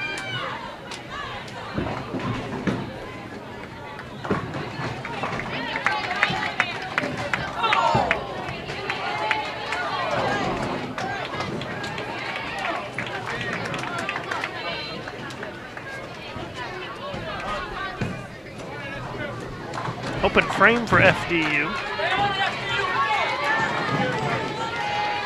got 3 bowlers to go here. But still, it's a 111 pin lead for FDU with 3 bowlers to go. So I don't think it's mathematically over yet, but it's pretty close. Come on, Charles, let's go now. Come on, kid. And now it is mathematically over with the double by Hunsinger. Vanderbilt cannot catch them now. And it certainly looks like FDU could get pretty close to that 1,100 number.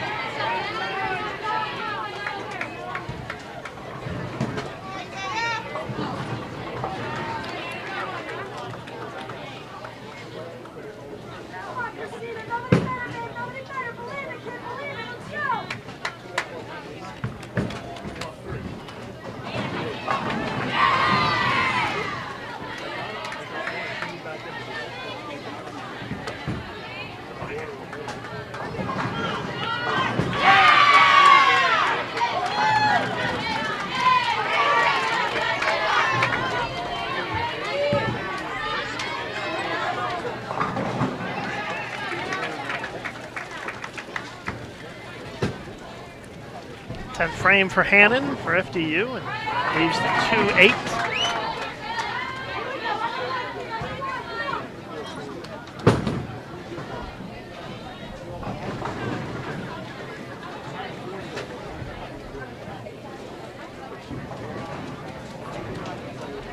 Thanks everybody for tuning in today. Certainly appreciate it.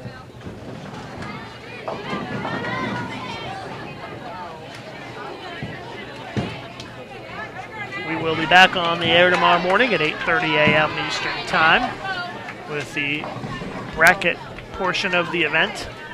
Championship match will be the third round of matches. Guessing around 11:30, 12 o'clock, somewhere in there.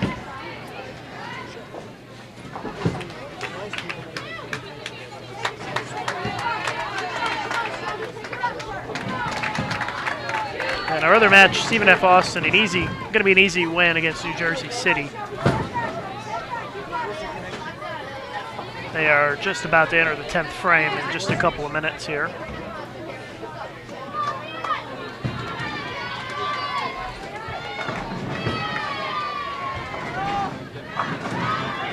Vanderbilt's not bowling a terrible game score-wise, but they're going to be in the upper 900s, but FDU has just been way too strong.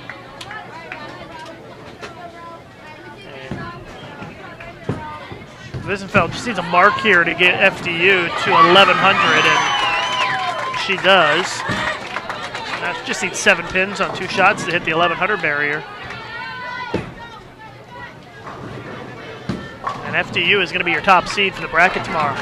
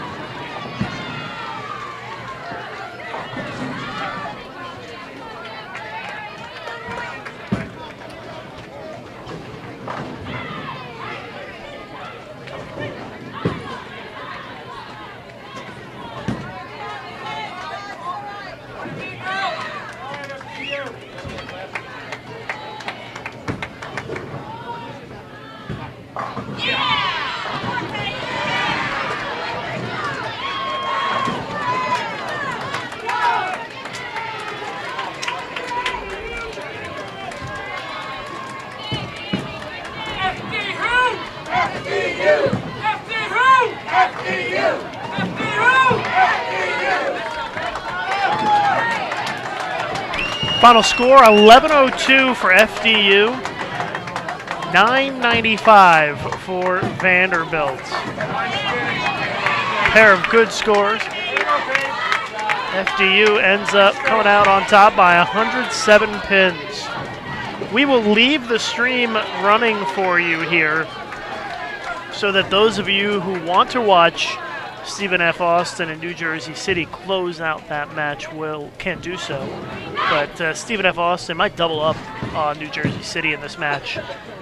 But we'll leave it up and running. And be sure to join us tomorrow morning, 8:30, continuing live coverage of the Kutztown Invitational here on Bowl TV.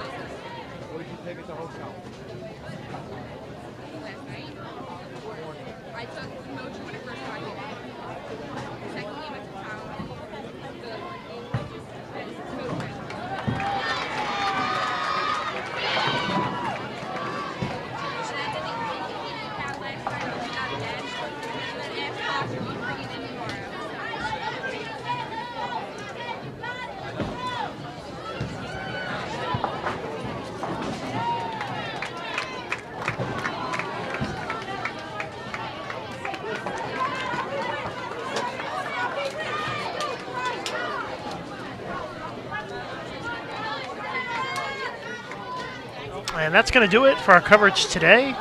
Stephen F. Austin defeats New Jersey City 962 to 535. We'll be back again tomorrow morning here on Bowl TV. Thanks to everybody here at Easter Lanes and the staff of Kutztown's bowling program for all the help and helping make this possible. We'll see you guys back here tomorrow morning here on Bowl TV.